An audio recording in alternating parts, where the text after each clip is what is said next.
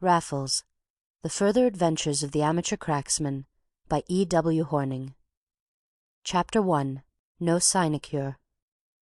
Part 1. I am still uncertain which surprised me more, the telegram calling my attention to the advertisement, or the advertisement itself. The telegram is before me as I write. It would appear to have been handed in at Vere Street, at 8 o'clock in the morning of May 11th, 1897, and received before half-past at Holloway, B.O. And in that drab region it duly found me, unwashen, but at work before the day grew hot and my attic insupportable. See Mr. Maturin's advertisement, Daily Mail, might suit you. Earnestly beg try, will speak if necessary. I transcribe the thing as I see it before me, all in one breath that took mine away, but I leave out the initials at the end, which completed the surprise. They stood very obviously for the knighted specialist whose consulting room is within a cab whistle of Vere Street, and who once called me kinsman for his sins. More recently he had called me other names. I was a disgrace, qualified by an adjective which seemed to me another. I had made my bed, and I could go and lie and die in it. If I ever again had the insolence to show my nose in that house, I should go out quicker than I came in. All this and more my least distant relative could tell a poor devil to his face, could ring for his man, and give him his brutal instructions on the spot, and then relent to the tune of this telegram. I have no phrase for my amazement. I literally could not believe my eyes, yet their evidence was more and more conclusive. A very epistle could not have been more characteristic of its sender, meanly elliptical, ludicrously precise, saving halfpence at the expense of cents, yet paying like a man for Mr. Maturin. That was my distinguished relative from his bald patch to his corns. Nor was all the rest unlike him, upon second thoughts. He had a reputation for charity. He was going to live up to it after all. Either that, or it was the sudden impulse of which the most calculating are capable at times. The morning papers with the early cup of tea, this advertisement seen by chance, and the rest upon the spur of a guilty conscience. Well, I must see it for myself, and the sooner the better, though work pressed. I was writing a series of articles upon prison life, and had my nib into the whole system. A literary and philanthropical daily was parading my charges, the graver ones with the more gusto, and the terms, if unhandsome for creative work, were temporary wealth to me. It so happened that my first cheque had just arrived by the 8 o'clock post, and my position should be appreciated when I say that I had to cash it to obtain a Daily Mail. Of the advertisement itself, what is to be said? It should speak for itself if I could find it, but I cannot, and only remember that it was a male nurse and constant attendant that was wanted for an elderly gentleman in feeble health. A male nurse! An absurd tag was appended, offering liberal salary to university or public school man. And of a sudden I saw that I should get this thing if I applied for it. What other university or public school man would dream of doing so? Was any other in such straits as I? And then my relenting relative, he not only promised to speak for me, but was the very man to do so. Could any recommendation compete with his in the matter of a male nurse? And need the duties of such be necessarily loathsome and repellent? Certainly the surroundings would be better than those of my common lodging-house and own particular garret, and the food, and every other condition of life that I could think of on my way back to that unsavoury asylum. So I dived into a pawnbroker's shop, where I was a stranger only upon my present errand, and within the hour was airing a decent if antiquated suit, but little corrupted by the pawnbroker's moth, and a new straw hat on the top of a tram. The address given in the advertisement was that of a flat at Earl's Court, which cost me a cross-country journey, finishing with the District Railway and a 7-minute walk. It was now past midday, and the Terrywood pavement was good to smell as I strode up the Earl's Court Road. It was great to walk the civilized world again. There were men with coats on their backs, and ladies in gloves. My only fear was lest I run up against one or other whom I had known of old. But it was my lucky day. I felt it in my bones. I was going to get this berth, and sometimes I should be able to smell the wood pavement on the old boy's errands. Perhaps he would insist on skimming over it in his bath chair, with me behind. I felt quite nervous when I reached the flats. They were a small pile in a side street, and I pitied the doctor whose plate I saw upon the palings before the ground-floor windows. He must be in a very small way, I thought.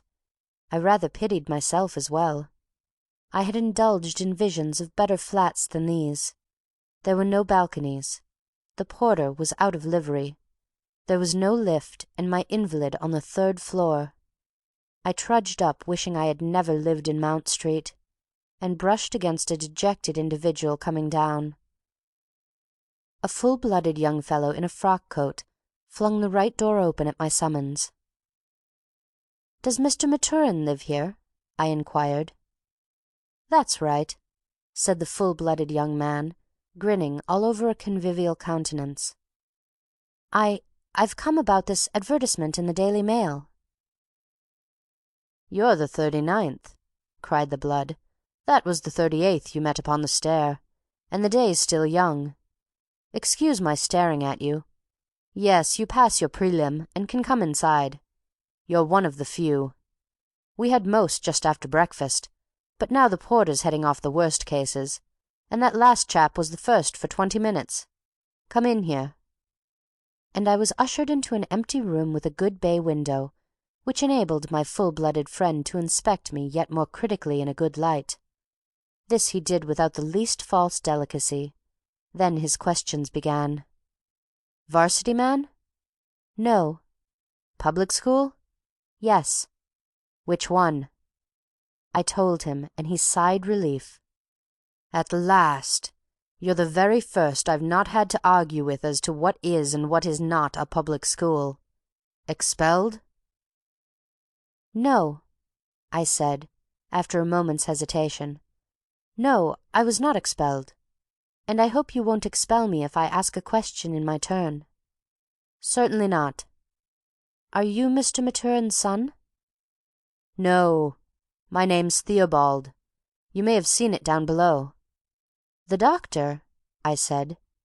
"His doctor," said Theobald with a satisfied eye. "Mr. Maturin's doctor. He is having a male nurse and attendant by my advice, and he wants a gentleman if he can get one. I rather think he'll see you, though he's only seen 2 or 3 all day. There are certain questions which he prefers to ask himself, and it's no good going over the same ground twice, so perhaps I had better tell him about you before we get any further." And he withdrew to a room still nearer the entrance, as I could hear, for it was a very small flat indeed. But now 2 doors were shut between us, and I had to rest content with murmurs through the wall until the doctor returned to summon me. "I have persuaded my patient to see you," he whispered, "but I confess I am not sanguine of the result. He is very difficult to please. You must prepare yourself for a querulous invalid, and for no sinecure if you get the billet." "May I ask what's the matter with him?" "By all means, when you've got the billet." Dr. Theobald then led the way, his professional dignity so thoroughly intact that I could not but smile as I followed his swinging coat-tails to the sick-room. I carried no smile across the threshold of a darkened chamber, which reeked of drugs and twinkled with medicine bottles, and in the middle of which a gaunt figure lay abed in the half-light. "Take him to the window! Take him to the window!" a thin voice snapped. "And let's have a look at him. Open that blind a bit. Not as much as that, damn you, not as much as that!" The doctor took the oath as though it had been a fee. I no longer pitied him. It was now very clear to me that he had one patient who was a little practice in himself. I determined there and then that he should prove a little profession to me. If we could but keep him alive between us. Mr. Maturin, however, had the whitest face that I have ever seen, and his teeth gleamed out through the dusk, as though the withered lips no longer met about them, nor did they accept in speech, and anything ghastlier than the perpetual grin of his repose I defy you to imagine. It was with this grin that he lay regarding me while the doctor held the blind. "So you think you could look after me, do you?" "I'm certain I could, sir." "Single-handed, mind. I don't keep another soul. You would have to cook your own grub and my slops. Do you think you could do all that?" "Yes, sir, I think so." "Why do you? Have you any expertise of the kind?" "No, sir, none." "Then why do you pretend to have?" "I only meant that I would do my best." "Only meant, only meant! Have you done your best at everything else, then?" I hung my head. This was a facer, and there was something in my invalid which thrust the unspoken lie down my throat. "No, sir, I have not," I told him plainly. "He he he!" The old wretch tittered. "And you do well to own it. You do well, sir, very well indeed. If you hadn't owned up, out you would have gone, out neck and crop. You've saved your bacon. You may do more. So you are a public school boy, and a very good school yours is, but you weren't at either university. Is that correct?" "Absolutely." "Then what did you do when you left school?" "I came in for money." "And then?" "I spent my money." "And since then?" I stood like a mule. "And since then, I say?" "A relative of mine will tell you if you ask him. He is an eminent man, and he has promised to speak for me. I would rather say no more myself." "But you shall, sir, but you shall. Do you suppose that I suppose a public school boy would apply for a berth like this if something or other hadn't happened? What I want is a gentleman of sorts, and I don't much care what sort, but you've got to tell me what did happen, if you don't tell anybody else. Dr. Theobald, sir, you can go to the devil if you won't take a hint. This man may do or he may not. You have no more to say to it till I send him down to tell you one thing or the other. Clear out, sir, clear out.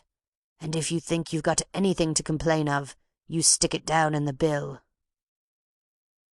In the mild excitement of our interview, the thin voice had gathered strength, and the last shrill insult was screamed after the devoted medico, as he retired in such order that I felt certain he was going to take this trying patient at his word.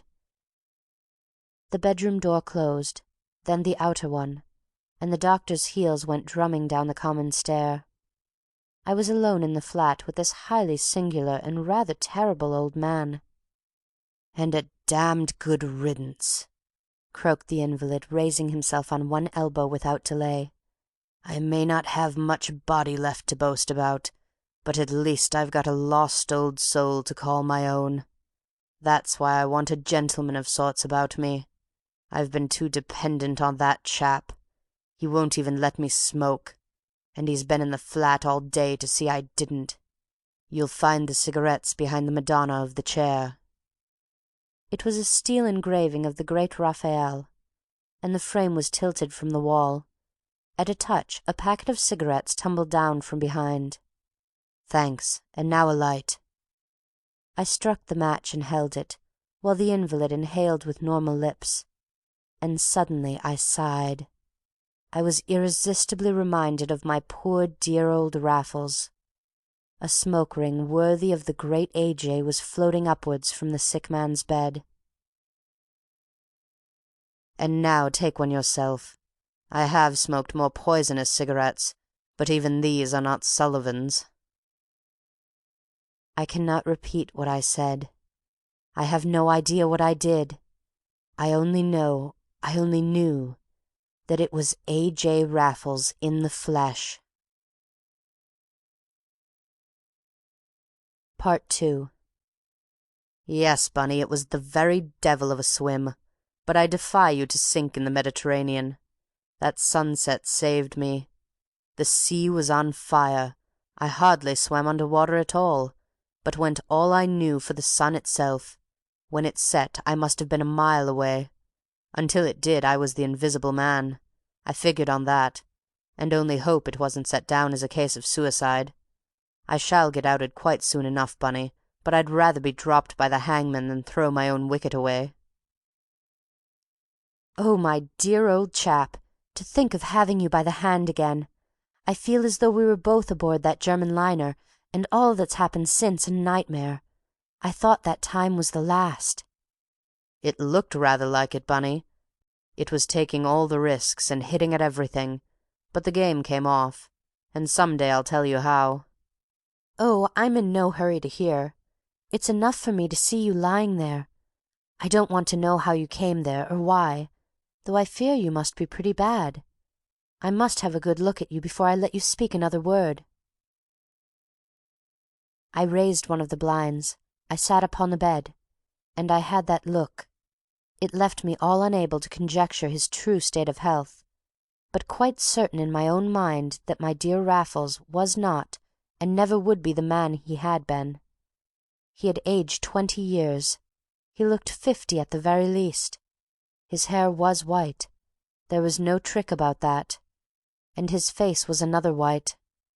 The lines about the corners of the eyes and mouth were both many and deep. On the other hand, the eyes themselves were alight and alert as ever. They were still keen and grey and gleaming, like fine-tempered steel. Even the mouth, with a cigarette to close it, was the mouth of Raffles and no other, strong and unscrupulous as the man himself. It was only the physical strength which appeared to have departed, but that was quite sufficient to make my heart bleed for the dear rascal who had cost me every tie I valued but the tie between us two. "Think I look much older?" he asked at length. "A bit," I admitted, "but it is chiefly your hair." "Whereby hangs a tale for when we've talked ourselves out, though I have often thought it was that long swim that started it. Still, the island of Elba is a rummy show, I can assure you, and Naples is a rummier." "You went there after all?"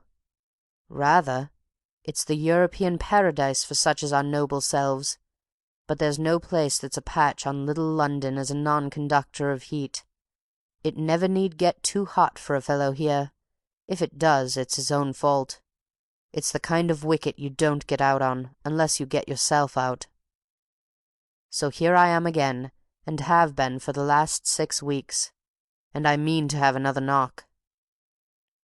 "But surely, old fellow, you're not awfully fit, are you?"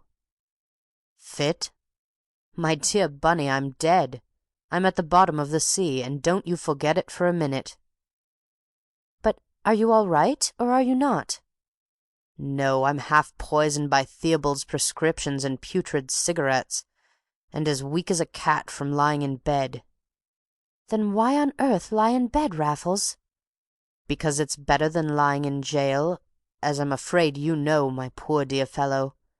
I tell you I am dead, and my one terror is of coming to life again by accident. Can't you see? I simply dare not show my nose out of doors by day. You have no idea of the number of perfectly innocent things a dead man daren't do. I can't even smoke Sullivans, because no one man was ever so partial to them as I was in my lifetime, and you never know when you may start a clue." "What brought you to these mansions?" "I fancied a flat, and a man recommended these on the boat. Such a good chap, Bunny. He was my reference when it came to signing the lease. You see, I landed on a stretcher, most pathetic case.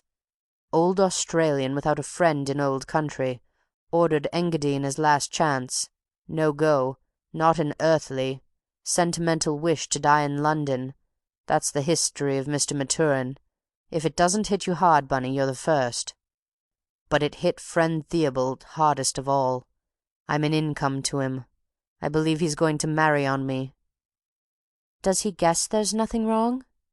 "Knows, bless you, but he doesn't know I know he knows, and there isn't a disease in the dictionary that he hasn't treated me for since he's had me in hand. To do him justice, I believe he thinks me a hypochondriac of the first water, but that young man will go far if he keeps on the wicket. He has spent half his nights up here at guineas apiece." "Guineas must be plentiful, old chap." "They have been, Bunny. I can't say more, but I don't see why they shouldn't be again." I was not going to inquire where the guineas came from, as if I cared, but I did ask old Raffles how in the world he had got upon my tracks, and thereby drew the sort of smile with which old gentlemen rub their hands and old ladies nod their noses. Raffles merely produced a perfect oval of blue smoke before replying. "I was waiting for you to ask that, Bunny. It's a long time since I did anything upon which I plume myself more. Of course, in the first place, I spotted you at once by these prison articles. They were not signed, but the fist was the fist of my sitting rabbit." "But who gave you my address?" "I wheedled it out of your excellent editor, called on him at dead of night when I occasionally go afield like other ghosts, and wept it out of him in 5 minutes. I was your only relative. Your name was not your own name. If he insisted, I would give him mine. He didn't insist, Bunny, and I danced down his stairs with your address in my pocket." "Last night?" "No, last week." "And so the advertisement was yours as well as the telegram?" I had, of course, forgotten both in the high excitement of the hour, or I should scarcely have announced my belated discovery with such an air. As it was, I made Raffles look at me as I had known him look before, and the droop of his eyelids began to sting. "Why all this subtlety?" I petulantly exclaimed. "Why couldn't you come straight away to me in a cab?" He did not inform me that I was hopeless as ever. He did not address me as his good rabbit. He was silent for a time, and then spoke in a tone which made me ashamed of mine. "You see, there are 2 or 3 of me now, Bunny. One's at the bottom of the Mediterranean, and one's an old Australian desirous of dying in the old country, but in no immediate danger of dying anywhere. The old Australian doesn't know a soul in town. He's got to be consistent, or he's done. This sitter Theobald is his only friend, and has seen rather too much of him. Ordinary dust won't do for his eyes. Begin to see? To pick you out of a crowd, that was the game. To let old Theobald help to pick you, better still. To start with, he was dead against my having anybody at all. Wanted me all to himself, naturally, but anything rather than kill the goose. So he is to have a fiver a week while he keeps me alive, and he's going to be married next month. That's a pity in some ways, but a good thing in others. He will want more money than he foresees, and he may always be of use to us at a pinch. Meanwhile, he eats out of my hand." I complimented Raffles on the mere composition of his telegram, with half the characteristics of my distinguished kinsman squeezed into a dozen odd words, and let him know how the old ruffian had really treated me. Raffles was not surprised. We had dined together at my relatives' in the old days, and filed for reference a professional valuation of his household goods. I now learnt that the telegram had been posted with the hour marked for its dispatch at the pillar nearest Vere Street, on the night before the advertisement was due to appear in the Daily Mail. This also had been carefully prearranged, and Raffles' only fear had been lest it might be held over despite his explicit instructions, and so drive me to the doctor for an explanation of his telegram. But the adverse chances had been weeded out, and weeded out to the irreducible minimum of risk. His greatest risk, according to Raffles, lay nearest home. Bedridden invalid that he was supposed to be, his nightly terror was of running into Theobald's arms in the immediate neighbourhood of the flat, but Raffles had characteristic methods of minimizing even that danger, of which something anon. Meanwhile he recounted more than one of his nocturnal adventures, all, however, of a singularly innocent type, and one thing I noticed while he talked. His room was the first as you entered the flat. The long inner wall divided the room, not merely from the passage, but from the outer landing as well. Thus every step upon the bare stone stairs could be heard by Raffles where he lay. and he would never speak while one was ascending, until it had passed his door. The afternoon brought more than one applicant for the post, which it was my duty to tell them that I had already obtained. Between 3 and 4, however, Raffles, suddenly looking at his watch, packed me off in a hurry to the other end of London for my things. "I'm afraid you must be famishing, Bunny. It's a fact that I eat very little, and that at odd hours, but I ought not to have forgotten you. Get yourself a snack outside, but not a square meal if you can resist one. We've got to celebrate this day, this night." "Tonight?" I cried. "Tonight at 11, and Kellner's the place. You may well open your eyes, but we didn't go there much if you remember, and the staff seems changed. Anyway, we'll risk it for once. I was in last night talking like a stage American, and supper's ordered for 11 sharp." "You made as sure of me as all that?" "There was no harm in ordering supper. We shall have it in a private room, but you may as well dress if you've got the duds." "They're at my only forgiving relatives." "How much will get them out, and square you up, and bring you back bag and baggage in good time?" I had to calculate. "A tenner easily." "I had one ready for you. Here it is, and I wouldn't lose any time if I were you. On the way you might look up Theobald, tell him you've got it and how long you'll be gone, and that I can't be left alone all the time. And by Jove, yes, you get me a stall for the Lyceum at the nearest agent's. There are 2 or 3 in the High Street, and say it was given you when you come in. That young man shall be out of the way tonight." I found our doctor in a minute consulting room and his shirt sleeves, a tall tumbler at his elbow. At least I caught sight of the tumbler on entering. Thereafter he stood in front of it, with a futility which had my sympathy. "So you've got the billet," said Dr. Theobald. "Well, as I told you before, and as you have since probably discovered for yourself, you won't find it exactly a sinecure. My own part of the business is by no means that. Indeed, there are those who would throw up the case, after the kind of treatment that you have seen for yourself. But professional considerations are not the only ones, and one cannot make too many allowances in such a case." "But what is the case?" I asked him. "You said you would tell me if I was successful."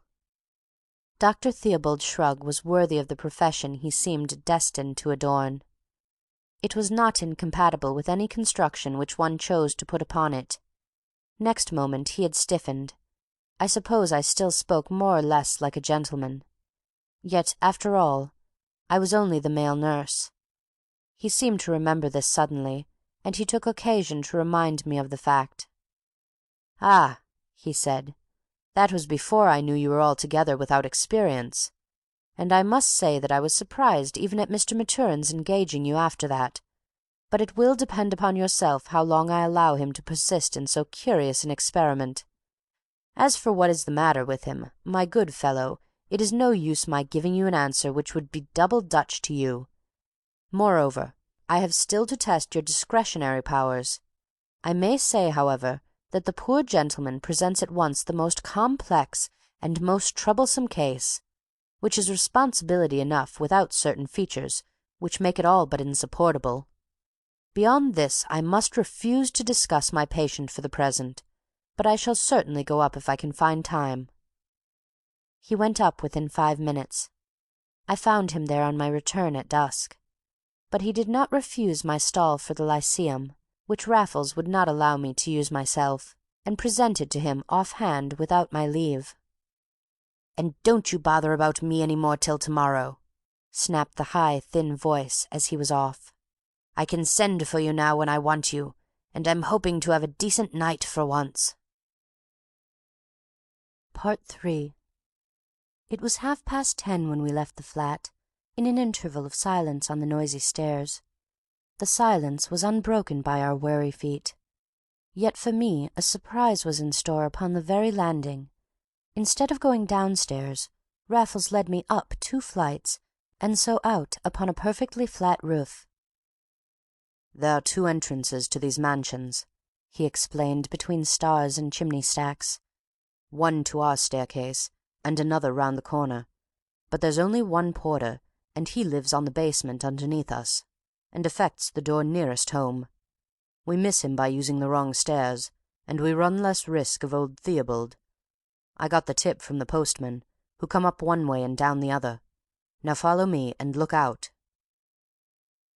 There was indeed some necessity for caution, for each half of the building had its L-shaped well dropping sheer to the base, the parapets so low that one might easily have tripped over them into eternity.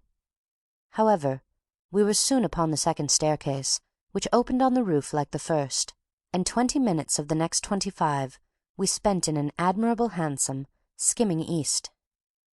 "Not much change in the old hole, Bunny. More of these magic lantern advertisements, and absolutely the worst bit of taste in town, though it's saying something, in that equestrian statue with the gilt stirrups and fixings. Why don't they black the buffer's boots and his horse's hooves while they're about it? More bicyclists, of course. That was just beginning, if you remember. It might have been useful to us. And there's the old club, getting put into a crate for the Jubilee. By Jove, Bunny, we ought to be there. I wouldn't lean forward in Piccadilly, old chap. If you're seen, I'm thought of, and we shall have to be jolly careful at Kellner's. Ah, there it is. Did I tell you I was a low-down stage Yankee at Kellner's? You'd better be another while the waiter's in the room." We had the little room upstairs, and on the very threshold even I, who knew my Raffles of old, was taken horribly aback. The table was laid for 3. I called his attention to it in a whisper. "Why, yep," came through his nose. "Say, boy, the lady, she's not comin', but you leave that tackle where it is. If I'm liable to pay, I guess I'll have all there is to it." I have never been in America, and the American public is the last on earth that I desire to insult, but idiom and intonation alike would have imposed upon my inexperience. I had to look at Raffles to make sure that it was he who spoke, and I had my own reasons for looking hard. "Who on earth was the lady?" I inquired aghast at the first opportunity. "She isn't on earth, but they don't like wasting this room on 2, that's all. Bunny, my Bunny, here's to us both." And we clinked glasses swimming with the liquid gold of Steinberg 1868. But of the rare delights of that supper I can scarcely trust myself to write. It was no mere meal, it was no coarse orgy, but a little feast for the fastidious gods, not unworthy of Lucullus at his worst. And I, who had bolted my skilly at Wormwood Scrubbs and tightened my belt in a Holloway attic, it was I who sat down to this ineffable repast. Where the courses were few but each a triumph of its kind, it would be invidious to single out any one dish, but the jambon de Westphalie au champagne tempts me sorely.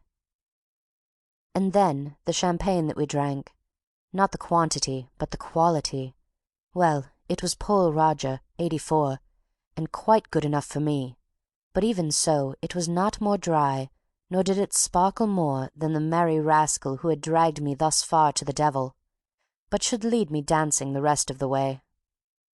I was beginning to tell him so. I had done my honest best since my reappearance in the world, but the world had done its worst by me.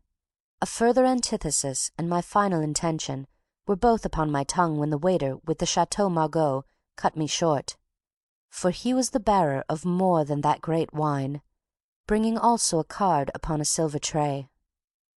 "Show him up," said Raffles laconically. "And who is this?" I cried when the man was gone. Raffles reached across the table and gripped my arm in a vice.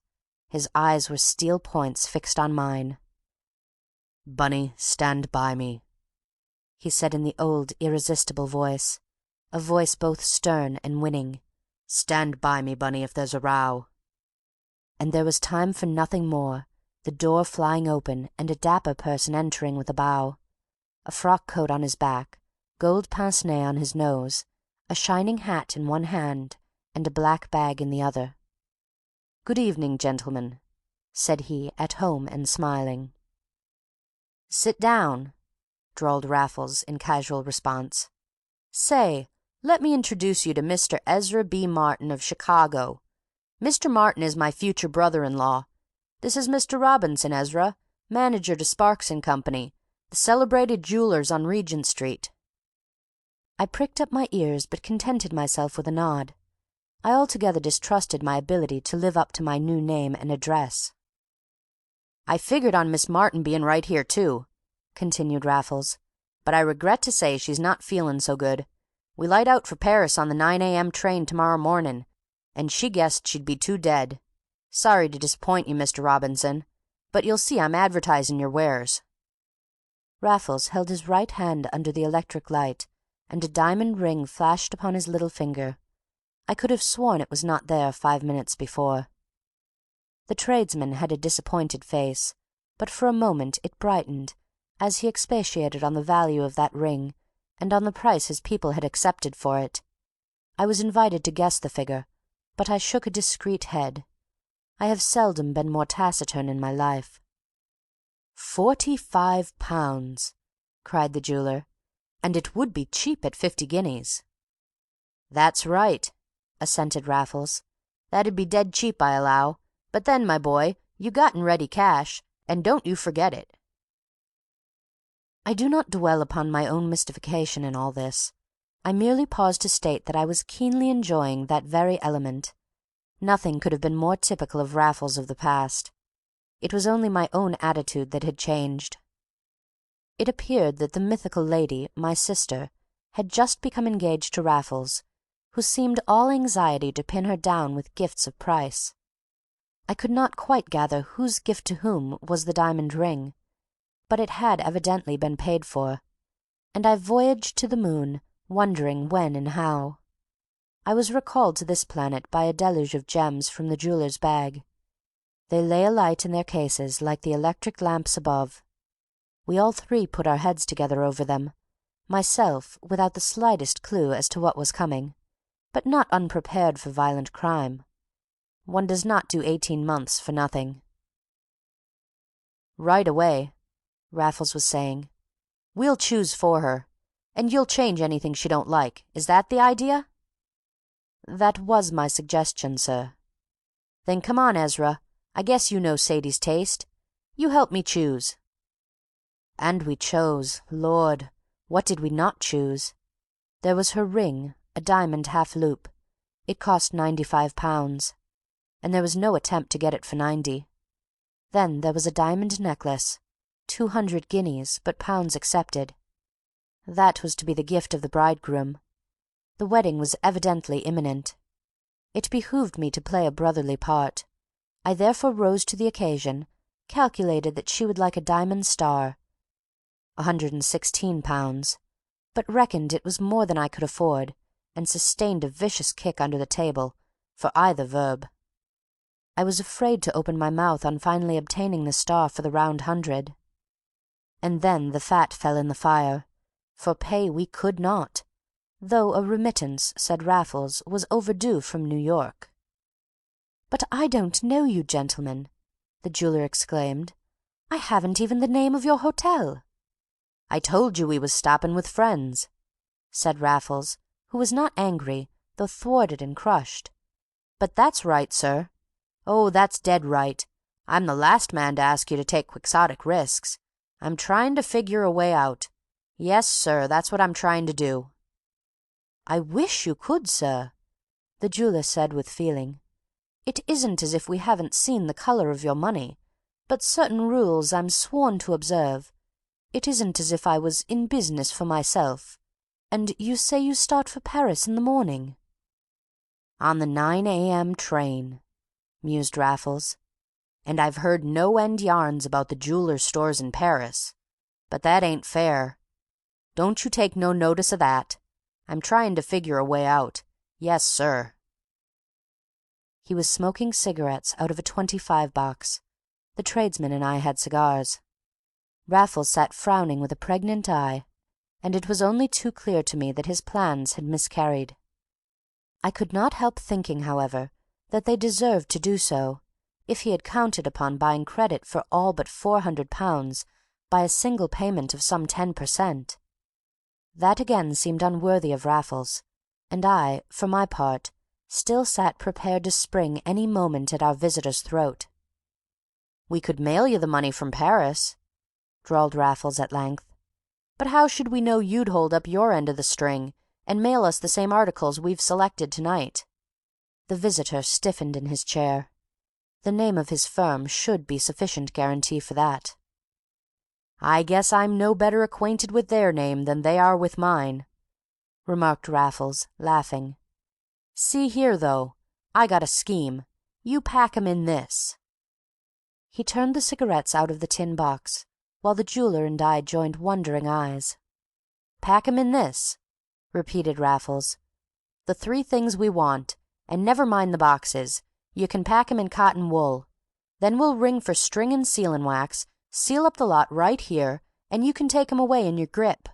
Within 3 days we'll have our remittance, and mail you the money, and you'll mail us this darned box with my seal unbroken. It's no use you looking so sick, Mr. Jeweler. You won't trust us any, and yet we're going to trust you some. Ring the bell, Ezra, and we'll see if they've gotten any sealing wax and string." They had, and the thing was done. The tradesman did not like it. The precaution was absolutely unnecessary. But since he was taking all his goods away with him, the sold with the unsold, his sentimental objections soon fell to the ground.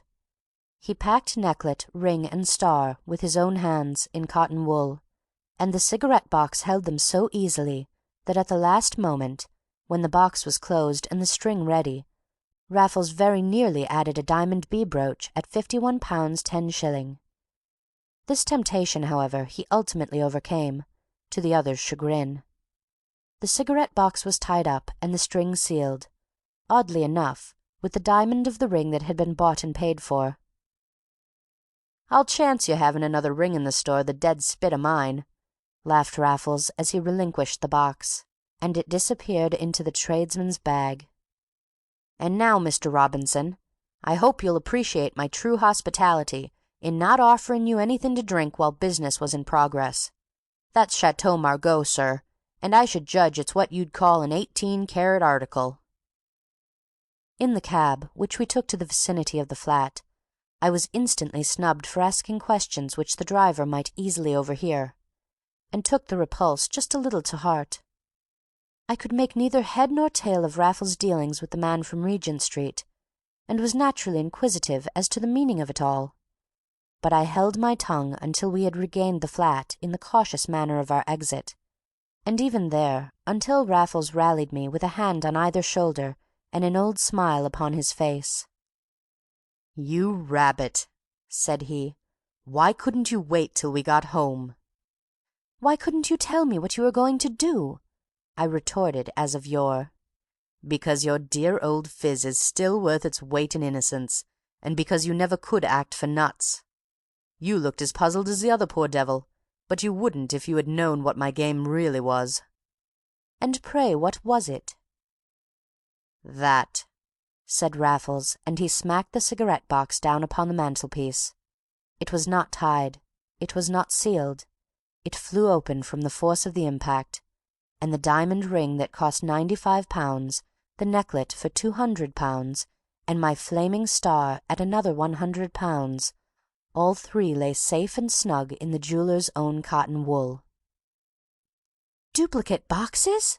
I cried. "Duplicate boxes, my brainy bunny. One was already packed and weighted and in my pocket. I don't know whether you noticed me weighing the 3 things together in my hand. I know that neither of you saw me change the boxes, for I did it when I was nearest buying the bee brooch at the end, and you were too puzzled and the other Johnny too keen. It was the cheapest shot in the game.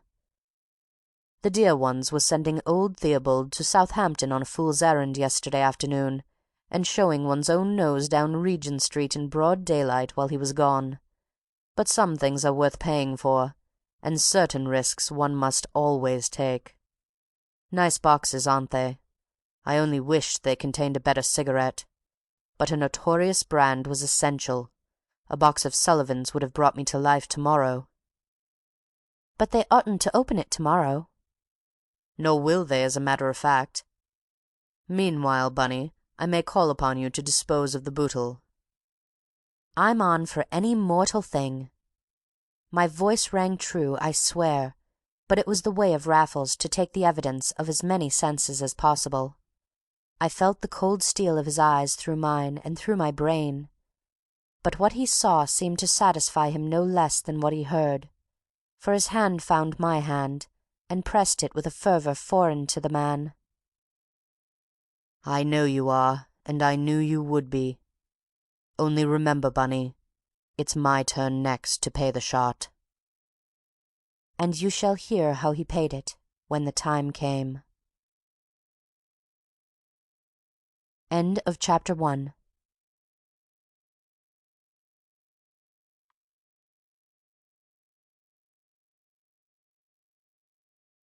Chapter 2. A Jubilee Present. The Room of Gold in the British Museum is probably well enough known to the inquiring alien and the travelled American. A true Londoner, however, I myself had never heard of it until Raffles casually proposed a raid. "The older I grow, Bunny, the less I think of your so-called precious stones. When did they ever bring in half their market value in pounds, shillings, and pence? There was the first little crib we ever cracked together, you with your innocent eyes shut. £1,000 that stuff was worth, but how many hundreds did it actually fetch? The Ardagh emeralds weren't much better. Old Lady Melrose's necklace was far worse. But that little lot the other night has just about finished me. A cool £100 for goods priced well over £4, and £35 to come off for bait, since we only got a tenner for the ring I bought and paid for like an ass. I'll be shot if I ever touch a diamond again.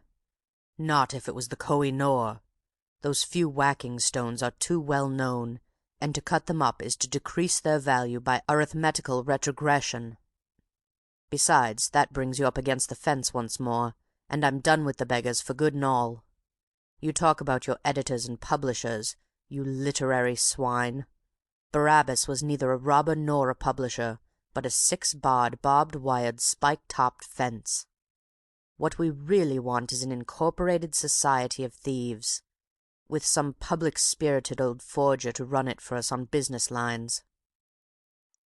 Raffles uttered these blasphemies under his breath, not, I am afraid, out of any respect for my one redeeming profession, but because we were taking a midnight airing on the roof, after a whole day of June in the little flat below.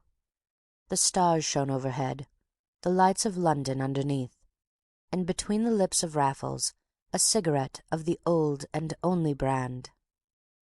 I had sent in secret for a box of the best.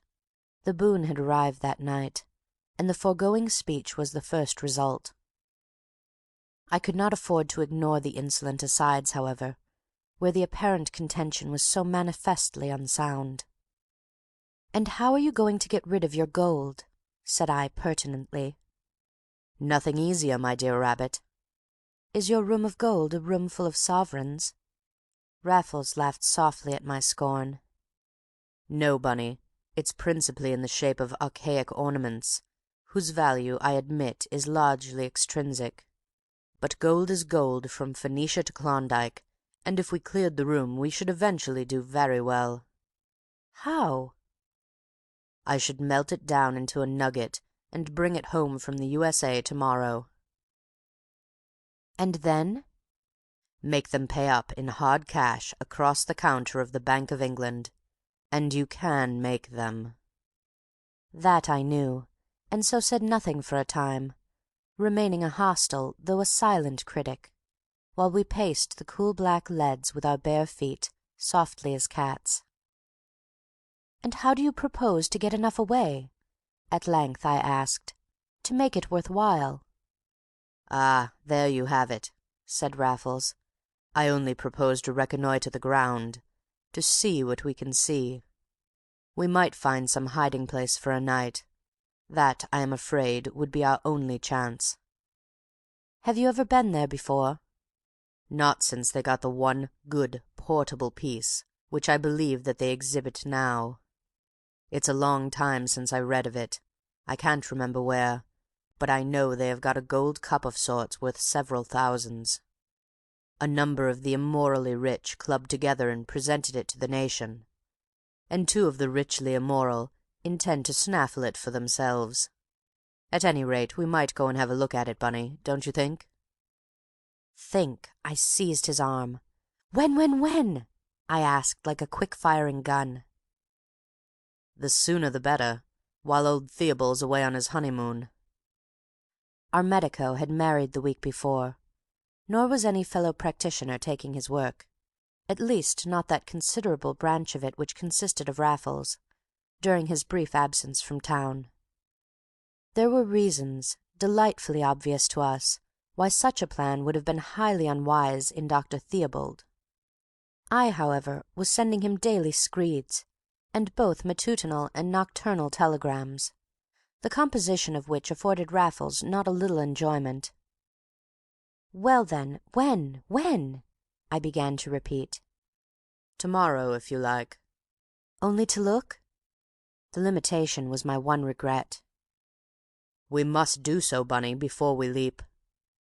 "Very well," I sighed, "but tomorrow it is." And the morrow it really was. I saw the porter that night, and, I still think, bought his absolute allegiance for the second coin of the realm. My story, however, invented by Raffles, was sufficiently specious in itself. That sick gentleman, Mr. Maturin, as I had to remember to call him, was really, or apparently, sickening for fresh air. Dr. Theobald would allow him none. He was pestering me for just one day in the country while the glorious weather lasted. I was myself convinced that no possible harm could come of the experiment. Would the porter help me in so innocent and meritorious an intrigue? The man hesitated. I produced my half-sovereign. The man was lost.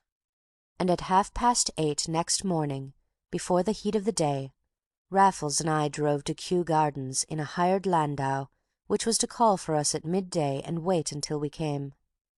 The porter had assisted me to carry my invalid downstairs, in a carrying chair hired, like the landau, from Harrod's Stores for the occasion. It was a little after 9 when we crawled together into the gardens.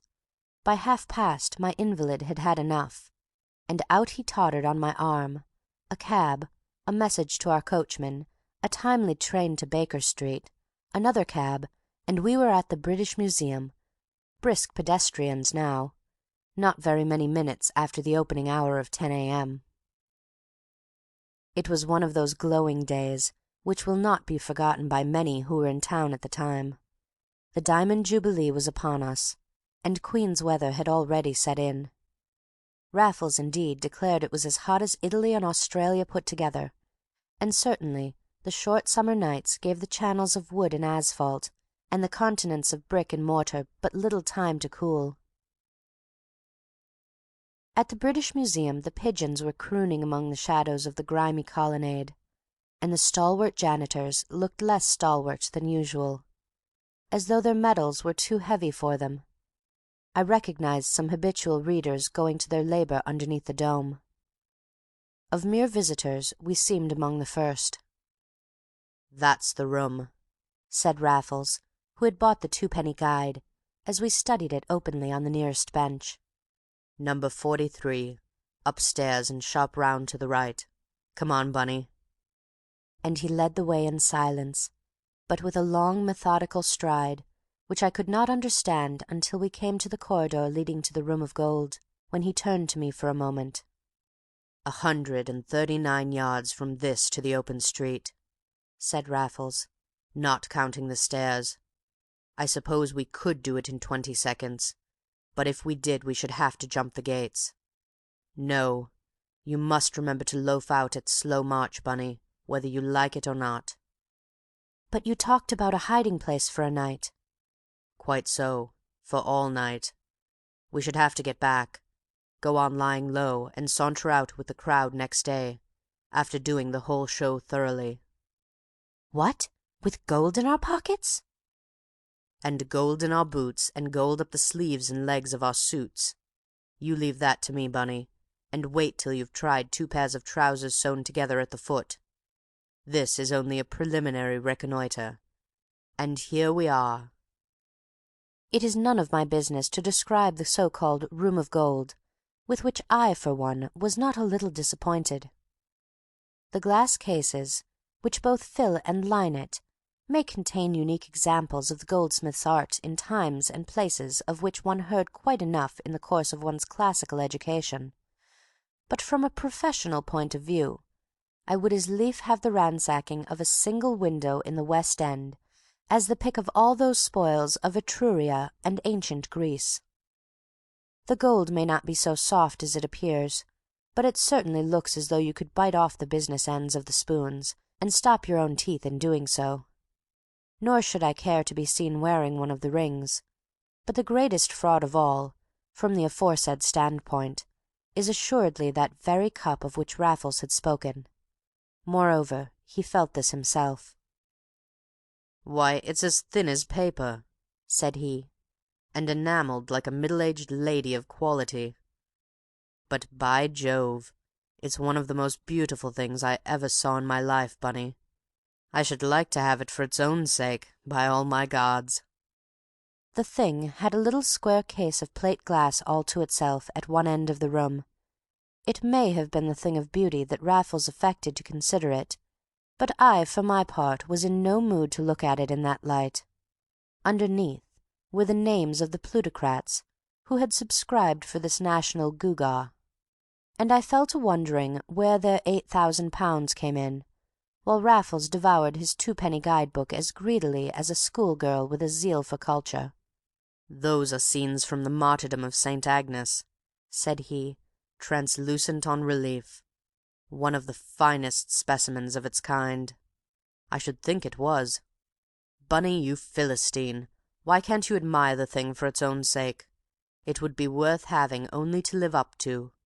There never was such enamelling on such thin gold, and what a good scheme to hang the lid up over it, so that you can see how thin it is. I wonder if we could lift it, Bunny, by hook or crook." "You'd better try, sir," said a dry voice at his elbow. The madman seemed to think we had the room to ourselves. I knew better, but like another madman had let him ramble on unchecked. And here was a stolid constable confronting us, in the short tunic that they wear in summer, his whistle on its chain, but no truncheon at his side. Heavens! How I see him now!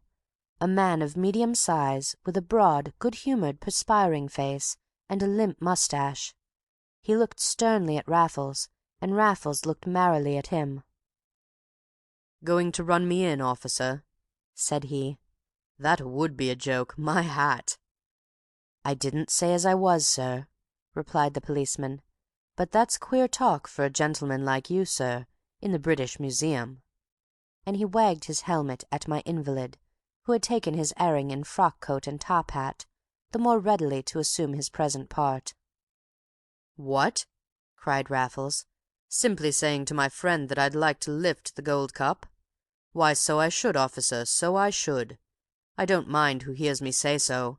It's one of the most beautiful things I ever saw in all my life." The constable's face had already relaxed, and now a grin peeped under the limp moustache. "I dare say there's many as feels like that, sir," said he. "Exactly. And I say what I feel, that's all," said Raffles airily. "But seriously, officer, is a valuable thing like this quite safe in a case like that?" "Safe enough, as long as I'm here," replied the other, between grim jest and stout earnest. Raffles studied his face. He was still watching Raffles, and I kept an eye on them both without putting in my word. "You appear to be single-handed," observed Raffles. "Is that wise?" The note of anxiety was capitally caught. It was at once personal and public-spirited, that of the enthusiastic savant, afraid for a national treasure which few appreciated as he did himself. And to be sure, the three of us now had this treasure to ourselves. One or two others had been there when we entered, but now they were gone. "I'm not single-handed," said the officer comfortably. "See that seat by the door? One of the attendants sits there all day long." "Then where is he now?" "Talking to another attendant just outside. If you listen, you'll hear them for yourself." We listened, and we did hear them, but not just outside. In my own mind I even questioned whether they were in the corridor through which we had come. To me it sounded as though they were just outside the corridor. "You mean the fellow with the billiard cue, who was here when we came in?" pursued Raffles. "That wasn't a billiard cue. It was a pointer," the intelligent officer explained.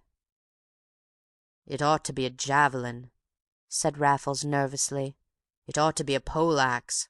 The public treasure ought to be better guarded than this. I shall write to the Times about it, you see if I don't." All at once, yet somehow not so suddenly as to excite suspicion, Raffles had become the elderly busybody with nerves. Why, I could not for the life of me imagine, and the policeman seemed equally at sea. "Lord bless you, sir," said he, "I'm all right. Don't you bother your head about me." "But you haven't even got a truncheon." "Not likely to want one either. You see, sir, it's early as yet. In a few minutes these here rooms will fill up, and there's safety in numbers, as they say." "Oh, it will fill up soon, will it?" "Any minute now, sir." "Ah." "It isn't often empty as long as this, sir. It's the Jubilee, I suppose." "Meanwhile, what if my friend and I had been professional thieves? Why, we could have overpowered you in an instant, my good fellow." "That you couldn't. Leastways, not without bringing the whole place about your ears." "Well, I shall write to the Times all the same. I'm a connoisseur in all this sort of thing, and I won't have unnecessary risks run with the nation's property. You said there was an attendant just outside, but he sounds to me as though he were at the other end of the corridor. I shall write to-day." For an instant we all three listened, and Raffles was right. Then I saw two things in one glance. Raffles had stepped a few inches backward, and stood poised upon the ball of each foot, his arms half raised, a light in his eyes. And another kind of light was breaking over the crass features of our friend the constable. "Then shall I tell you what I'll do?" he cried with a sudden clutch at the whistle chain on his chest. The whistle flew out, but it never reached his lips. There were a couple of sharp smacks, like double barrels discharged all but simultaneously, and the man reeled against me so that I could not help catching him as he fell. "Well done, Bunny! I've knocked him out! I've knocked him out! Run you to the door and see if the attendants have heard anything, and take them on if they have."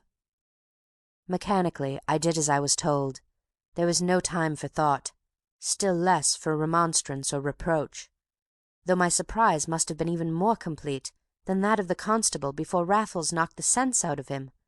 Even in my utter bewilderment, however, the instinctive caution of the real criminal did not desert me. I ran to the door, but I sauntered through it, to plant myself before a Pompeian fresco in the corridor.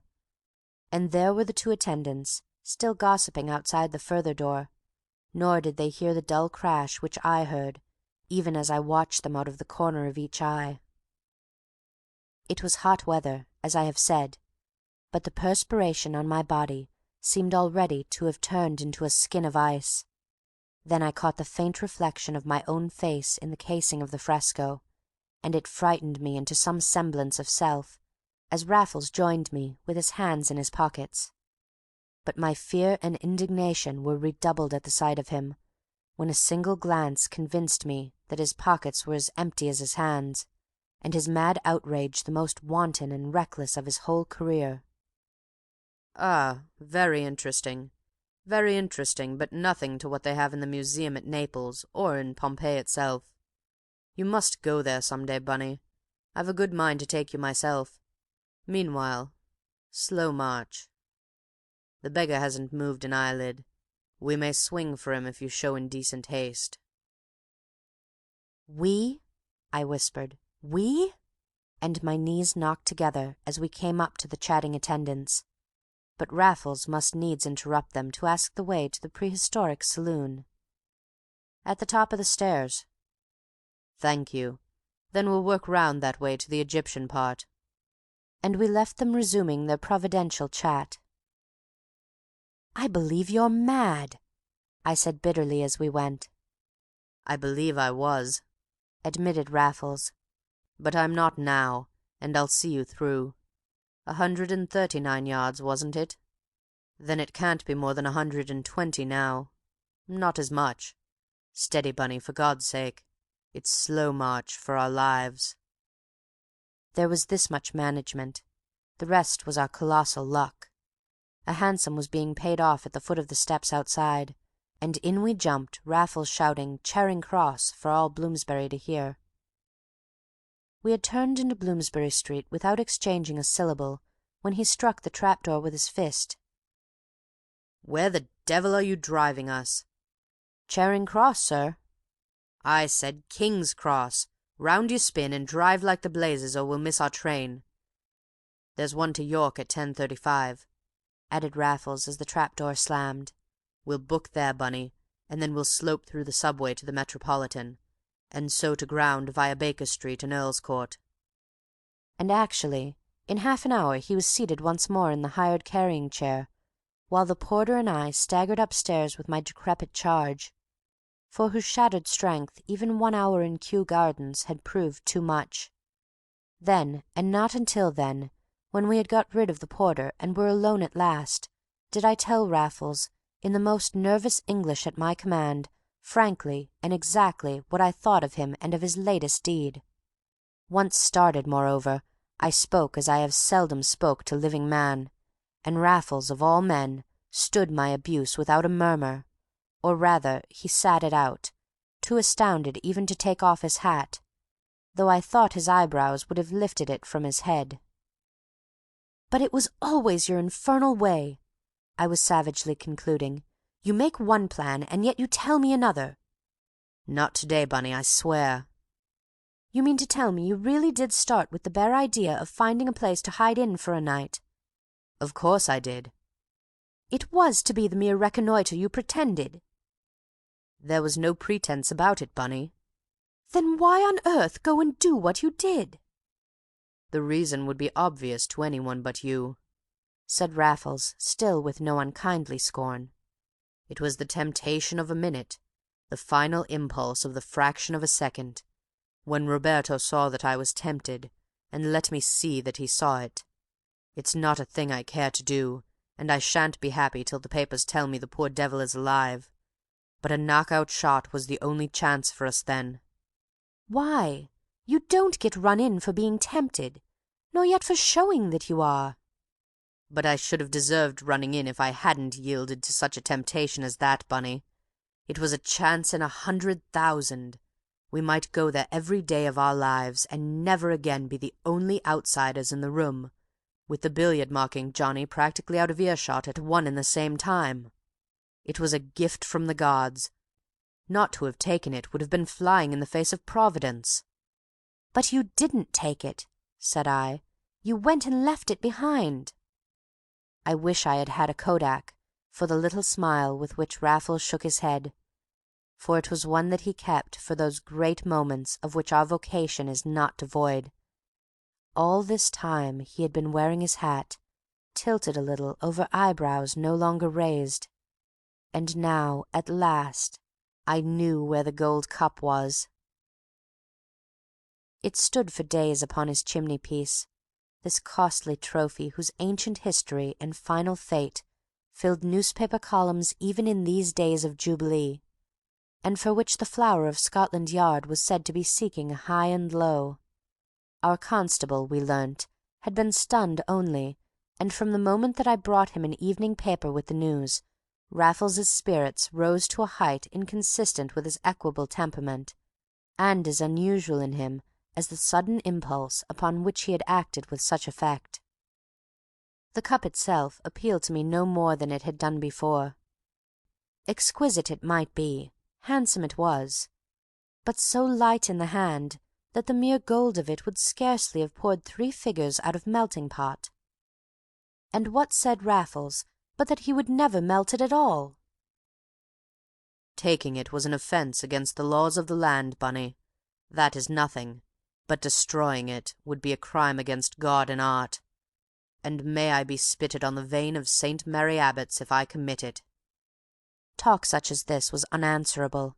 Indeed, the whole affair had passed the pale of useful comment, and the one course left to a practical person was to shrug his shoulders and enjoy the joke. This was not a little enhanced by the newspaper reports, which described Raffles as a handsome youth and his unwilling accomplice as an older man of blackguardly appearance and low type. "Hits us both off rather neatly, Bunny," said he. "But what none of them do justice to is my dear cup. Look at it. Only look at it, man. Was ever anything so rich and yet so chaste? St. Agnes must have had a pretty bad time, but it would be almost worth it to go down to posterity in such enamel upon such gold. And then the history of the thing.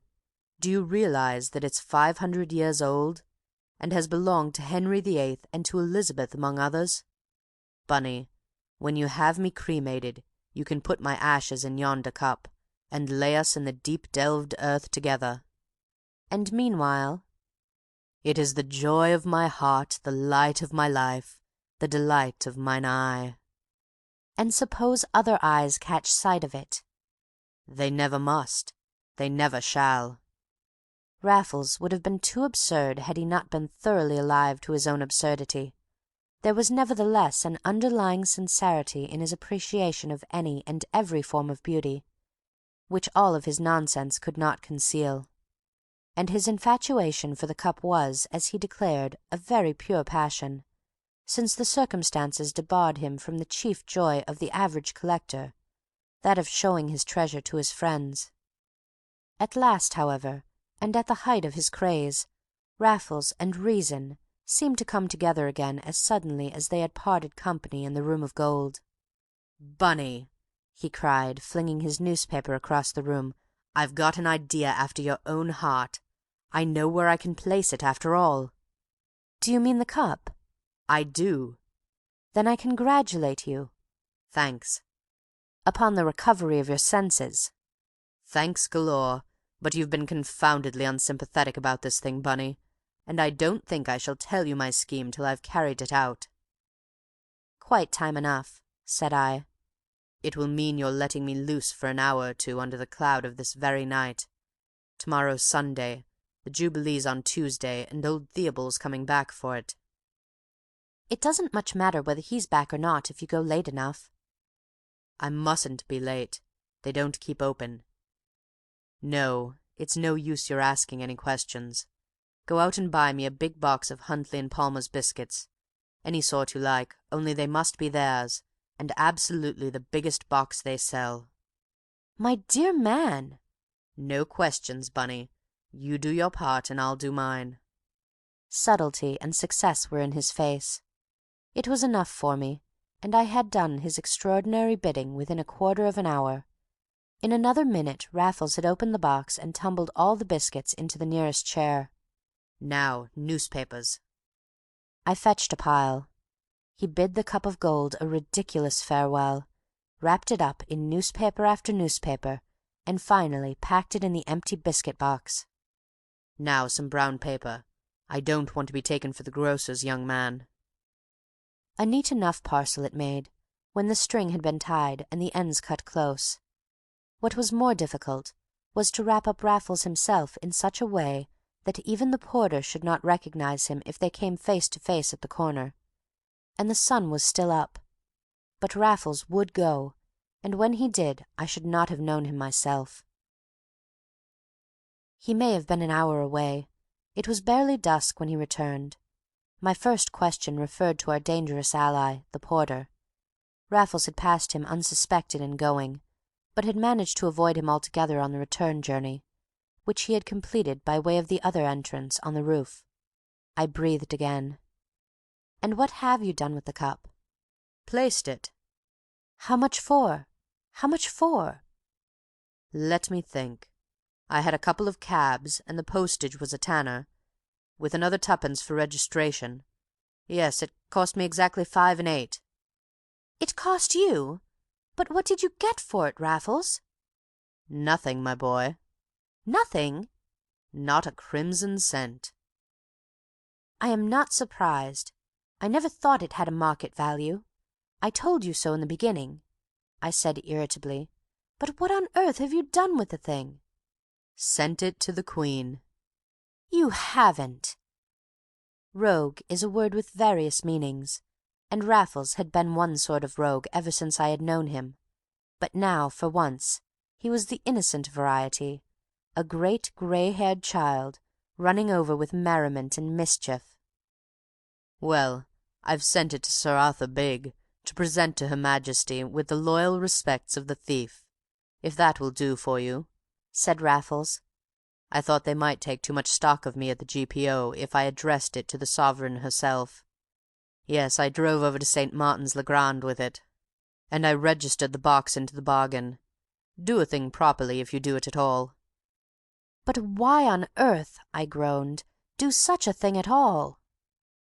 My dear Bunny, we have been reigned over for 60 years by infinitely the finest monarch the world has ever seen. The world is taking the present opportunity of signifying the fact for all it's worth. Every nation is laying of its best at her royal feet. Every class in the community is doing its little level, except ours. All I have done is to remove one reproach from our fraternity. At this I came round, was infected with his spirit, called him the sportsman he always was and would be, and shook his daredevil hand in mine. But at the same time I still had my qualms. "Supposing they trace it to us?" said I. "There's not much to catch hold of in a biscuit box by Huntley and Palmer," replied Raffles. "That was why I sent you for one, and I didn't write a word upon the sheet of paper which could possibly be traced. I simply printed 2 or 3 on a virginal postcard, another halfpenny to the bad, which might have been bought at any post office in the kingdom. No, old chap, the GPO was the one real danger. There was one detective I spotted for myself, and the sight of him has left me with a thirst. Whiskey and Sullivan's for 2, Bunny, if you please." Raffles was soon clinking his glass against mine. "The Queen," he said. "God bless her." End of Chapter 2.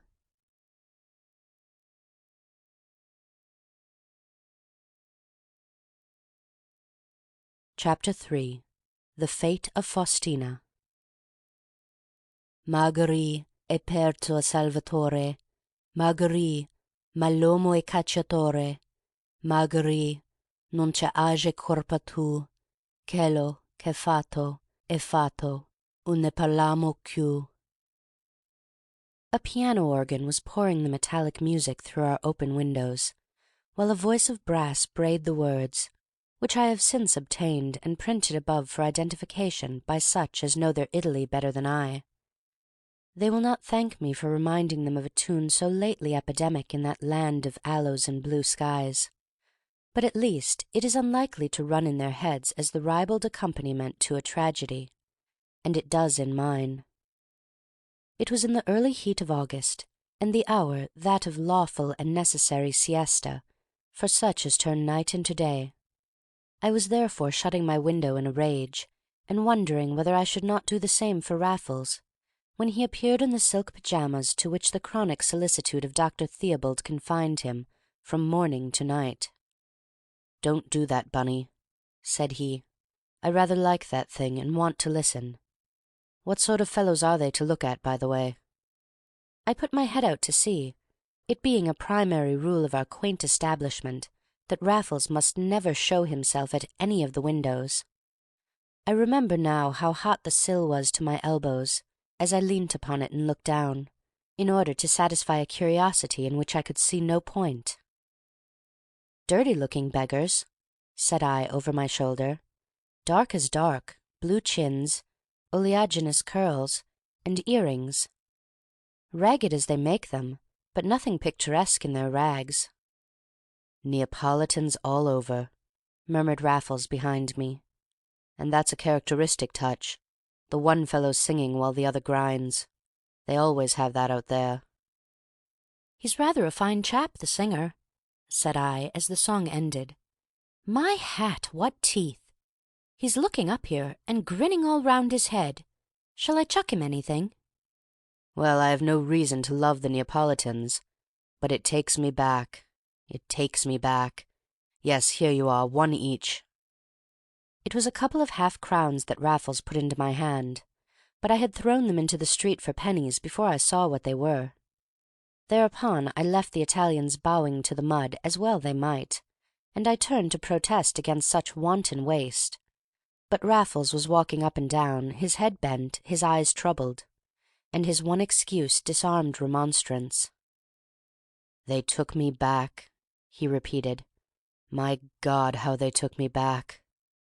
Suddenly he stopped in his stride. "You don't understand, Bunny, old chap, but if you like, you shall. I always meant to tell you some day, but never felt worked up to it before. And it's not the kind of thing one talks about for talking's sake. It isn't a nursery story, Bunny, and there isn't a laugh in it from start to finish.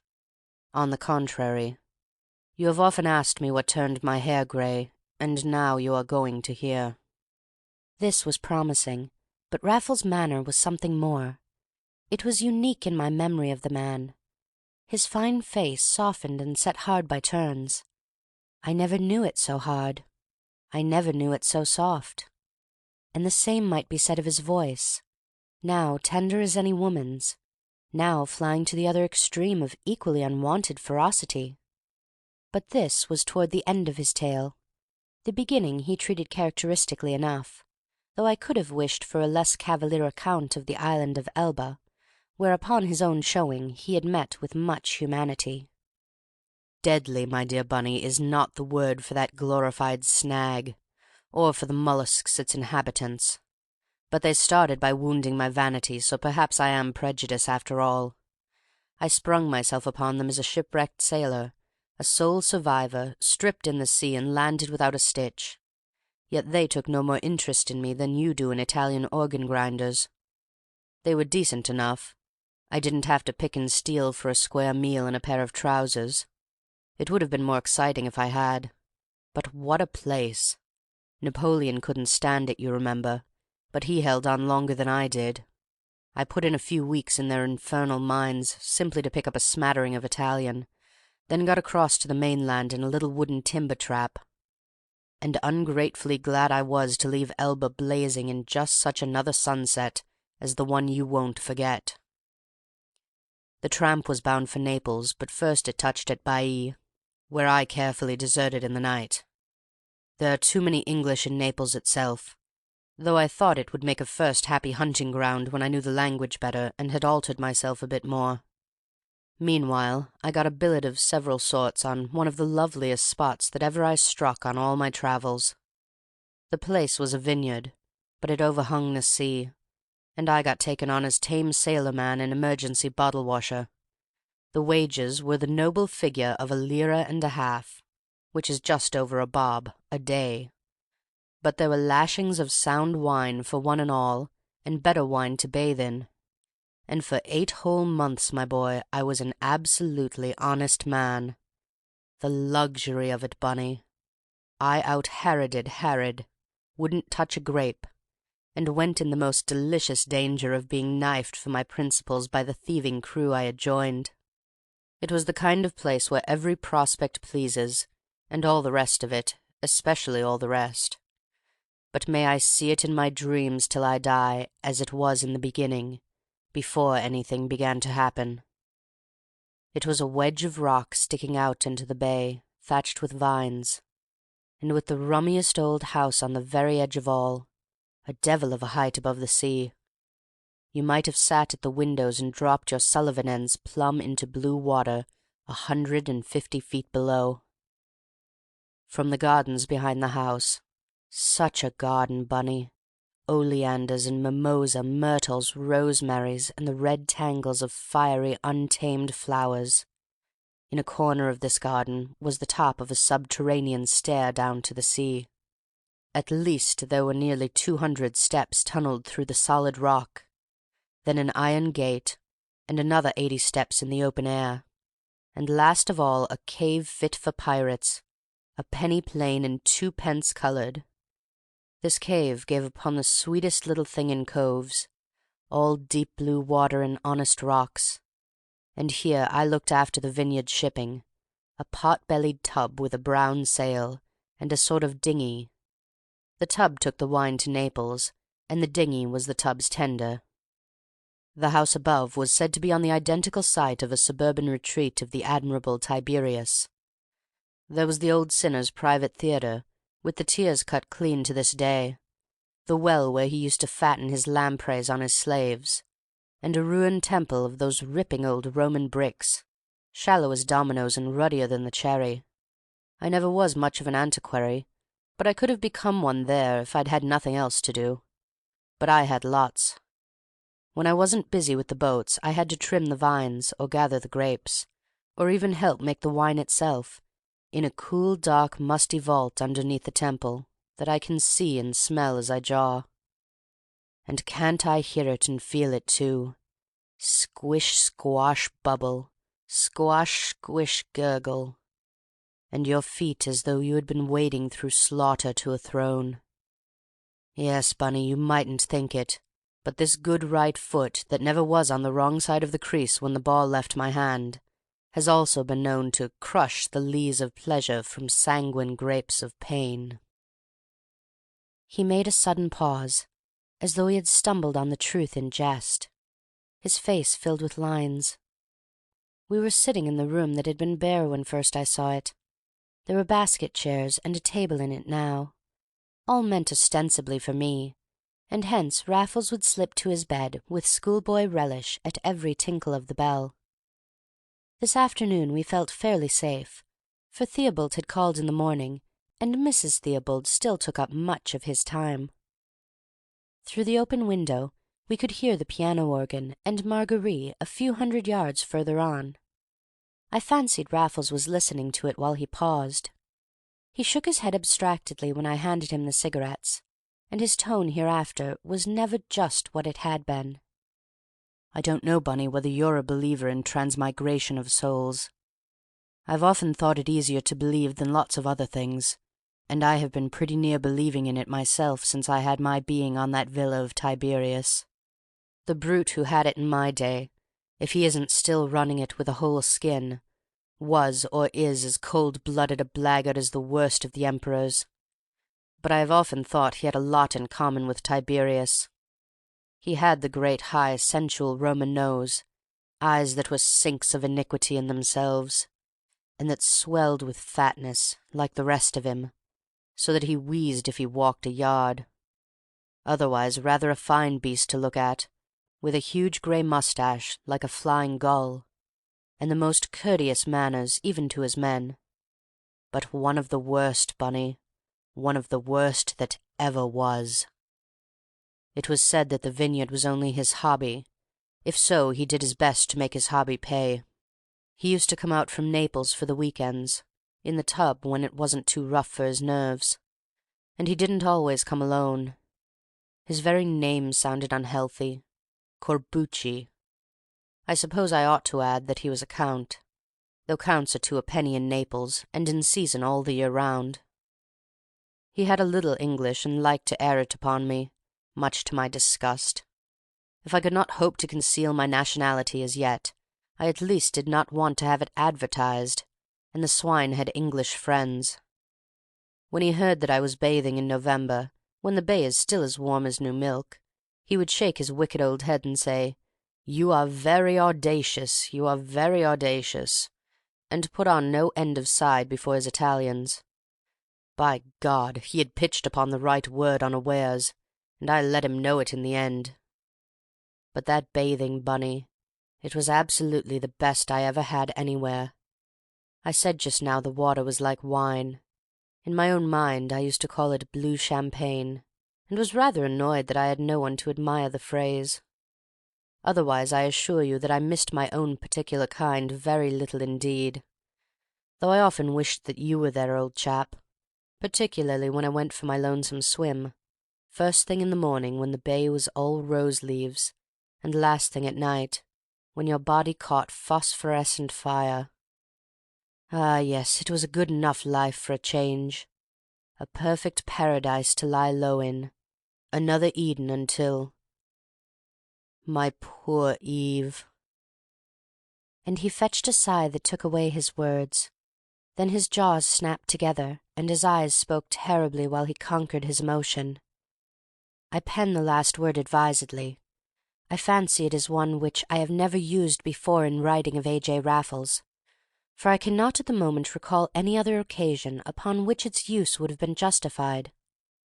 On resuming, however, he was not only calm but cold, and this flying for safety to the other extreme is the single instance of self-distrust which the present Achates can record to the credit of his impious Enos.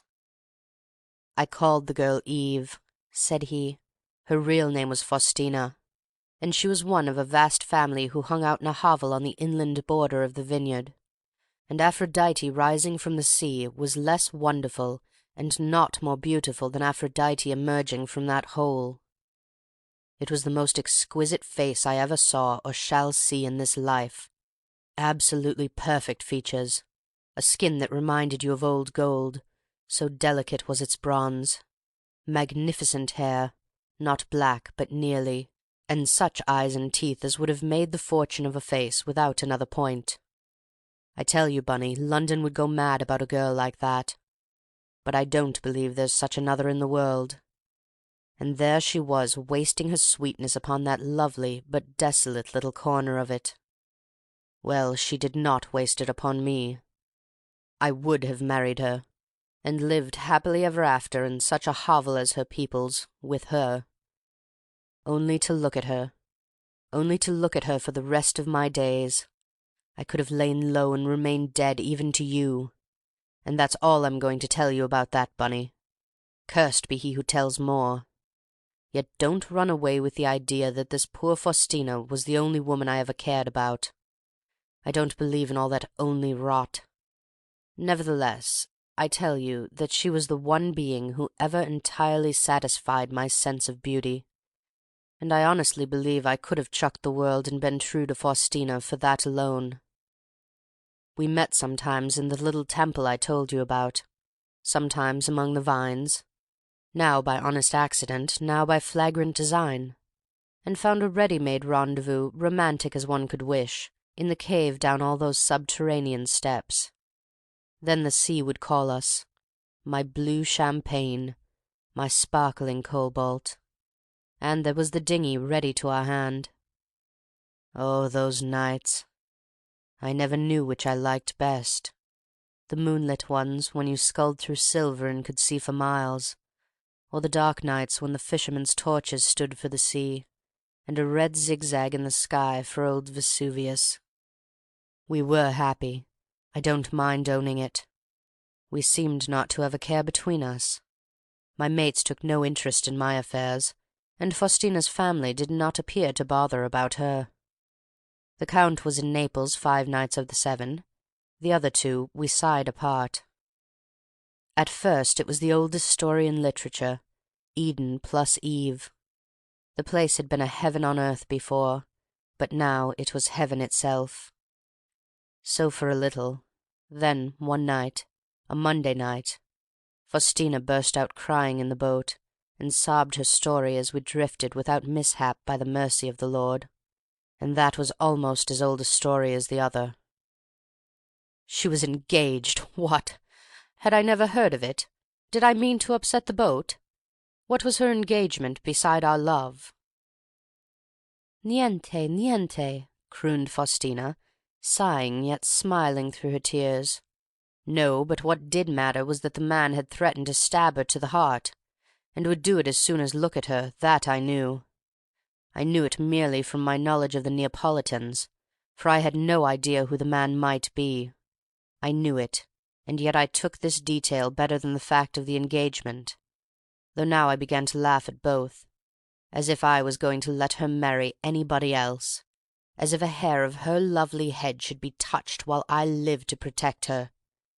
I had a great mind to row away to blazes with her that very night, and never go near the vineyard again, or let her either. But we had not a lira between us at the time, and only the rags in which we sat barefoot in the boat.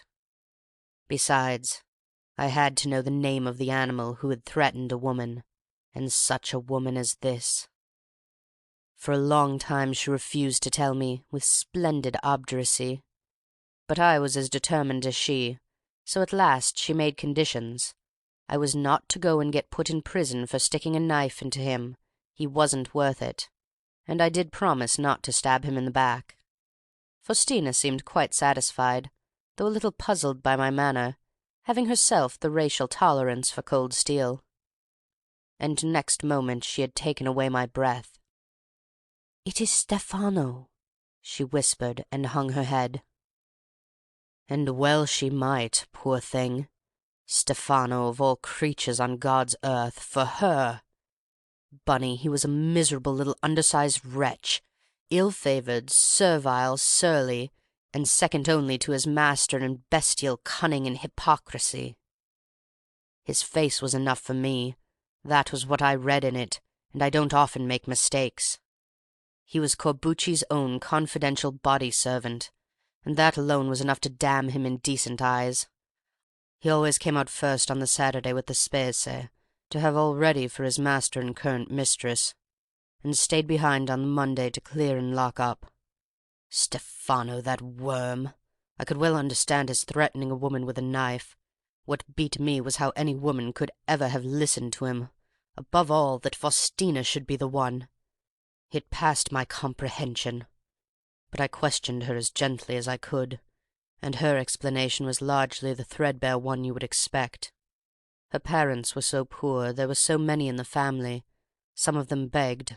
Would I promise never to tell? Then some of them stole sometimes, and all knew the pains of actual want. She looked after the cows, but there were only 2 of them, and brought the milk to the vineyard and elsewhere. But that was not employment for more than one, and there were countless sisters waiting to take her place. Then he was so rich, Stefano. Rich, I echoed. Stefano? "Si, Arturo mio." Yes, I played the game on that vineyard, Bunny, even to going my own first name. And how comes he to be rich? I asked suspiciously. She did not know, but he had given her such beautiful jewels. The family had lived on them for months, she pretending an advocate had taken charge of them for her against her marriage. But I cared nothing about all that. Jewels? Stefano? I could only mutter. "Perhaps the Count has paid for some of them. He is very kind."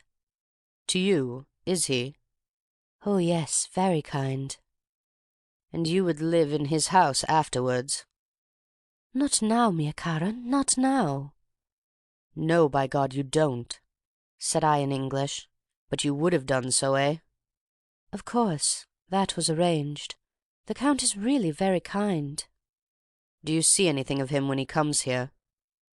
Yes, he had sometimes brought her little presents, sweetmeats, ribbons, and the like, but the offering had always been made through this toad of a Stefano. Knowing the men, I now knew all. But Faustina, she had the pure and simple heart, and the white soul, by the God who made it, and for all her kindness to a tattered scapegrace who made love to her in broken Italian between the ripples and the stars, she was not to know what I was, remember, and beside Corbucci and his henchmen, I was the Archangel Gabriel come down to earth. Well, as I lay awake that night, 2 more lines of Swinburne came into my head, and came to stay. God said, let him who wins her take and keep Faustine. On that couplet I slept at last, and it was my text and watchword when I awoke in the morning. I forget how well you know your Swinburne, Bunny, but don't you run away with the idea that there was anything else in common between his Faustine and mine. For the last time let me tell you that poor Faustina was the whitest and the best I ever knew. Well, I was strung up for trouble when the next Saturday came, and I'll tell you what I had done. I had broken the pledge and burgled Corbucci's villa in my best manner during his absence in Naples. Not that it gave me the slightest trouble, but no human being could have told that I had been in when I came out. And I had stolen nothing, mark you, but only borrowed a revolver from a drawer in the Count's desk, with one or two trifling accessories. For by this time I had the measure of these damned Neapolitans. They are spry enough with a knife, but you show them the business end of a shooting-iron, and they'll streak like rabbits for the nearest hole. But the revolver wasn't for my own use. It was for Faustina, and I taught her how to use it, in the cave down there by the sea, shooting at candles stuck upon the rock. The noise in the cave was something frightful, but high up above it couldn't be heard at all, as we proved to each other's satisfaction pretty early in the proceedings. So now Faustina was armed with munitions of self-defence, and I knew enough of her character to entertain no doubt as to their spirited use upon occasion. Between the two of us, in fact, our friend Stefano seemed tolerably certain of a warm week-end. But the Saturday brought word that the Count was not coming this week, being in Rome on business, and unable to return in time. So for a whole Sunday we were promised peace, and made bold plans accordingly. There was no further merit in hushing this thing up. Let him who wins her take and keep Faustine. Yes, but let him win her openly, or lose her and be damned to him. So on the Sunday I was going to have it out with her people, with the Count and Stefano as soon as they showed their noses. I had no inducement, remember, ever to return to surreptitious life within a cab fare of Wormwood Scrubs. Faustina and the Bay of Naples were quite good enough for me, and the prehistoric man in me rather exulted in the idea of fighting for my desire. On the Saturday, however, we were able to meet for the last time as heretofore, just once more in secret, down there in the cave, as soon as might be after dark. Neither of us minded if we were kept for hours. Each knew in the end that the other would come, and there was a charm of its own even in waiting with such knowledge. But that night I did lose patience, not in the cave but up above, where first on one pretext and then on another the direttore kept me going until I smelt a rat. He was not given to exacting overtime, this direttore, whose only fault was his servile subjection to our common boss. He seemed pretty obvious, therefore, that he was acting upon some secret instruction from Corbucci himself, and the moment I suspected this I asked him to his face if it was not the case.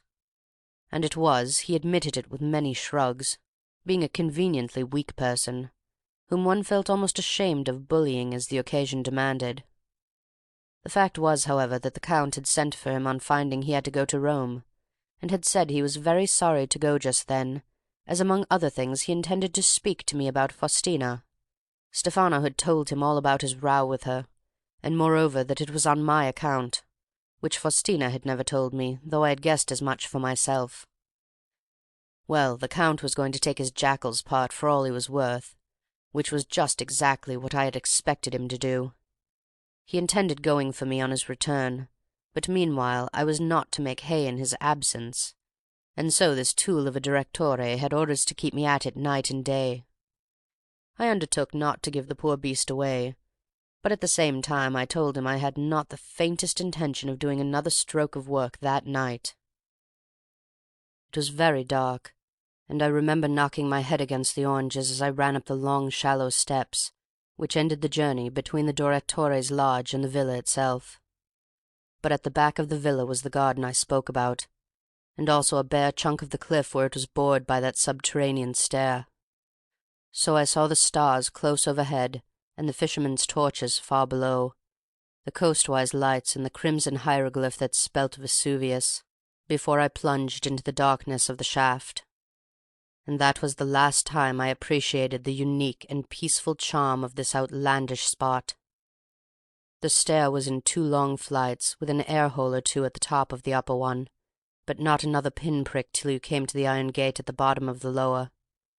As you may read of an infinitely lighter place in a finer work of fiction than you are ever likely to write, Bunny, it was gloomy at noon, dark as midnight at dusk, and black as the 9th plague of Egypt at midnight. I won't swear to my quotation, but I will to those stairs. They were as black that night as the inside of the safest safe in the strongest strong-room in the Chancery Lane Deposit. Yet I had not got far down them with my bare feet before I heard somebody else coming up in boots. You may imagine what a turn that gave me. It could not be Faustina, who went barefoot 3 seasons of the 4. And yet there was Faustina waiting for me down below. What a fright she must have had! And all at once my own blood ran cold, for the man sang like a kettle as he plodded up and up. It must be, the short-winded Count himself, whom we all supposed to be in Rome. Higher he came and nearer, nearer, slowly yet hurriedly, now stopping to cough and gasp, now taking a few steps by elephantine assault. I should have enjoyed the situation, if it had not been for poor Faustina in the cave.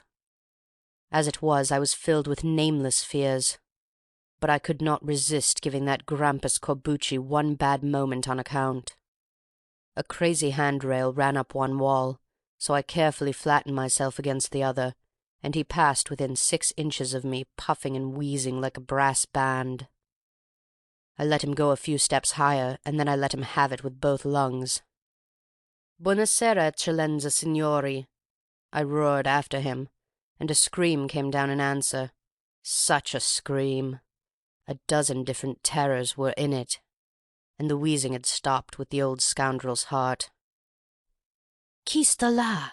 he squeaked at last, gibbering and whimpering like a whipped monkey, so that I could not bear to miss his face, and got a match all ready to strike. "Arturo, signori." He didn't repeat my name, nor did he damn me in heaps. He did nothing but wheeze for a good minute, and when he spoke it was with insinuating civility in his best English. "Come nearer, Arturo. You are in the lower region down there. I want to speak with you." "No, thanks, I'm in a hurry," I said, and dropped that match back into my pocket. He might be armed, and I was not. "So you are in a hurry," and he wheezed amusement. "And you thought I was still in Rome, no doubt. And so I was until this afternoon, when I caught train at the 11th moment, and then another train from Naples to Pozzuoli. I have been rowed here now by a fisherman of Pozzuoli. I had not time to stop anywhere in Naples, but only drive from station to station. So I am without Stefano, Arturo. I am without Stefano." His sly voice sounded preternaturally sly in the absolute darkness. But even through that impenetrable veil I knew it for a sham. I had laid hold of the handrail. It shook violently in my hand. He also was holding it where he stood. And these suppressed tremors, or rather their detection in this way, struck a strange chill to my heart, just as I was beginning to pluck it up. "It is lucky for Stefano," said I, grim as death. "Ah, but you must not be too hard on him," remonstrated the Count. "You have stole his girl. He speak with me about it, and I wish to speak with you. It is very audacious, Arturo, very audacious. Perhaps you are even going to meet her now, eh?" I told him straight that I was. "Then there is no hurry, for she is not there." "You didn't see her in the cave?" I cried, too delighted at the thought to keep it to myself. "I had no such fortune," the old devil said. "She is there all the same." "I only wish I had known." "And I've kept her long enough. In fact, I threw this over my shoulder as I turned and went running down." "I hope you will find her," his malicious voice came croaking after me. "I hope you will. I hope so." And find her I did. Raffles had been on his feet some time, unable to sit still or to stand, moving excitedly about the room. But now he stood still enough, his elbows on the cast-iron mantelpiece, his head between his hands. "Dead?" I whispered, and he nodded to the wall. There was not a sound in the cave. There was no answer to my voice. Then I went in, and my foot touched hers, and it was colder than the rock. Bunny, they had stabbed her to the heart. She had fought them, and they had stabbed her to the heart. "You say they," I said gently, as he stood in heavy silence, his back still turned. "I thought Stefano had been left behind." Raffles was round in a flash, his face white hot, his eyes dancing death. "He was in the cave," he shouted. "I saw him. I spotted him. It was broad twilight after those stairs, and I went for him with my bare hands. Not fists, Bunny, not fists for a thing like that. I meant getting my fingers into his vile little heart and tearing it out by the roots. I was stark mad. But he had the revolver. Hers. He blazed it at arm's length and missed. And that steadied me. I had smashed his funny bone against the rock before he could blaze again. The revolver fell with a rattle, but without going off. In an instant I had it tight, and the little swine at my mercy at last." "You didn't show him any?" "Mercy? With Faustina dead at my feet? I should have deserved none in the next world if I had shown him any in this. No, I just stood over him with the revolver in both hands, feeling the chambers with my thumb. And as I stood he stabbed at me, but I stepped back to that one, and brought him down with a bullet in his guts. 'And I can spare you 2 or 3 more,' I said, 'for my poor girl could not have fired a shot. Take that one to hell with you, and that, and that.' Then I started coughing and wheezing like the Count himself, for the place was full of smoke. When it cleared, my man was very dead, and I tipped him into the sea, to defile that rather than Faustina's cave. And then we were alone for the last time, she and I, in our own pet haunt, and I could scarcely see her. Yet I would not strike a match, for I knew she would not have me see her as she was. I could say good-bye to her without that. I said it, and I left her like a man, and up the first open-air steps, with my head in the air and the stars all sharp in the sky. Then suddenly they swam, and back I went like a lunatic to see if she was really dead, to bring her back to life. Bunny, I can't tell you any more." "Not of the Count?" I murmured at last.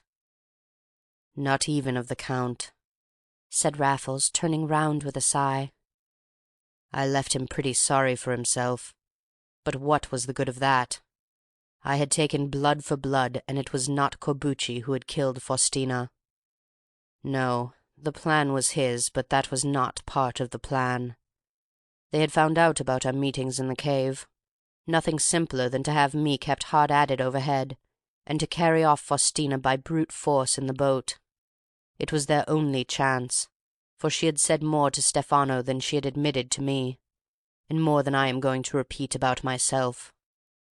No persuasion would have induced her to listen to him again, so they tried force, and she drew Corbucci's revolver on them, but they had taken her by surprise, and Stefano stabbed her before she could fire."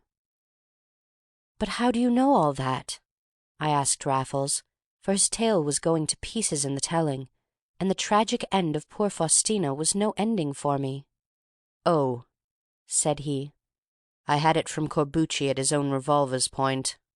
He was waiting at his window, and I could have potted him at my ease where he stood against the light, listening hard enough, but not seeing a thing. So he asked whether it was Stefano, and I whispered, 'Si, signore,' and then whether he had finished Arturo, and I brought the same shot off again. He had let me in before he knew who was finished and who was not." "And did you finish him?" "No, that was too good for Corbucci. I bound and gagged him about as tight as man was ever gagged or bound, and I left him in his room with the shutters shut and the house locked up.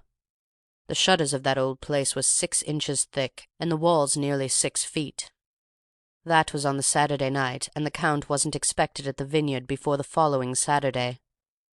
Meanwhile he was supposed to be in Rome. But the dead would doubtless be discovered next day, and I am afraid this would lead to his own discovery with the life still in him. I believe he figured on that himself, for he sat threatening me gamely till the last. You never saw such a sight as he was, with his head split in two by a ruler tied at the back of it, and his great moustache pushed up into his bulging eyes.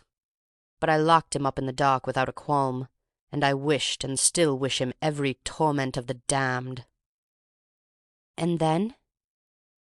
The night was still young. Within 10 miles there was the best of ports in a storm, and 100 of holds for the humble stowaway to choose from. But I didn't want to go further than Genoa, for by this time my Italian would wash, so I chose the old Norddeutscher Lloyd, and had an excellent voyage in one of the old boats slung inboard over the bridge. That's better than any hold, Bunny, and I did splendidly on oranges brought from the vineyard. And at Genoa? At Genoa I took to my wits once more, and have been living on nothing else ever since. But there I had to begin all over again, and at the very bottom of the ladder. I slept in the streets, I begged, I did all manner of terrible things, rather hoping for a bad end, but never coming to one.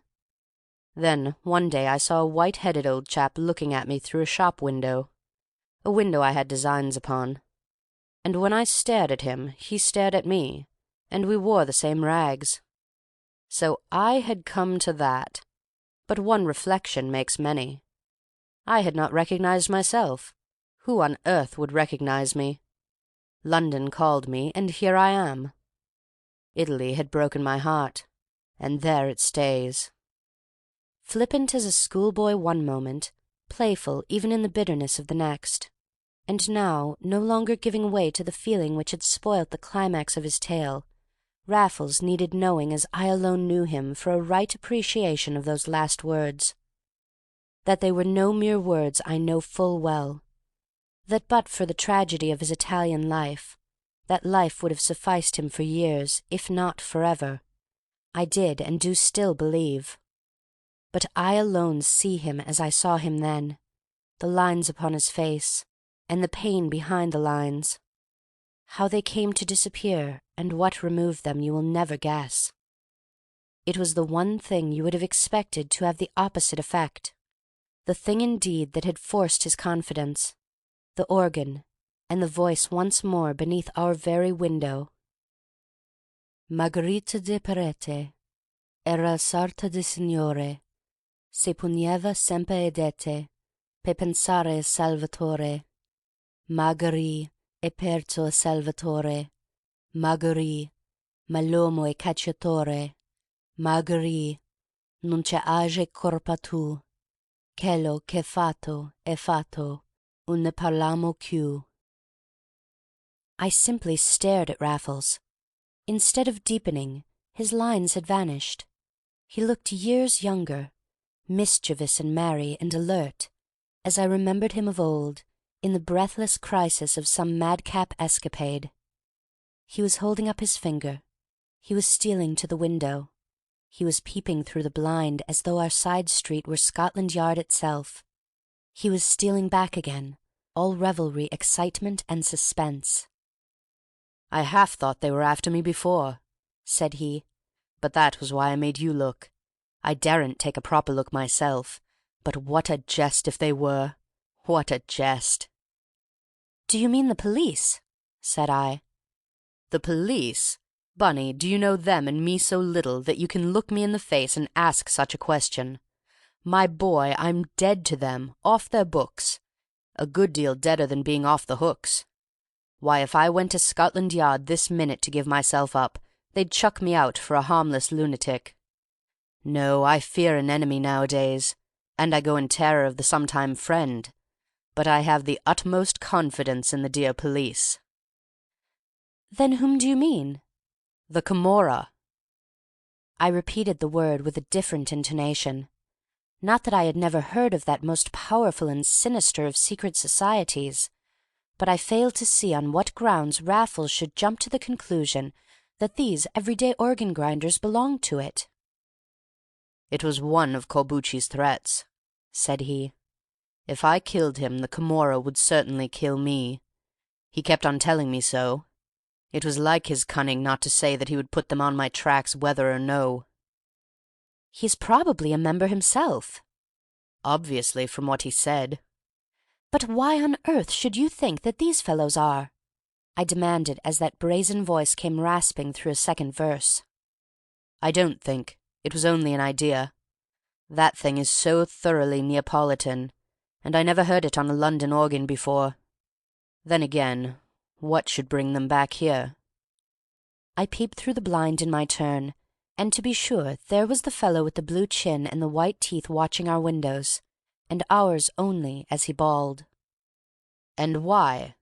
cried Raffles, his eyes dancing when I told him. "Why should they come sneaking back to us? Doesn't that look suspicious, Bunny? Doesn't that promise a lark?" "Not to me," I said, having the smile for once. "How many people should you imagine toss them 5 shillings for as many minutes of their infernal row? You seem to forget that's what you did an hour ago." Raffles had forgotten. His blank face confessed the fact. Then suddenly he burst out laughing at himself.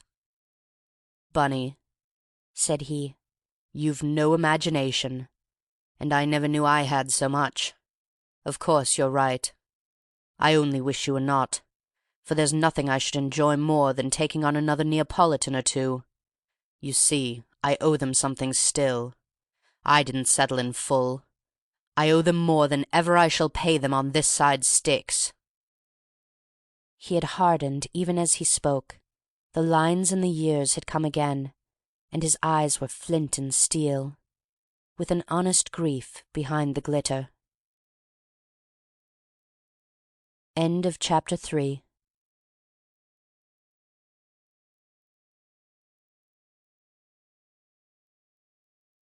Chapter 4.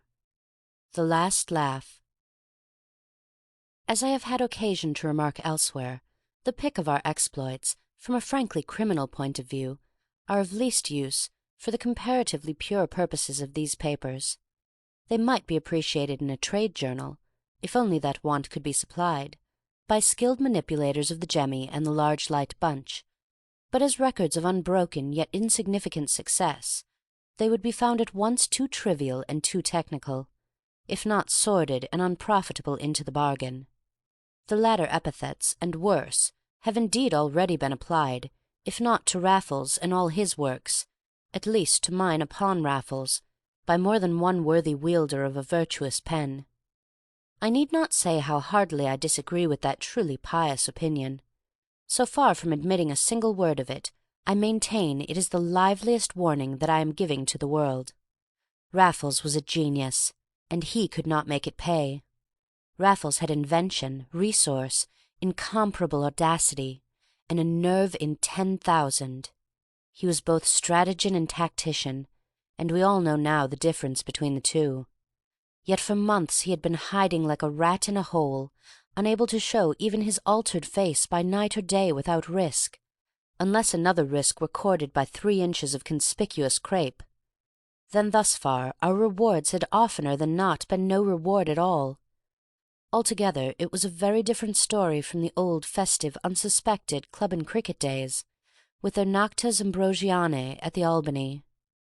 And now, in addition to the eternal peril of recognition, there was yet another menace of which I knew nothing.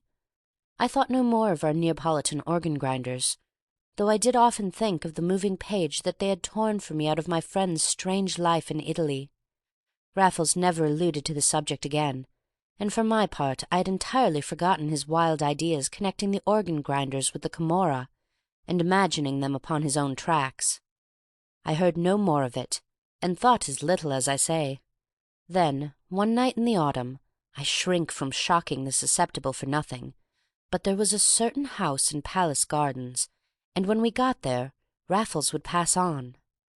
I could see no soul in sight, no glimmer in the windows, but Raffles had my arm, and on we went without talking about it, sharp to the left on the Notting Hill side, sharper still up Silver Street, a little tacking west and south, a plunge across High Street, and presently we were home. "Pyjamas first," said Raffles with as much authority as though it mattered. It was a warm night, however, though September, and I did not mind until I came in clad as he commanded, to find the autocrat himself still booted and capped. He was peeping through the blind, and the gas was still turned down, but he said that I could turn it up, as he helped himself to a cigarette and nothing with it. "May I mix you one?" said I. "No, thanks." What's the trouble?" "We were followed." "Never." "You never saw it." "But you never looked round." "I have an eye at the back of each ear, Bunny." I helped myself, and I fear with less moderation than might have been the case a minute before. "So that was why?" "That was why," said Raffles, nodding, but he did not smile, and I put down my glass untouched. "They were following us, then?" "All up Palace Gardens." "I thought you wound about coming back over the hill." "Nevertheless, one of them's in the street below at this moment." No, he was not fooling me. He was very grim, and he had not taken off a thing. Perhaps he did not think it worth while. "Plain clothes?" I sighed, following the sartorial train of thought, even to the loathly arrows that had decorated my person once already for a little aeon. Next time they would give me double. The skilly was in my stomach when I saw Raffles' face. "Who said it was the police, Bunny?" said he. "It's the Italians. They're only after me. They won't hurt a hair of your head, let alone cropping it. Have a drink and don't mind me. I shall score them off before I'm done." "And I'll help you." "No, old chap, you won't. This is my own little show. I've known about it for weeks. I first tumbled to it the day those Neapolitans came back with their organs, though I didn't seriously suspect things then. They never came again, those two. They had done their part. That's the Camorra all over, from all accounts. The Count I told you about is pretty high up in it, by the way he spoke, but there will be grades and grades between him and the organ-grinders. I shouldn't be surprised if he had every low-down Neapolitan ice-creamer in the town upon my tracks. The organization's incredible. Then, do you remember the superior foreigner who came to the door a few days afterwards? You said he had velvet eyes." "I never connected him with those two." "Of course you didn't, Bunny. So you threatened to kick the fellow downstairs, and only made them keener on the scent. It was too late to say anything when you told me, but the very next time I showed my nose outside, I heard a camera click as I passed, and the fiend was a person with velvet eyes. Then there was a lull. That happened weeks ago. They had sent me to Italy for identification by Count Corbucci." "But this is all theory," I exclaimed. "How on earth can you know?" "I don't know," said Raffles, "but I should like to bet. Our friend the bloodhound is hanging about the corner near the pillar box. Look through my window, it's dark in there, and tell me who he is." The man was too far away for me to swear to his face, but he wore a covert coat of un-English length, and the lamp across the road played steadily on his boots. They were very yellow, and they made no noise when he took a turn. I strained my eyes, and all at once I remembered the thin-soled, low-heeled, splay-yellow boots of the insidious foreigner, with the soft eyes and the brown-paper face, whom I had turned from the door as a palpable fraud. The ring at the bell was the first I had heard of him. There had been no warning step upon the stair, and my suspicious eye had searched his feet for rubber soles. "It's the fellow," I said, returning to Raffles, and I described his boots. Raffles was delighted. "Well done, Bunny. You're coming on," said he. "Now, I wonder if he's been over here all the time, or if they sent him over expressly. You did better than you think spotting those boots, for they can only have been made in Italy, and that looks like the special envoy. But it's no use speculating. I must find out." "How can you?" "He won't stay there all night." "Well?" "When he gets tired of it I shall return the compliment and follow him." "Not alone," I said firmly. "Well, we'll see." "We'll see at once," said Raffles, rising. "Out with the gas, Bunny, while I take a look. Thank you. Now wait a bit. Yes, he's chucked it. He's off already, and so am I." But I slipped to our outer door and held the passage. "I don't let you go alone, you know." "You can't come with me in pyjamas." "Now I see why you made me put them on." "Bunny, if you don't shift I shall have to shift you. This is my very own private one-man show, but I'll be back in an hour. There." "You swear?" "By all my gods." I gave in. How could I help giving in? He did not look the man that he had been, but you never knew with Raffles, and I could not have him lay a hand on me. I let him go with a shrug and my blessing, then ran into his room to see the last of him from the window. The creature in the coat and boots had reached the end of our little street, where he appeared to have hesitated, so that Raffles was just in time to see which way he turned, and Raffles was after him at an easy pace, and had himself almost reached the corner, when my attention was distracted from the alert nonchalance of his gait. I was marvelling that it alone had not long ago betrayed him, for nothing about him was so unconsciously characteristic, when I suddenly realized that Raffles was not the only person in the little lonely street. Another pedestrian had entered from the other end, a man heavily built, and clad with an astrakhan collar to his coat on this warm night, and a black slouch hat that hid his features from my bird's-eye view. His steps were the short and shuffling ones of a man advanced in years and in fatty degeneration, but of a sudden they stopped beneath my very eyes. I could have dropped a marble into the dinted crown of the black felt hat. Then, at the same moment, Raffles turned the corner without looking round, and the big man below raised both his hands and his face. Of the latter I saw only the huge white moustache, like a flying gull as Raffles had described it, for at a glance I divined that this was his arch-enemy, the Count Corbucci himself. I did not stop to consider the subtleties of the system by which the real hunter lagged behind, while his subordinate pointed the quarry like a sporting dog. I left the Count shuffling onward faster than before, and I jumped into some clothes as though the flats were on fire. If the Count was going to follow Raffles in his turn, then I would follow the Count in mine, and there would be a midnight procession of us through the town. But I found no sign of him in the empty street, and no sign in the Earl's Court Road, that looked as empty for all its length, save for a natural enemy standing like a waxwork figure with a glimmer at his belt. "Officer," I gasped, "have you seen anything of an old gentleman with a big white moustache?" The unlicked cub of a common constable seemed to eye me the more suspiciously for the flattering form of my address. "Took a hansom," said he at length. A hansom? Then he was not following the others on foot. There was no guessing his game.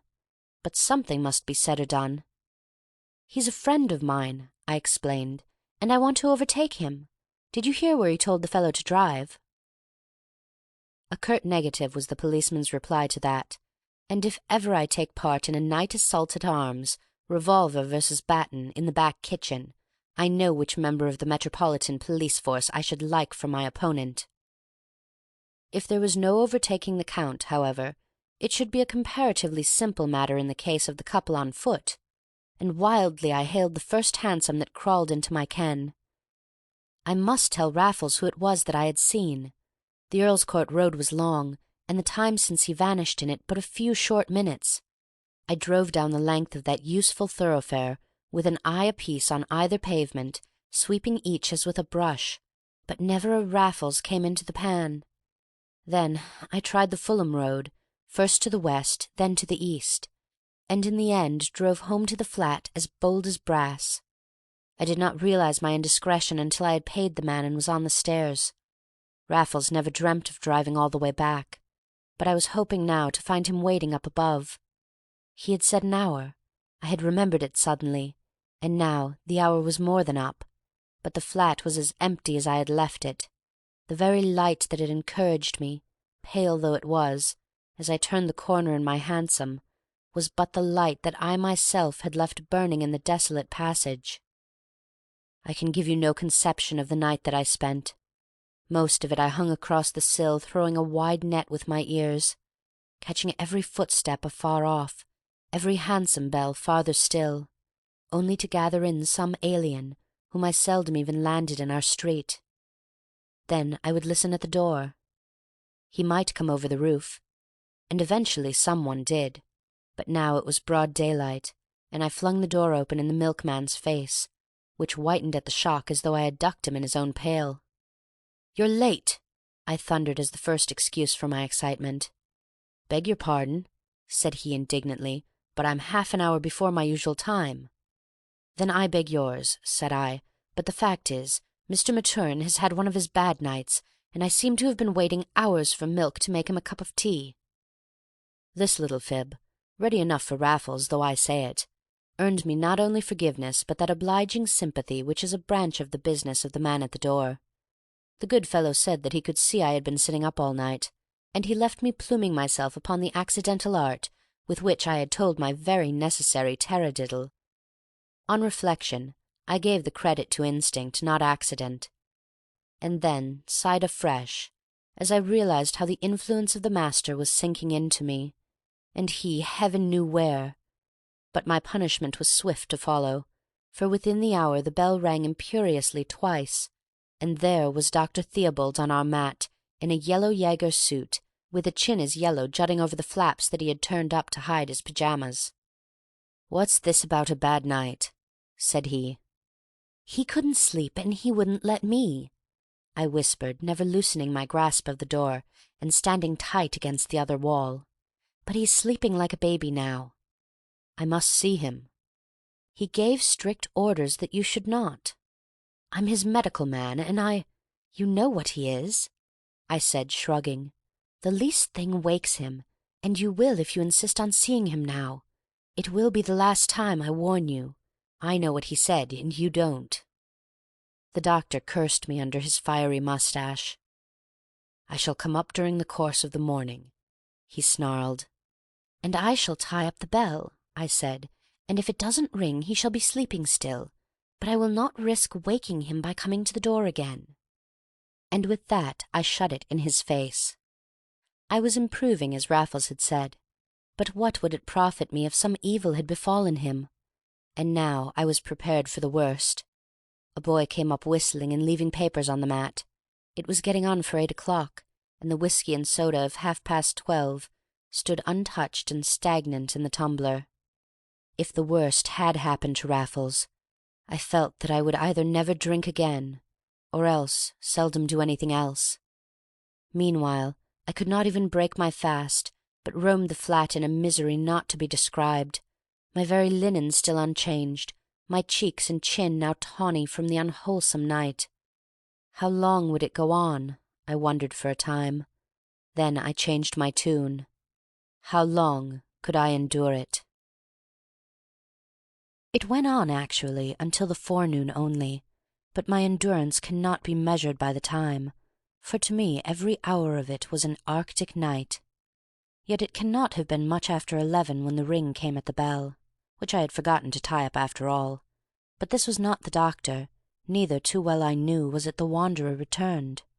Our bell was the pneumatic one, that tells you if the touch be light or heavy. The hand upon it now was tentative and shy.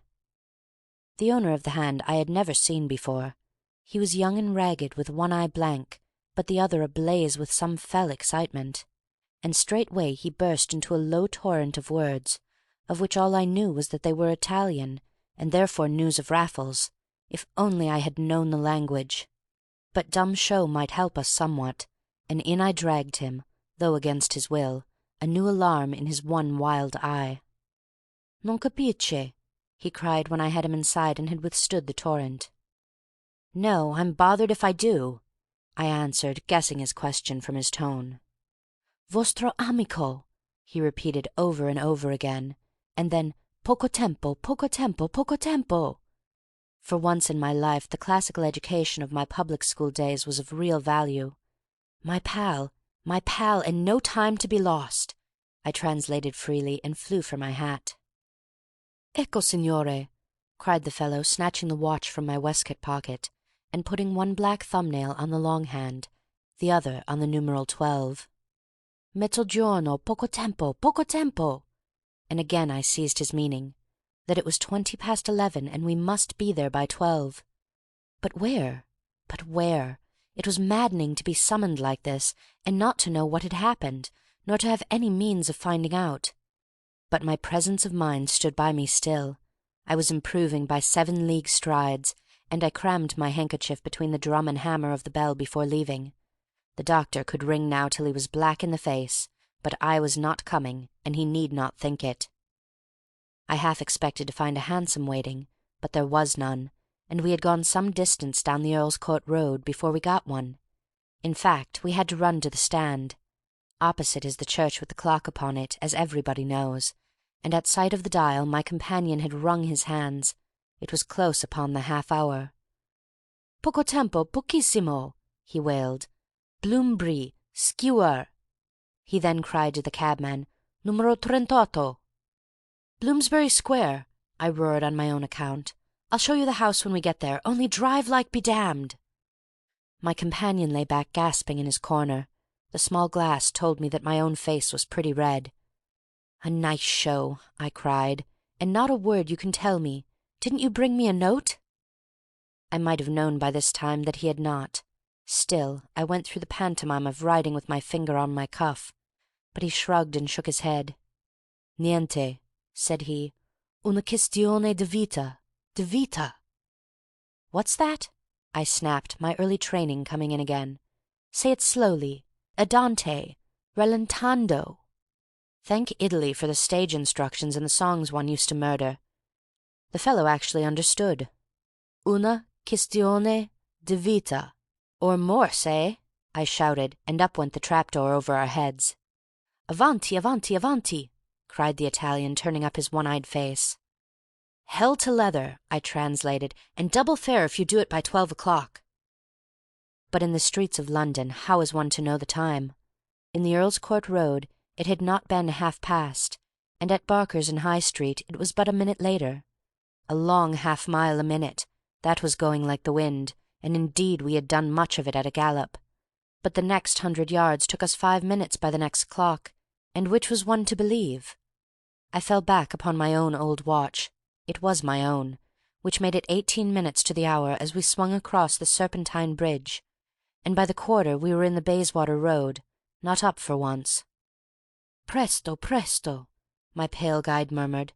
Effrettatevi, avanti. 10 bob if you do it, I cried through the trap, without the slightest notion of what we were to do. But it was una questione di vita, and vostro amico must and could only be my miserable Raffles. What a very godsend is the perfect hansom to the man or woman in a hurry. It had been our great good fortune to jump into a perfect hansom. There was no choice. We had to take the first upon the rank, but it must have deserved its place with the rest nowhere. New tires, superb springs, a horse in 1,000, and a driver up to every trick of his trade. In and out we went, like a fast half-back at the Rugby game, yet where the traffic was thinnest, there were we. And how he knew his way! At the Marble Arch he slipped out of the main stream, and so into Wigmore Street, then up and in and out and on until I saw the gold tips of the Museum palisade gleaming between the horse's ears in the sun. Plop, plop, plop, ting-ling-ling, the bell and horseshoes, horseshoes and bell, until the colossal figure of C.J. Fox in a grimy toga spelt Bloomsbury Square, with my watch still wanting 3 minutes to the hour. "What number?" cried the good fellow overhead. "Trentato, trentato," said my guide, but he was looking to the right, and I bundled him out to show the house on foot. I had not half a sovereign after all, but I flung our dear driver a whole one instead, and only wished that it had been 100. Already the Italian had his latch-key in the door of 38, and in another moment we were rushing up the narrow stairs of as dingy a London house as prejudiced countrymen can conceive. It was panelled, but it was dark and evil-smelling, and how we should have found our way even to the stairs but for an unwholesome jet of yellow gas in the hall, I cannot myself imagine. However, up we went, pell-mell, to the right about on the half-landing, and so like a whirlwind into the drawing-room a few steps higher. There the gas was also burning behind closed shutters, and the scene is photographed upon my brain, though I cannot have looked upon it for a whole instant as I sprang at my leader's heels. This room also was panelled, and in the middle of the wall on our left, his hands lashed to a ring-bolt high above his head, his toes barely touching the floor, his neck pinioned by a strap passing through a smaller ring-bolt under either ear, and every inch of him secured on the same principle, stood, or rather hung, all that was left of Raffles, for at the first glance I believed him dead. A black ruler gagged him, the ends lashed behind his neck, the blood upon it caked to bronze in the gaslight, and in front of him, ticking like a sledge-hammer, its only hand upon the stroke of 12, stood a simple, old-fashioned grandfather's clock, but not for half an instant longer, only until my guide could hurl himself upon it and send the whole thing crashing into the corner. An ear-splitting report accompanied the crash. A white cloud lifted from the fallen clock, and I saw a revolver smoking in a vise screwed below the dial, an arrangement of wires sprouting from the dial itself, and the single hand at once at its zenith and in contact with these. "Tumble to it, Bunny?" He was alive. These were his first words. The Italian had the blood-caked ruler in his hand, and with his knife was reaching up to cut the thongs that lashed the hands. He was not tall enough. I seized him and lifted him up, then fell to work with my own knife upon the straps, and Raffles smiled faintly upon us through his blood-stains. "I want you to tumble to it," he whispered, "the neatest thing in revenge I ever knew, and another minute would have fixed it. I've been waiting for it 12 hours, watching the clock round, death at the end of the lap. Electric connection. Simple enough. Our hand only. Oh, Lord!" We had cut the last strap. He could not stand. We supported him between us to a horsehair sofa, for the room was furnished, and I begged him not to speak, while his one-eyed deliverer was at the door before Raffles recalled him with a sharp word in Italian. "He wants to get me a drink, but that can wait," said he, in a firmer voice. "I shall enjoy it more when I've told you what happened. Don't let him go, Bunny. Put your back against the door. He's a decent soul, and it's lucky for me I got a word with him before they trussed me up. I promised to set him up in life, and I will, but I don't want him out of my sight for the moment." "If you squared him last night," I exclaimed, "why the blazes didn't he come to me till the 11th hour?" "Ah, I knew he'd have to cut it fine, though I hope not quite so fine as all that. But all's well that ends well, and I declare I don't feel so much the worse. I shall be sore about the gills for a bit, and what do you think?" He pointed to the long black ruler with the bronze stain. It lay upon the floor. He held out his hand for it, and I gave it to him. "The same one I gagged him with," said Raffles, with his still ghastly smile. "He was a bit of an artist, old Corbucci, after all." "Now let's hear how you fell into his clutches," said I briskly, for I was as anxious to hear as he seemed to tell me. Only for my part I could have waited until we were safe in the flat. "I do want to get it off my chest, Bunny," old Raffles admitted, "and yet I can hardly tell you after all. I followed your friend with the velvet eyes.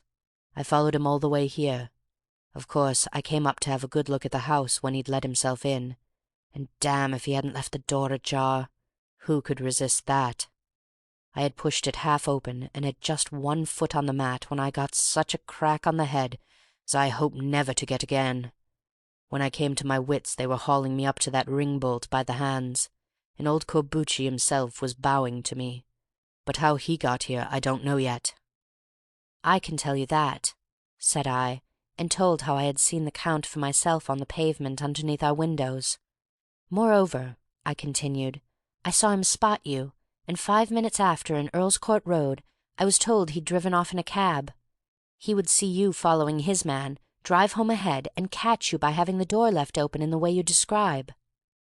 "Well," said Raffles, "he deserved to catch me somehow, for he'd come from Naples on purpose, ruler and all, and the ring-bolts were ready fixed, and even this house taken furnished for nothing else. He meant catching me before he'd done, and scoring me off in exactly the same way that I scored off him, only going one better, of course. He told me so himself, sitting where I am sitting now at 3 o'clock this morning, and smoking a most abominable cigar that I've smelt ever since.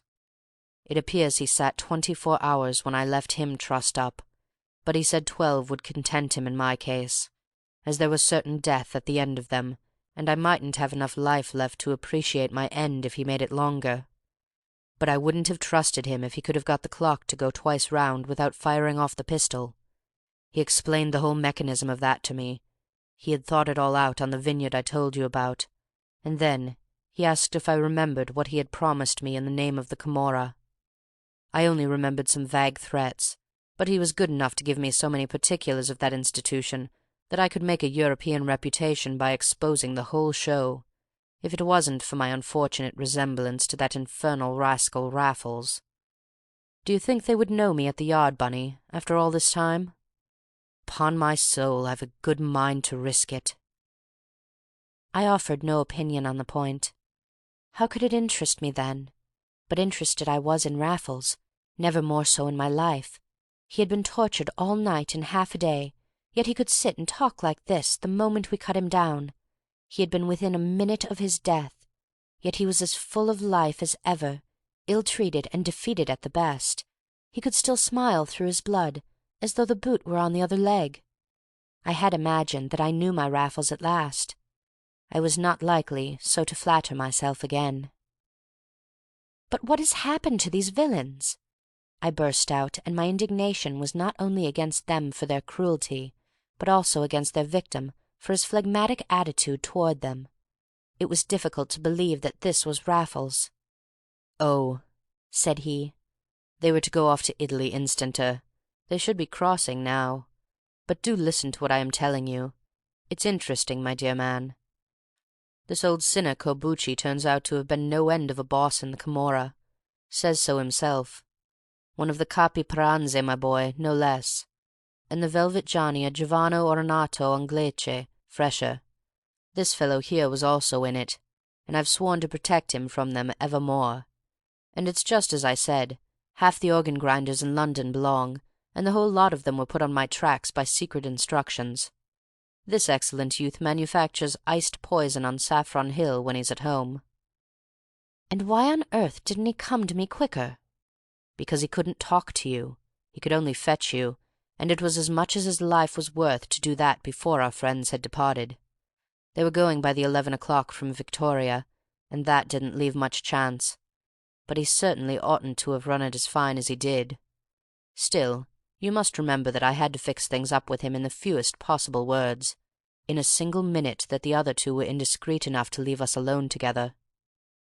The ragamuffin in question was watching us with all his solitary eye, as though he knew that we were discussing him. Suddenly he broke out in agonized accents, his hands clasped, and a face so full of fear that every moment I expected to see him on his knees. But Raffles answered kindly, reassuringly, I could tell from his tone, and then turned to me with a compassionate shrug. "He says he couldn't find the mansions, Bunny, and really it's not to be wondered at. I had only time to tell him to hunt you up and bring you here by hook or crook before 12 today. And after all, he has done that. But now the poor devil thinks you're riled with him, and that we'll give him away to the Camorra." "Oh, it's not with him I'm riled," I said frankly, "but with those other blackguards, and with you, old chap, for taking it all as you do, while such infamous scoundrels have the last laugh, and are safely on their way to France." Raffles looked up at me with a curiously open eye, an eye that I never saw when he was not in earnest. I fancied he did not like my last expression but one. After all, it was no laughing matter to him. "But are they?" said he. "I'm not so sure." "You said they were." "I said they should be." "Didn't you hear them go?" "I heard nothing but the clock all night. It was like Big Ben striking at the last, striking 9 to the fellow on the drop." And in that open eye I saw at last a deep glimmer of the ordeal through which he had passed. "But, my dear old Raffles, if they're still on the premises—" The thought was too thrilling for a finished sentence. "I hope they are," he said grimly, going to the door. "There's a gas on. Was that burning when you came in?" Now that I thought of it, yes, it had been. "And there's a frightfully foul smell," I added as I followed Raffles down the stairs. He turned to me gravely with his hand upon the front room door, and at the same moment I saw a coat with an astrakhan collar hanging on the pegs. "They are in here, Bunny," said he, and turned the handle. The door would only open a few inches, but a detestable odour came out, with a broad bar of yellow gaslight. Raffles put his handkerchief to his nose. I followed his example, signing to our ally to do the same, and in another minute we had all three squeezed into the room. The man with the yellow boots was lying against the door. The Count's great carcass sprawled upon the table, and at a glance it was evident that both men had been dead some hours. The old Camorrist had the stem of a liqueur glass between his swollen blue fingers, one of which had been cut in the breakage, and the livid flesh was also brown with the last blood that it would ever shed. His face was on the table, the huge moustache projecting from under either leaden cheek, yet looking itself strangely alive. Broken bread and scraps of frozen macaroni lay upon the cloth, and at the bottom of 2 soup plates and a tureen. The macaroni had a tinge of tomato, and there was a crimson dram left in the tumblers, with an empty fiasco to show whence it came. But near the great grey head upon the table, another liqueur glass stood, unbroken, and still full of some white and stinking liquid, and near that a tiny silver flask, which made me recoil from Raffles as I had not from the dead, for I knew it to be his. "Come out of this poisonous air," he said sternly, "and I will tell you how it has happened." So we all three gathered together in the hall, but it was Raffles who stood nearest the street door, his back to it, his eyes upon us two. And though it was to me only that he spoke at first, he would pause from point to point and translate into Italian for the benefit of the one-eyed alien to whom he owed his life. "You probably don't even know the name, Bunny," he began, "of the deadliest poison yet known to science. It is cyanide of cacodyl, and I have carried that small flask of it about with me for months. Where I got it matters nothing. The whole point is that a mere sniff reduces flesh to clay. I have never had any opinion of suicide, as you know, but I always felt it worth while to be forearmed against the very worst.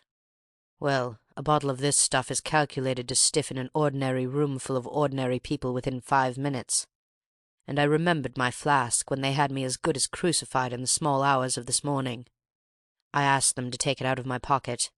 I begged them to give me a drink before they left me. And what do you suppose they did?" I thought of many things, but suggested none, while Raffles turned this much of his statement into sufficiently fluent Italian. But when he faced me again his face was still flaming. "That beast Corbucci," said he. "How can I pity him? He took the flask, he would give me none. He flicked me in the face instead. My idea was that he at least should go with me, to sell my life as dearly as that, and a sniff would have settled us both. But no, he must tantalize and torment me. He thought it brandy. He must take it downstairs to drink to my destruction. Can you have any pity for a hound like that?" "Let us go," I said at last, hoarsely, as Raffles finished speaking in Italian, and his second listener stood open-mouthed. "We will go," said Raffles, "and we will chance being seen. If the worst comes to the worst, this good chap will prove that I have been tied up since 1 o'clock this morning, and the medical evidence will decide how long those dogs have been dead." But the worst did not come to the worst. More power to my unforgotten friend the cabman, who never came forward to say what manner of men he had driven to Bloomsbury Square at top speed on the very day upon which the tragedy was discovered there, or whence he had driven them. To be sure, they had not behaved like murderers, whereas the evidence at the inquest all went to show that the defunct Corbucci was little better. His reputation, which transpired with his identity, was that of a libertine and a renegade, while the infernal apparatus upstairs revealed the fiendish art of the anarchist to boot. The inquiry resulted eventually in an open verdict, and was chiefly instrumental in killing such compassion as is usually felt for the dead who die in their sins. But Raffles would not have passed this title for this tale. End of Chapter 4.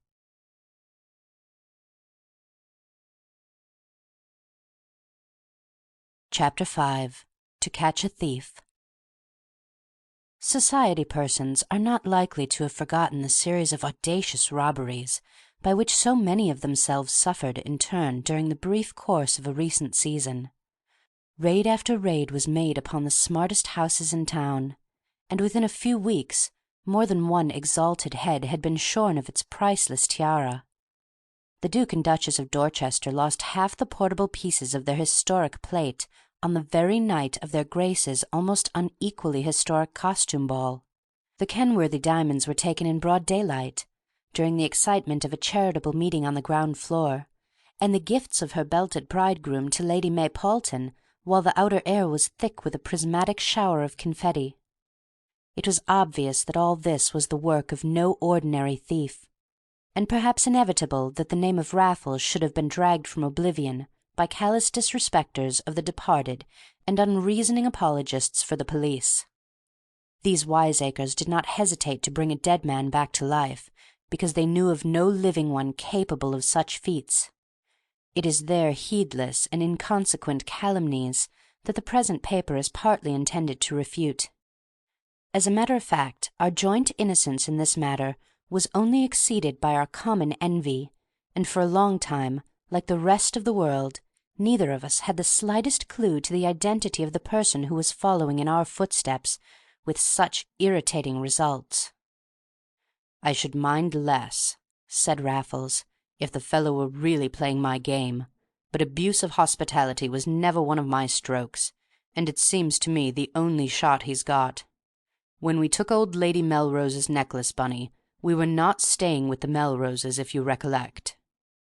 We were discussing the robberies for the 100th time, but for once under conditions more favourable to animated conversation than our unique circumstances permitted in the flat. We did not often dine out. Dr. Theobald was one impediment, the risk of recognition was another. But there were exceptions, when the doctor was away or the patient defiant, and on these rare occasions we frequented a certain unpretentious restaurant in the Fulham Quarter, where the cooking was plain but excellent, and the cellar a surprise. Our bottle of '89 champagne was empty to the label when the subject arose, to be touched by Raffles in the reminiscent manner indicated above. I can see his clear eye upon me now, reading me, weighing me, but I was not so sensitive to his scrutiny at the time. His tone was deliberate, calculating, preparatory, not as I heard it then, through a head full of wine, but as it floats back to me across the gulf between that moment and this. "Excellent fillet," said I grossly. "So you think this chap is as much in society as we were, do you?" I preferred not to think so myself. We had cause enough for jealousy without that, but Raffles raised his eyebrows an eloquent half-inch. "As much, my dear Bunny? He is not only in it, but of it. There's no comparison between us there. Society is in rings like a target, and we never were in the bull's-eye, however thick you may lay on the ink. I was asked for my cricket. I haven't forgotten it yet. But this fellow's one of themselves, with the right of entree into houses which we could only enter in a professional sense. That's obvious unless all these little exploits are the work of different hands, which they as obviously are not. And it's why I'd give £500 to put salt on him to-night." "Not you," said I, as I drained my glass in festive incredulity. "But I would, my dear Bunny. Waiter, another half-bottle of this." And Raffles leant across the table as the empty one was taken away. "I never was more serious in my life," he continued below his breath. "Whatever else our successor may be, he's not a dead man like me, or a marked man like you. If there's any truth in my theory, he's one of the last people upon whom suspicion is ever likely to rest. And oh, Bunny, what a partner he would make for you and me!" Under less genial influences the very idea of a third partner would have filled my soul with offence. But Raffles had chosen his moment unerringly, and his arguments lost nothing by the flowing accompaniment of the extra pint. They were, however, quite strong in themselves. The gist of them was that thus far we had remarkably little to show for what Raffles would call our second innings. This even I could not deny. We had scored a few long singles, but our best shots had gone straight to hand, and we were playing a deuced slow game. Therefore we needed a new partner, and the metaphor failed Raffles. It had served its turn. I already agreed with him. In truth, I was tired of my false position as hireling attendant, and had long fancied myself an object of suspicion to that other impostor, the doctor. A fresh, untrammelled start was a fascinating idea to me, though 2 was company, and 3 in our case might be worse than none. But I did not see how we could hope, with our respective handicaps, to solve a problem which was already the despair of Scotland Yard. "Suppose I have solved it," observed Raffles, cracking a walnut in his palm. "How could you?" I asked, without believing for an instant that he had. "I have been taking the Morning Post for some time now." "Well?" "You have got me a good many odd numbers of the less base society papers." "I can't for the life of me see what you're driving at." Raffles smiled indulgently as he cracked another nut. "That's because you've neither observation nor imagination, Bunny, and yet you try to write. Well, you wouldn't think it, but I have a fairly complete list of the people who were at the various functions under cover of which these different little coups were brought off." I said very stolidly that I did not see how that could help him. It was the only answer to his good-humoured but self-satisfied contempt. It happened also to be true. "Think," said Raffles in a patient voice. "When thieves break in and steal," said I, "upstairs, I don't see much point in discovering who was downstairs at the time." "Quite," said Raffles, "when they do break in." "But that's what they have done in all these cases. An upstairs door found screwed up when things were at their height below. Thief gone and jewels with him before alarm could be raised. Why, the trick's so old that I never knew you condescend to play it." "Not so old as it looks," said Raffles, choosing the cigars and handing me mine. "Cognac or Benedictine, Bunny?" "Brandy," I said coarsely. "Besides," he went on, "the rooms were not screwed up. At Dorchester House, at any rate, the door was only locked and the key missing, so that it might have been done on either side."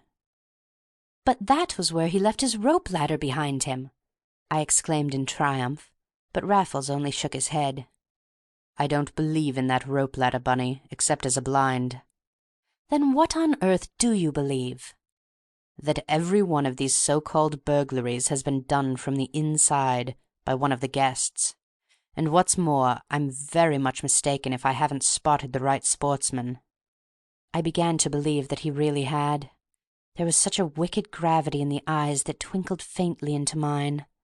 I raised my glass in convivial congratulation, and still remember the somewhat anxious eye with which Raffles saw it emptied.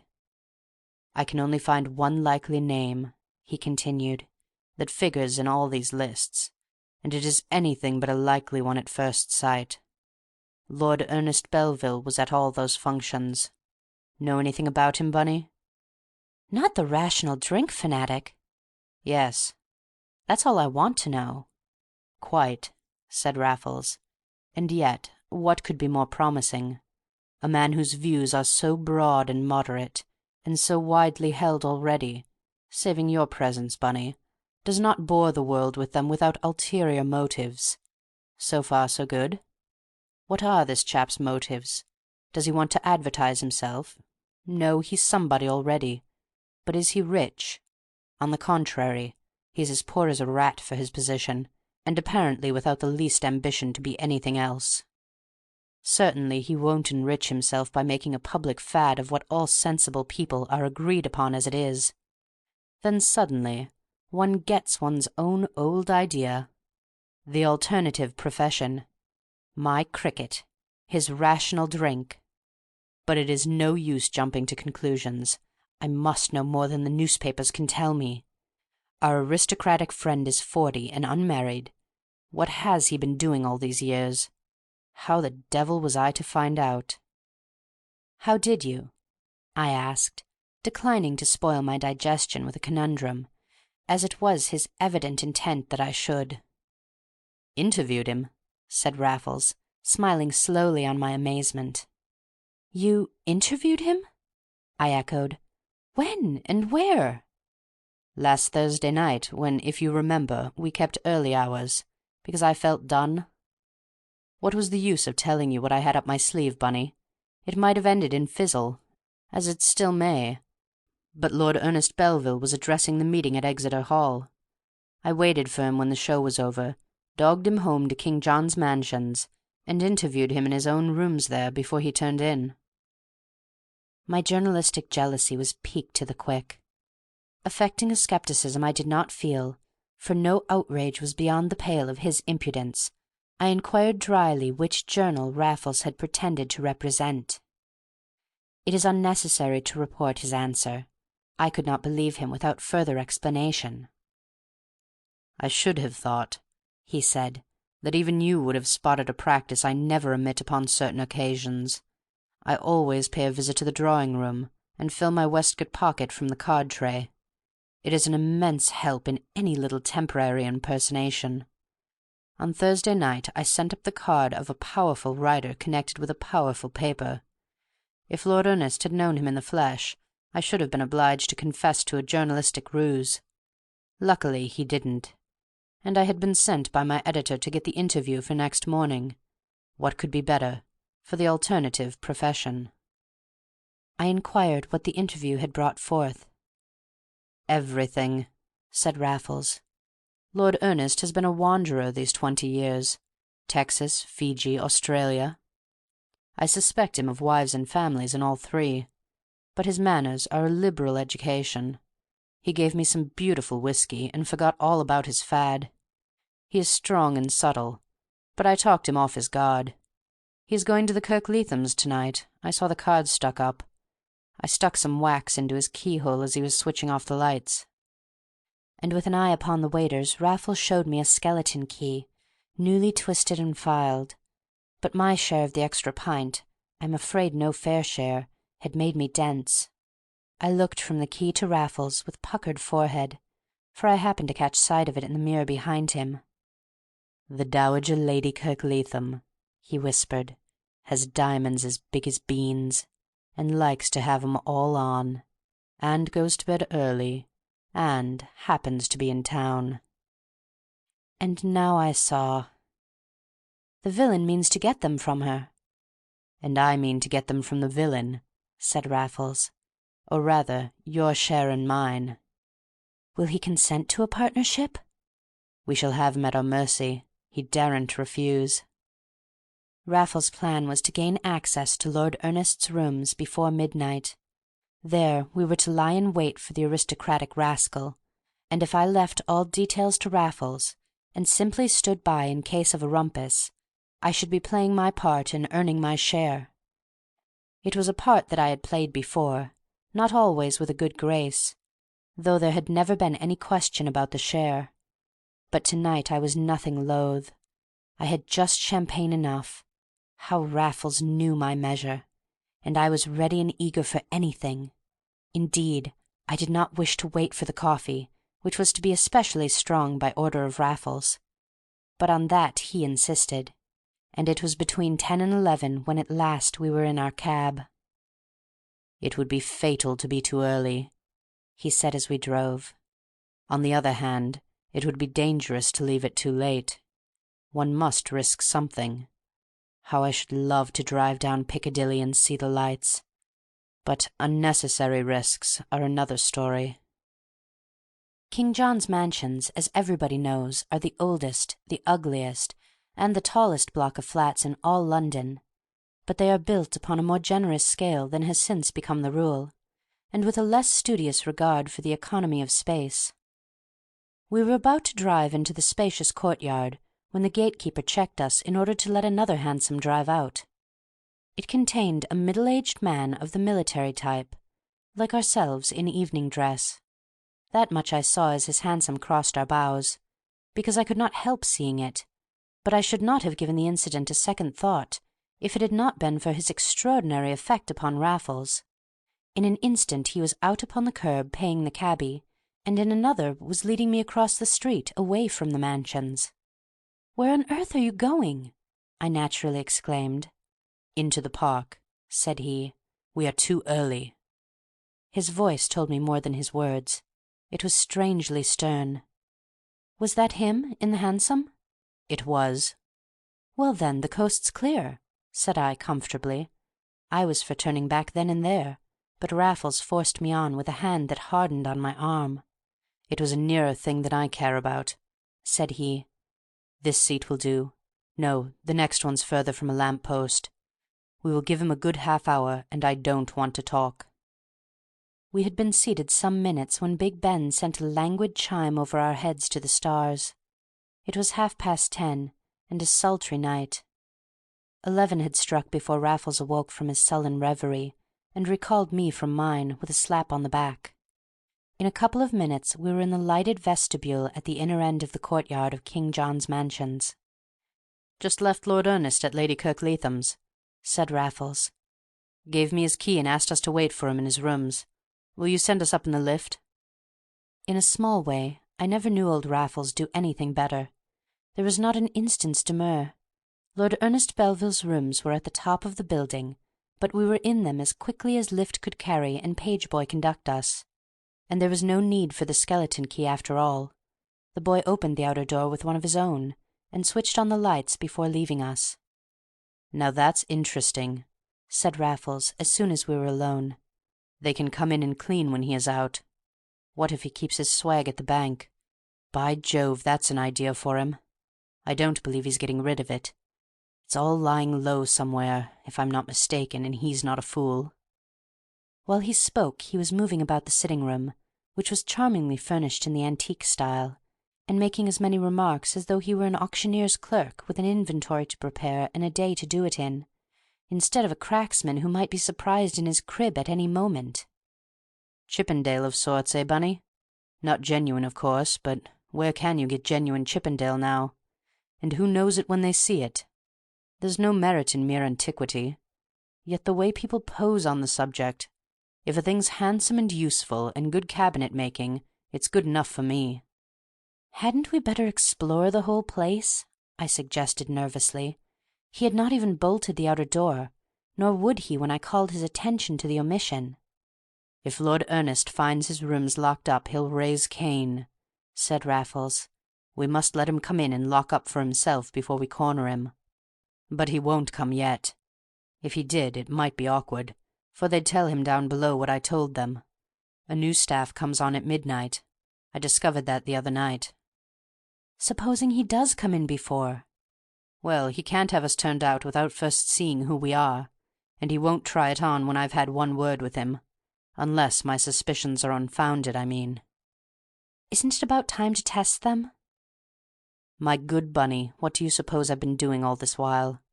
He keeps nothing in here. There isn't a lock to the Chippendale that you couldn't pick with a penknife, and not a loose board in the floor, for I was treading for one before the boy left us.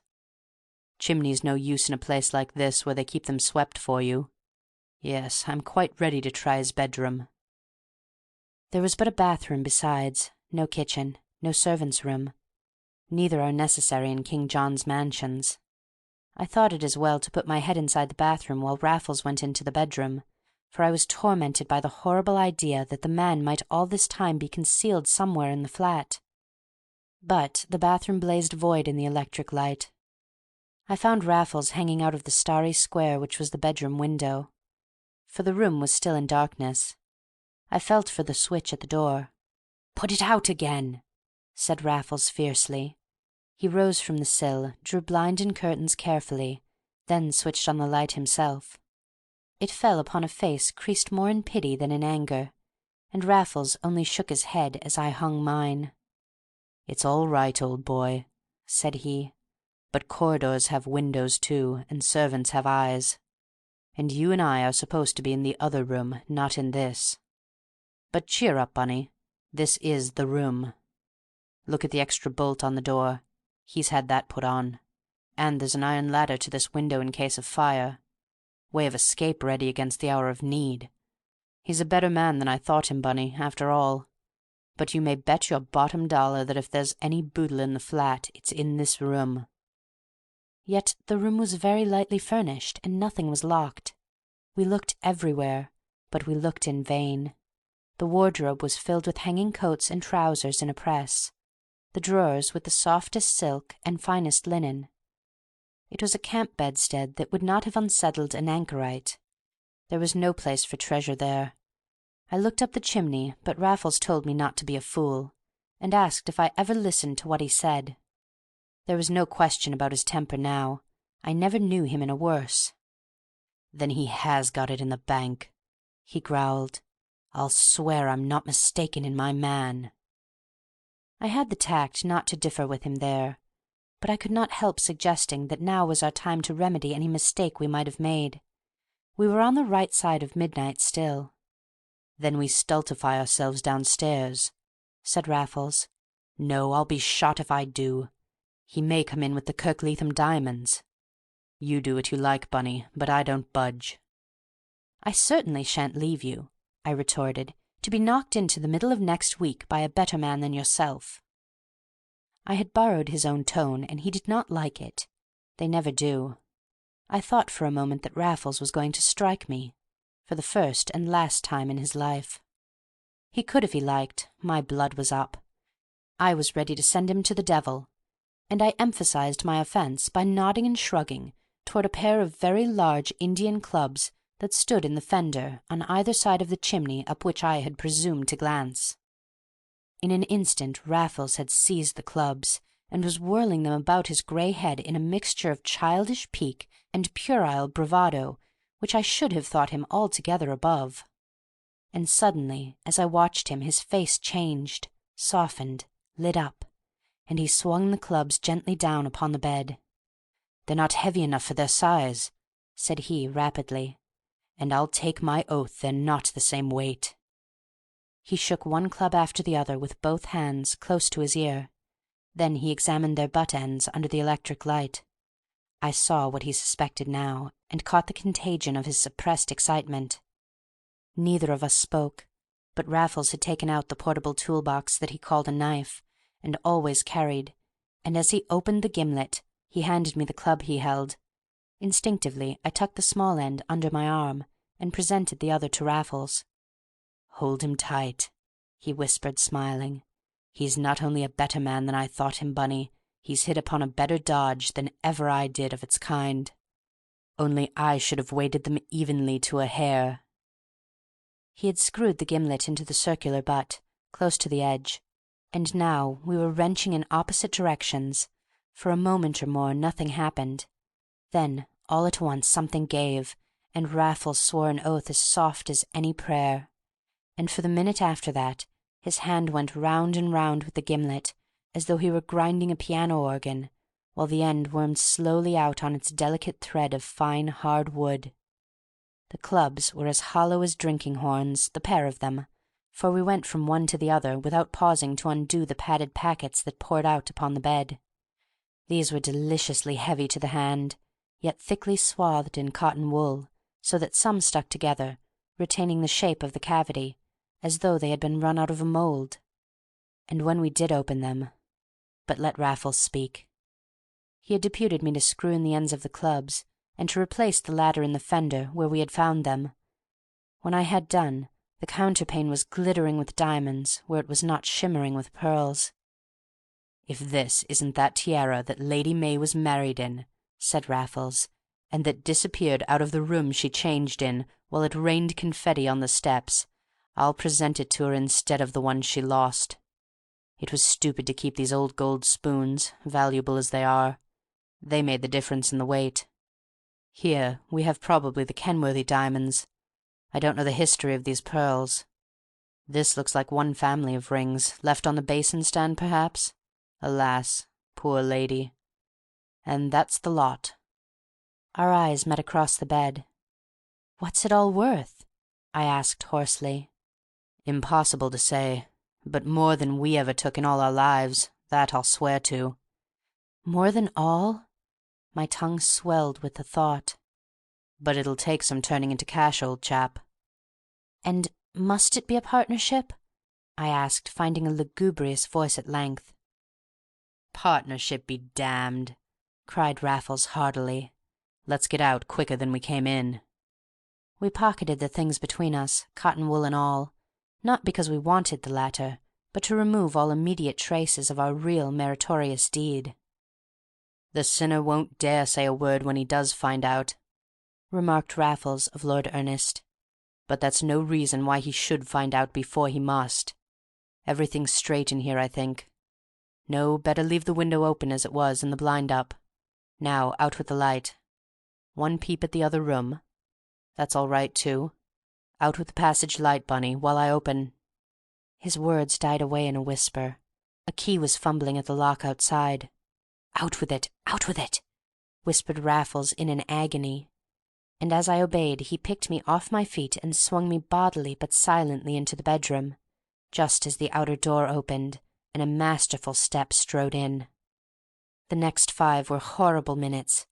We heard the apostle of rational drink unlock one of the deep drawers in his antique sideboard, and sounds followed suspiciously like the splash of spirits and the steady stream from a siphon. Never before or since did I experience such a thirst as assailed me at that moment, nor do I believe that many tropical explorers have known its equal. But I had Raffles with me, and his hand was as steady and as cool as the hand of a trained nurse. That I know because he turned up the collar of my overcoat for me, for some reason, and buttoned it at the throat. I afterwards found that he had done the same to his own, but I did not hear him doing it. The one thing I heard in the bedroom was a tiny metallic click, muffled and deadened in his overcoat pocket, and it not only removed my last tremor, but strung me to a higher pitch of excitement than ever. Yet I had then no conception of the game that Raffles was deciding to play, and that I was to play with him in another minute. It cannot have been longer before Lord Ernest came into his bedroom. Heavens, but my heart had not forgotten how to thump. We were standing near the door, and I could swear he touched me. Then his boots creaked, there was a rattle in the fender, and Raffles switched on the light.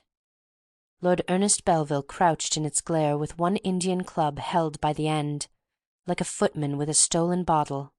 A good-looking, well-built, iron-grey, iron-jawed man, but a fool and a weakling at that moment, if he had never been either before. "Lord Ernest Belville," said Raffles, "it's no use. This is a loaded revolver, and if you force me I shall use it on you, as I would on any other desperate criminal. I am here to arrest you for a series of robberies at the Duke of Dorchester's, Sir John Kenworthy's, and other nobles' and gentlemen's houses during the present season. You'd better drop what you've got in your hand. It's empty." Lord Ernest lifted the club an inch or two, and with it his eyebrows, and after it his stalwart frame as the club crashed back into the fender. And as he stood at his full height, a courteous but ironic smile under the cropped moustache, he looked what he was, criminal or not. "Scotland Yard?" said he. "That's our affair, my lord." "I didn't think they'd got it in them," said Lord Ernest. "Now I recognize you. You're my interviewer. No, I didn't think any of you fellows had got all that in you. Come into the other room, and I'll show you something else. Oh, keep me covered by all means, but look at this."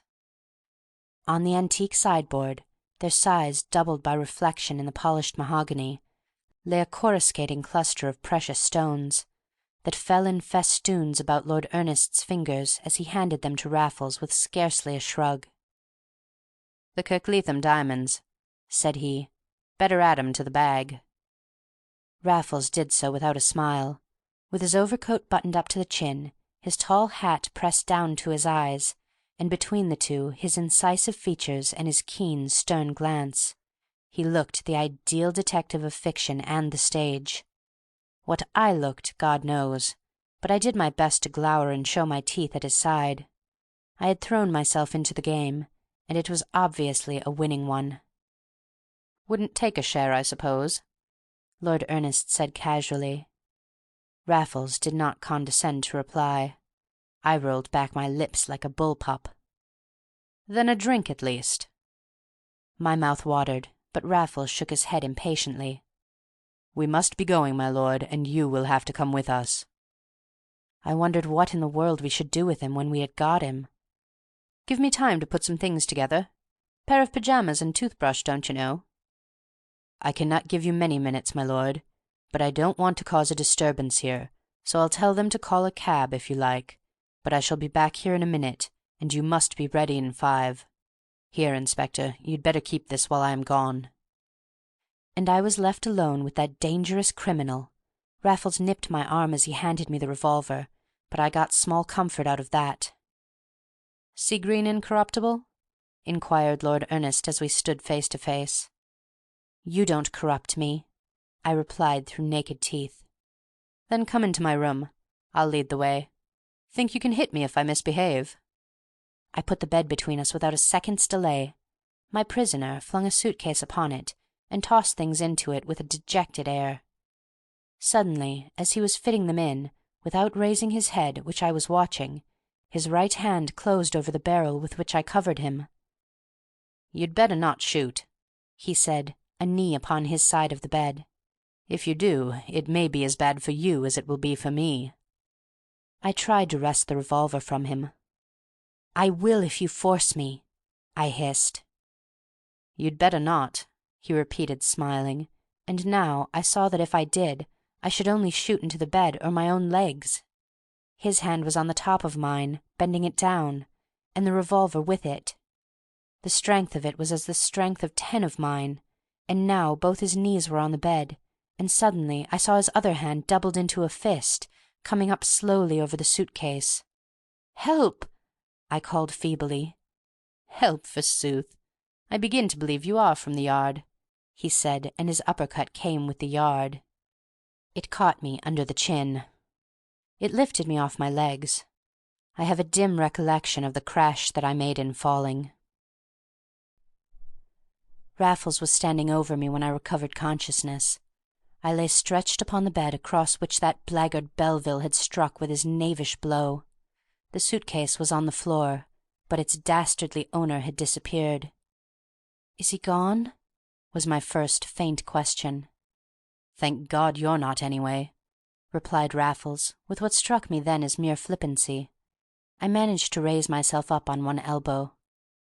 "I meant Lord Ernest Belville," said I with dignity. "Are you quite sure that he's cleared out?" Raffles waved a hand towards the window, which stood wide open to the summer stars. "Of course," said he, "and by the route I intended him to take. He's gone by the iron ladder, as I hoped he would. What on earth should we have done with him? My poor dear Bunny, I thought you'd take a bribe. But it's really more convincing as it is, and just as well for Lord Ernest to be convinced for the time being." "Are you sure he is?" I questioned, as I found a rather shaky pair of legs. "Of course," cried Raffles again, in a tone to make one blush for the least misgiving on the point. "Not that it matters one bit," he added airily, "for we have him either way, and when he does tumble to it, as he may any minute, he won't dare to open his mouth." "Then the sooner we clear out the better," said I, but I looked askance at the open window, for my head was still spinning. "When you feel up to it," returned Raffles, "we shall stroll out, and I shall do myself the honor of ringing for the lift. The force of habit is too strong in you, Bunny. I shall shut the window and leave everything exactly as we found it. Lord Ernest will probably tumble before he is badly missed, and then he may come back to put salt on us, but I should like to know what he can do, even if he succeeds. Come, Bunny, pull yourself together, and you'll be a different man when you're in the open air." And for a while I felt one, such was my relief at getting out of those infernal mansions with unfettered wrists. This we managed easily enough, but once more Raffles' performance of a small part was no less perfect than his more ambitious work upstairs, and something of the successful artist's elation possessed him as we walked arm in arm across St. James's Park.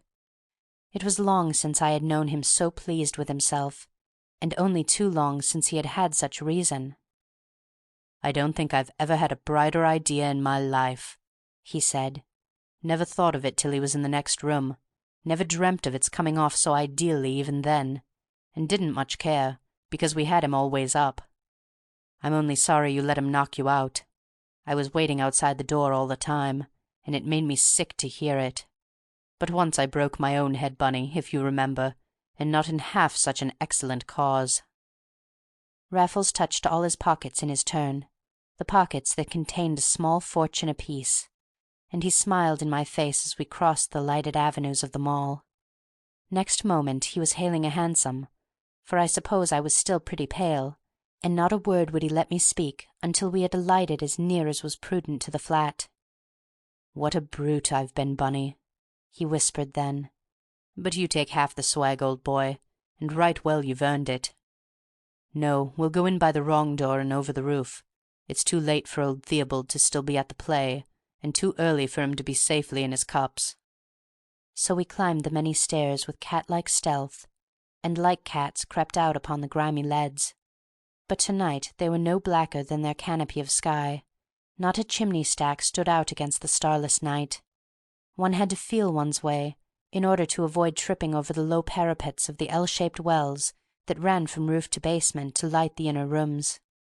One of these wells was spanned by a flimsy bridge with iron handrails that felt warm to the touch as Raffles led the way across. A hotter and closer night I have never known. "The flat will be like an oven," I grumbled, at the head of our own staircase. "Then we won't go down," said Raffles promptly. "We'll slack it up here for a bit instead. No, Bunny, you stay where you are. I'll fetch you a drink and a deck chair, and you shan't come down till you feel more fit." And I let him have his way. I will not say as usual, for I had even less than my normal power of resistance that night. That villainous uppercut! My head still sang and throbbed, as I seated myself on one of the aforesaid parapets, and buried it in my hot hands. Nor was the night one to dispel a headache. There was a distinct thunder in the air. Thus I sat in a heap, and brooded over my misadventure, a pretty figure of a subordinate villain, until the step came for which I waited, and it never struck me that it came from the wrong direction. "You have been quick," said I, simply. "Yes," hissed a voice I recognized. "and you've got to be quicker still. Here, out with your wrists. No, one at a time. And if you utter a syllable, you're a dead man." It was Lord Ernest Belville. His close-cropped iron-grey moustache gleamed through the darkness, drawn up over his set teeth. In his hand glittered a pair of handcuffs, and before I knew it one had snapped its jaws about my right wrist. "Now, come this way," said Lord Ernest, showing me a revolver also, "and wait for your friend. And recollect, a single syllable of warning will be your death." With that the ruffian led me to the very bridge I had just crossed at Raffles's heels, and handcuffed me to the iron rail midway across the chasm. It no longer felt warm to my touch, but icy as the blood in all my veins. So this high-born hypocrite had beaten us at our game and his, and Raffles had met his match at last.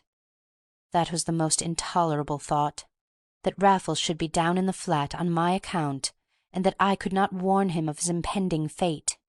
For how was it possible without making such an outcry as should bring the mansions about our ears?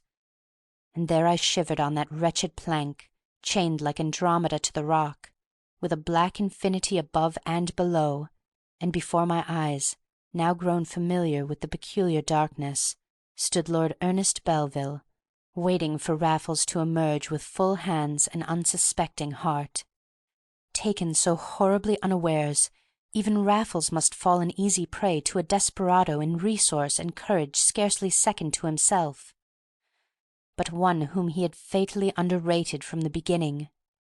Not that I paused to think how the thing had happened. My one concern was for what was to happen next. And what did happen was worse than my worst foreboding. For first a light came flickering into the sort of companion hatch at the head of the stairs, and finally Raffles, in his shirt-sleeves. He was not only carrying a candle to put the finishing touch to him as a target, he had dispensed with coat and waistcoat downstairs, and was at once full-handed and unarmed. "Where are you, old chap?" he cried softly, himself blinded by the light he carried, and he advanced a couple of steps towards Belville. "This isn't you, is it?" And Raffles stopped, his candle held on high, a folding-chair under the other arm. "No, I am not your friend," replied Lord Ernest easily, "but kindly remain standing exactly where you are, and don't lower that candle an inch, unless you want your brains blown into the street." Raffles never said a word, but for a moment did as he was bid, and the unshaken flame of the candle was testimony alike to the stillness of the night, and to the finest set of nerves in Europe. Then, to my horror, he coolly stooped, placing candle and chair on the leads, and his hands in his pockets, as though it were but a pop-gun that covered him. "Why didn't you shoot?" he asked insolently as he rose. "Frightened of the noise? I should be too with an old pattern machine like that. All very well for service in the field, but on the housetops at dead of night." "I shall shoot, however," replied Lord Ernest, as quietly in his turn, and with less insolence, "and chance the noise, unless you instantly restore my property. I'm glad you don't dispute the last word," he continued after a slight pause. "There is no keener honour than that which subsists, or ought to subsist, among thieves, and I need hardly say that I soon spotted you as one of the fraternity. Not in the beginning, mind you. For the moment I did think you were one of these smart detectives jumped to life from some sixpenny magazine. But to preserve the illusion, you ought to provide yourself with a worthier lieutenant. It was he who gave your show away," chuckled the wretch, dropping for a moment the affected style of speech which seemed intended to enhance our humiliation. "Smart detectives don't go about with little innocents to assist them. You needn't be anxious about him, by the way. It wasn't necessary to pitch him into the street. He is to be seen, though not heard, if you look in the right direction. Nor must you put all the blame upon your friend. It was not he, but you, who made so sure that I had got out by the window. You see, I was in my bathroom all the time with the door open." "The bathroom, eh?" Raffles echoed with professional interest. "And you followed us on foot across the park?" "Of course." "And then in a cab?" "And afterwards on foot once more." "The simplest skeleton key would let you in down below." I saw the lower half of Lord Ernest's face grinning in the light of the candle set between them on the ground. "You follow every move," said he. "There can be no doubt you are one of the fraternity, and I shouldn't wonder if we had formed our style upon the same model. Ever know A.J. Raffles?" The abrupt question took my breath away, but Raffles himself did not lose an instant over his answer. "Intimately," said he. "That accounts for you, then," laughed Lord Ernest, "as it does for me, though I never had the honour of the master's acquaintance. Nor is it for me to say which is the worthier disciple. Perhaps, however, now that your friend is handcuffed in mid-air, and you yourself are at my mercy, you will concede me some little temporary advantage." And his face split into another grin from the cropping moustache downward, as I saw no longer by candlelight, but by a flash of lightning which tore the sky in two before Raffles could reply. "You have the bulge at present," admitted Raffles, "but you have still to lay hands upon your, or our, ill-gotten goods. To shoot me is not necessarily to do so. To bring either one of us to a violent end is only to court yet a more violent and infinitely more disgraceful one for yourself. Family considerations alone should rule that risk out of your game. Now, an hour or two ago, when the exact opposite—" The remainder of Raffles' speech was drowned from my ears by the belated crash of thunder, which the lightning had foretold. So loud, however, was the crash when it came, that the storm was evidently approaching us at a high velocity. Yet as the last echo rumbled away, I heard Raffles talking as though he had never stopped. "You offered us a share," he was saying. "Unless you mean to murder us both in cold blood, it will be worth your while to repeat that offer. We should be dangerous enemies. You had far better make the best of us as friends." "Lead the way down to your flat," said Lord Ernest with a flourish of his service revolver, "and perhaps we may talk about it. It is for me to make the terms, I imagine, and in the first place I am not going to get wet to the skin up here." The rain was beginning in great drops even as he spoke, and by a second flash of lightning I saw Raffles pointing to me. "But what about my friend?" said he. Then came the second peal. "Oh, he's all right," the great brute replied. "Do him good. You don't catch me letting myself in for 2 to 1. "You will find it equally difficult," rejoined Raffles, "to induce me to leave my friend to the mercy of a night like this. He has not recovered from the blow you struck him in your own rooms. I am not such a fool as to blame you for that, But you are a worse sportsman than I take you for if you think of leaving him where he is. If he stays, however, so do I." And just as it ceased, Raffles's voice seemed distinctly nearer to me, but in the darkness and the rain, which was now as heavy as hail, I could see nothing clearly. The rain had already extinguished the candle. I heard an oath from Belville, a laugh from Raffles, and for a second that was all. Raffles was coming to me, and the other could not even see to fire. That was all I knew in the pitchy interval of invisible rain before the next crash and the next flash. And then, this time they came together, and not till my dying hour shall I forget the sight that the lightning lit and the thunder applauded. Raffles was on one of the parapets of the gulf that my footbridge spanned, and in the sudden illumination he stepped across it as one might across a garden path. The width was scarcely greater, but the depth! In the sudden flare I saw to the concrete bottom of the well, and it looked no larger than the hollow of my hand.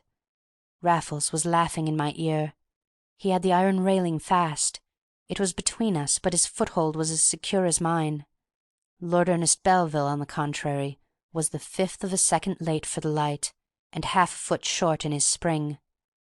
Something struck our plank bridge so hard as to set it quivering like a harp string. There was half a gasp and half a sob in mid-air beneath our feet, and then a sound far below that I prefer not to describe. I am not sure that I could hit upon the perfect simile. It is more than enough for me that I can hear it still. And with that sickening sound came the loudest clap of thunder yet, and a great white glare that showed us our enemy's body far below, with one white hand spread like a starfish, but the head of him mercifully twisted underneath. It was all his own fault, Bunny, poor devil. May he and all of us be forgiven. But pull yourself together for your own sake. Well, you can't fall. Stay where you are for a minute. I remember the uproar of the elements while Raffles was gone. No other sound mingled with it, not the opening of a single window, not the uplifting of a single voice. Then came Raffles with soap and water, and the gyve was wheedled from one wrist, as you withdraw a ring for which the finger has grown too large. Of the rest, I only remember shivering till morning in a pitch-dark flat, whose invalid occupier was for once the nurse, and I his patient. And that is the true ending of the episode, in which we two set ourselves to catch one of our own kidney. Albeit in another place I have shirked the whole truth. It is not a grateful task to show Raffles as completely at fault as he really was on that occasion, nor do I derive any subtle satisfaction from recounting my own twofold humiliation, or from having assisted never so indirectly in the death of a not uncongenial sinner. The truth, however, has after all a merit of its own, and the great kinsfolk of poor Lord Ernest have but little to lose by its divulgence. It would seem that they knew more of the real character of the apostle of rational drink than was known at Exeter Hall. The tragedy was indeed hushed up as tragedies only are when they occur in such circles, but the rumour that did get abroad, as to the class of enterprise which the poor scamp was pursuing when he met his death, cannot be too soon exploded, since it breathed upon the fair fame of some of the most respectable flats in Kensington. End of Chapter 5.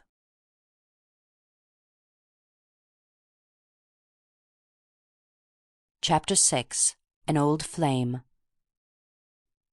The square shall be nameless, but if you drive due west from Piccadilly, the cabman will eventually find it on his left, and he ought to thank you for 2 shillings. It is not a fashionable square, but there are few with a finer garden, while the studios on the south side lend distinction of another sort. The houses, however, are small and dingy, and about the last to attract the expert practitioner in search of a crib. Heaven knows it was with no such thought that I trailed Raffles thither, one unlucky evening at the latter end of that same season, when Dr. Theobald had at last insisted upon the bath-chair which I had foreseen in the beginning. Trees whispered in the green garden aforesaid, and the cool smooth lawns looked so inviting that I wondered whether some philanthropic resident could not be induced to lend us the key. But Raffles would not listen to the suggestion when I stopped to make it, and what was worse, I found him looking wistfully at the little houses instead. Such balconies, Bunny. A leg up and there you would be. I expressed a conviction that there would be nothing worth taking in the square, but took care to have him under way again as I spoke.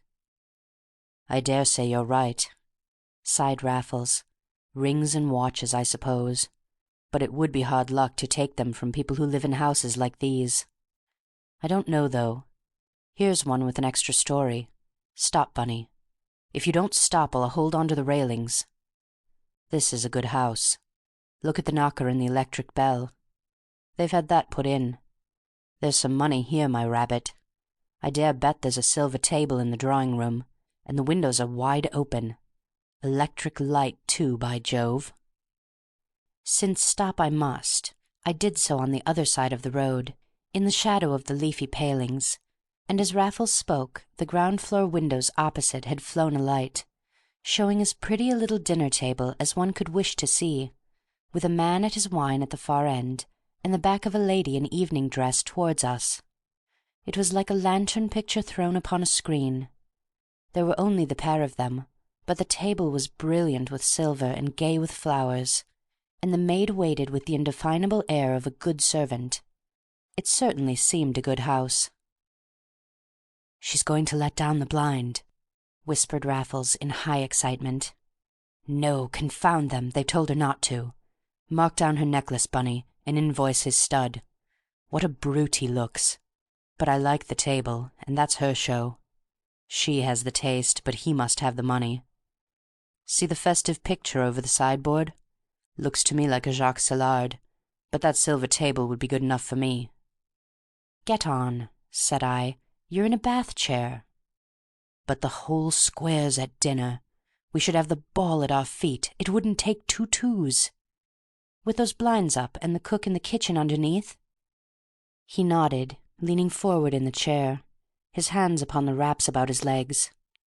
"You must be mad," said I, and got back to my handles with the word, but when I tugged the chair ran light. "Keep an eye on the rug," came in a whisper from the middle of the road, and there stood my invalid, his pale face in a quiver of pure mischief, yet set with his insane resolve. "I'm only going to see whether that woman has a silver table." "We don't want it." "It won't take a minute." "It's madness, madness."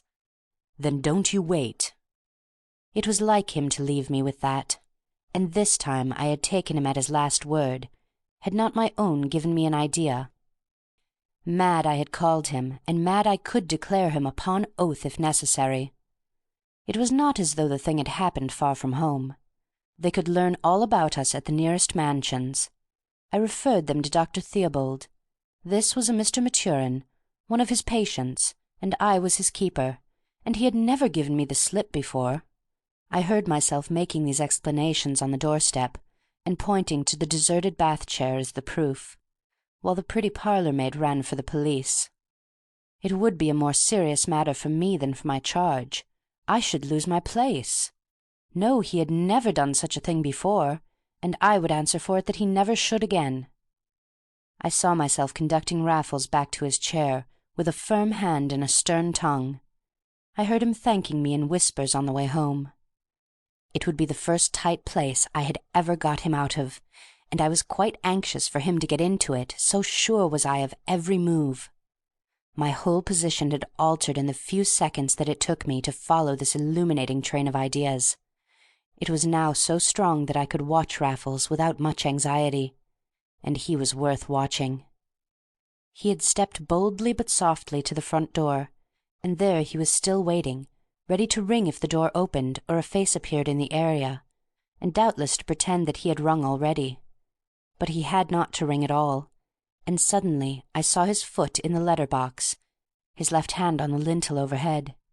It was thrilling, even to a hardened accomplice with an explanation up his sleeve, a tight grip with that left hand of his, as he leant back with all his weight upon those 5 fingers, a right arm stretched outward and upward to its last inch, and the base of the low projecting balcony was safely caught. I looked down and took breath. The maid was removing the crumbs in the lighted room, and the square was empty as before. What a blessing it was the end of the season! Many of the houses remained in darkness. I looked up again, and Raffles was drawing his left leg over the balcony railing. In another moment he had disappeared through one of the French windows which opened upon the balcony, and in yet another he had switched on the electric light within. This was bad enough, for now I, at least, could see everything he did. But the crowning folly was still to come. There was no point in it. The mad thing was done for my benefit, as I knew at once, and he afterward confessed. But the lunatic reappeared on the balcony, bowing like a mountebank in his crape mask. I set off with the empty chair, but I came back. I could not desert old Raffles, even when I would, but must try to explain away his mask as well if he had not sense to take it off in time. It would be difficult, but burglaries are not usually committed from a bath chair, and for the rest I put my faith in Dr. Theobald. Meanwhile, Raffles had at least withdrawn from the balcony, and now I could see only his head as he peered into a cabinet at the other side of the room. It was like the opera of Aida, in which two scenes are enacted simultaneously, one in the dungeon below, the other in the temple above. In the same fashion, my attention now became divided between the picture of Raffles moving stealthily about the upper room, and that of the husband and wife at table underneath. And all at once, as the man replenished his glass with a shrug of the shoulders, the woman pushed back her chair and sailed to the door. Raffles was standing before the fireplace upstairs. He had taken one of the framed photographs from the chimney-piece, and was scanning it at suicidal length through the eye-holes in the hideous mask which he still wore. He would need it after all. The lady had left the room below, opening and shutting the door for herself. The man was filling his glass once more. I would have shrieked my warning to Raffles, so fatally engrossed overhead, but at this moment, of all others, a constable, of all men, was marching sedately down our side of the square. There was nothing for it but to turn a melancholy eye upon the bath-chair, and to ask the constable the time. I was evidently to be kept there all night, I remarked, and only realized with the words that they disposed of my other explanation before they were uttered. It was a horrible moment for such a discovery. Fortunately, the enemy was on the pavement, from which he could scarcely have seen more than the drawing-room ceiling had he looked. But he was not many houses distant when a door opened and a woman gasped so that I heard both across the road, and never shall I forget the subsequent tableau in the lighted room behind the low balcony and the French windows. Raffles stood confronted by a dark and handsome woman whose profile, as I saw it first in the electric light, is cut like a cameo in my memory. It had the undeviating line of brow and nose, the short upper lip, the perfect chin, that are united in marble oftener than in the flesh, and like marble she stood, or rather like some beautiful pale bronze, for that was her colouring, and she lost none of it that I could see, neither trembled, but her bosom rose and fell, and that was all. So she stood without flinching before a masked ruffian, who I felt would be the first to appreciate her courage. To me it was so superb that I could think of it in this way even then, and marvel how Raffles himself could stand unabashed before so brave a figure. He had not to do so long. The woman scorned him, and he stood unmoved, a framed photograph still in his hand. Then, with a quick, determined movement, she turned, not to the door or to the bell, but to the open window by which Raffles had entered, and this with that accursed policeman still in view. So far no word had passed between the pair, but at this point Raffles said something.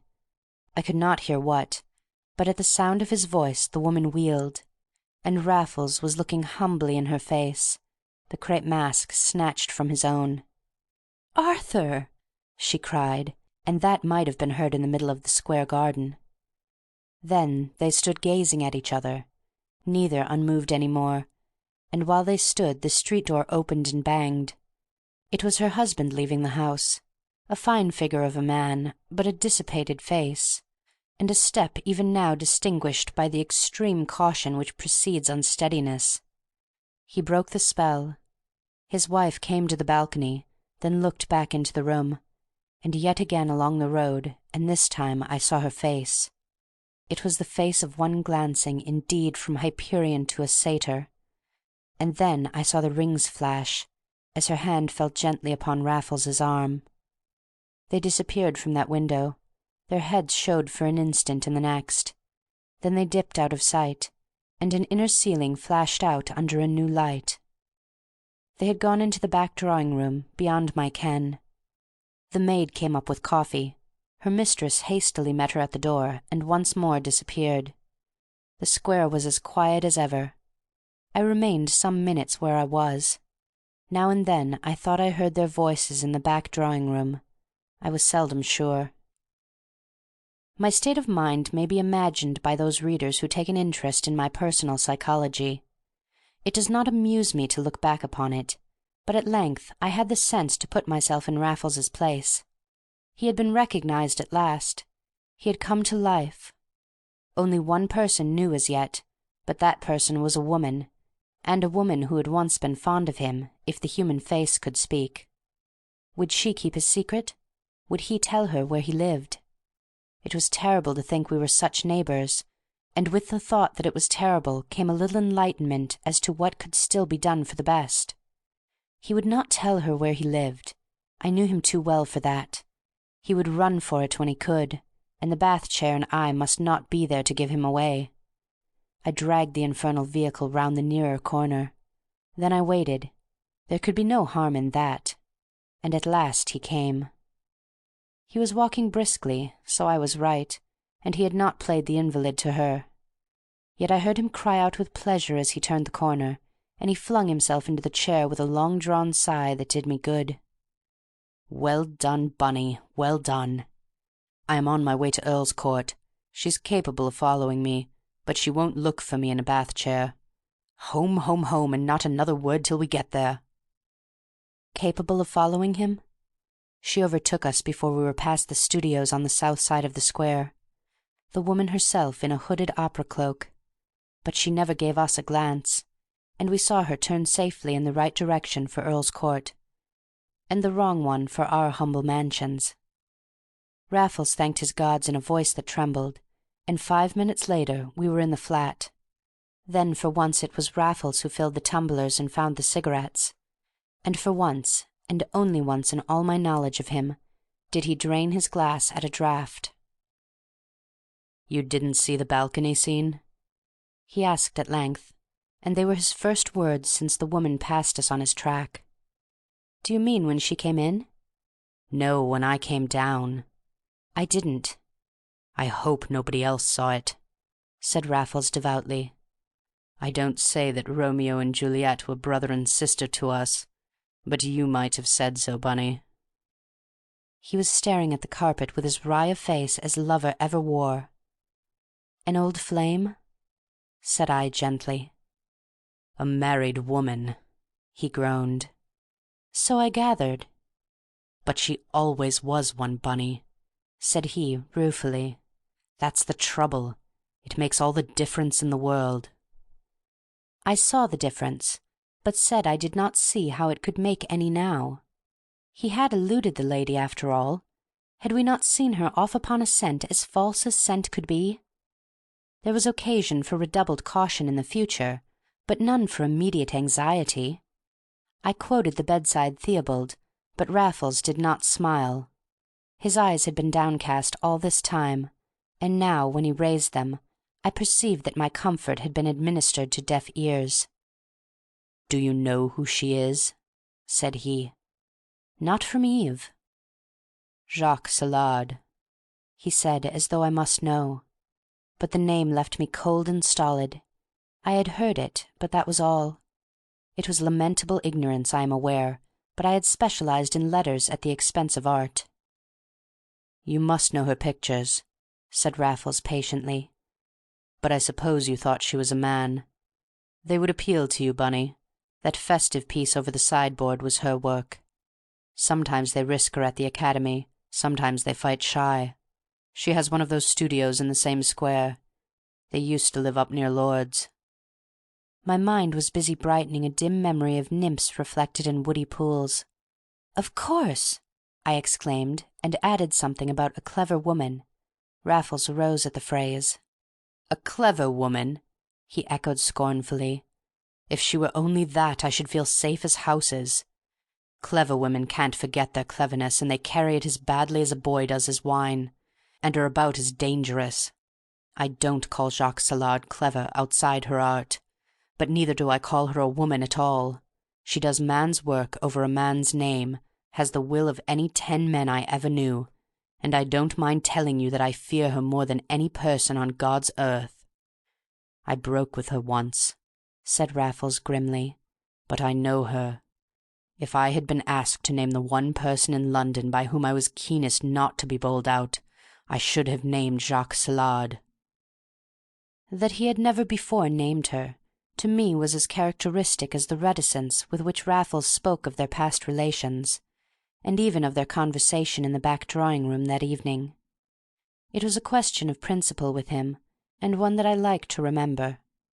"Never give a woman away, Bunny," he used to say, and he said it again to-night, but with a heavy cloud upon him, as though his chivalry was sorely tried. "That's all right," said I, "if you're not going to be given away yourself." "That's just it, Bunny, that's just—" The words were out of him. It was too late to recall them. I had hit the nail upon the head. "So she threatened you," I said, "did she?" "I didn't say so," he replied coldly. "And she is mated with a clown," I pursued. "How she ever married him," he admitted, "is a mystery to me." "It always is," said I, the wise man for once, and rather enjoying the role. "Southern blood?" "Spanish." "She'll be pestering you to run off with her, old chap," said I. Raffles was pacing the room. He stopped in his stride for half a second. So she had begun pestering him already. It is wonderful how acute any fool can be in the affairs of his friend. But Raffles resumed his walk without a syllable, and I retreated to safer ground. "So you sent her to Earlscourt?" I mused aloud, and at last he smiled. "You'll be interested to hear, Bunny," said he, "that I am now living in 7 Dials, and Bill Sikes couldn't hold a farthing dip to me. Bless you, she had my old police record at her fingers' ends, but it was fit to frame compared with the one I gave her. I had sunk as low as they dig. I divided my nights between the open parks and a thieves' kitchen in 7 Dials. If I was decently dressed, it was because I had stolen the suit down the Thames Valley beat the night before last. I was on my way back when first that sleepy square, and then her open window proved too much for me. You should have heard me beg her to let me push on to the devil in my own way. There I spread myself, for I meant every word, but I swore the final stage would be a 6-foot drop. "You did lay it on," said I. "It was necessary, and that had its effect. She let me go, but at the last moment she said she didn't believe I was so black as I painted myself, and then there was the balcony scene you missed." So that was all.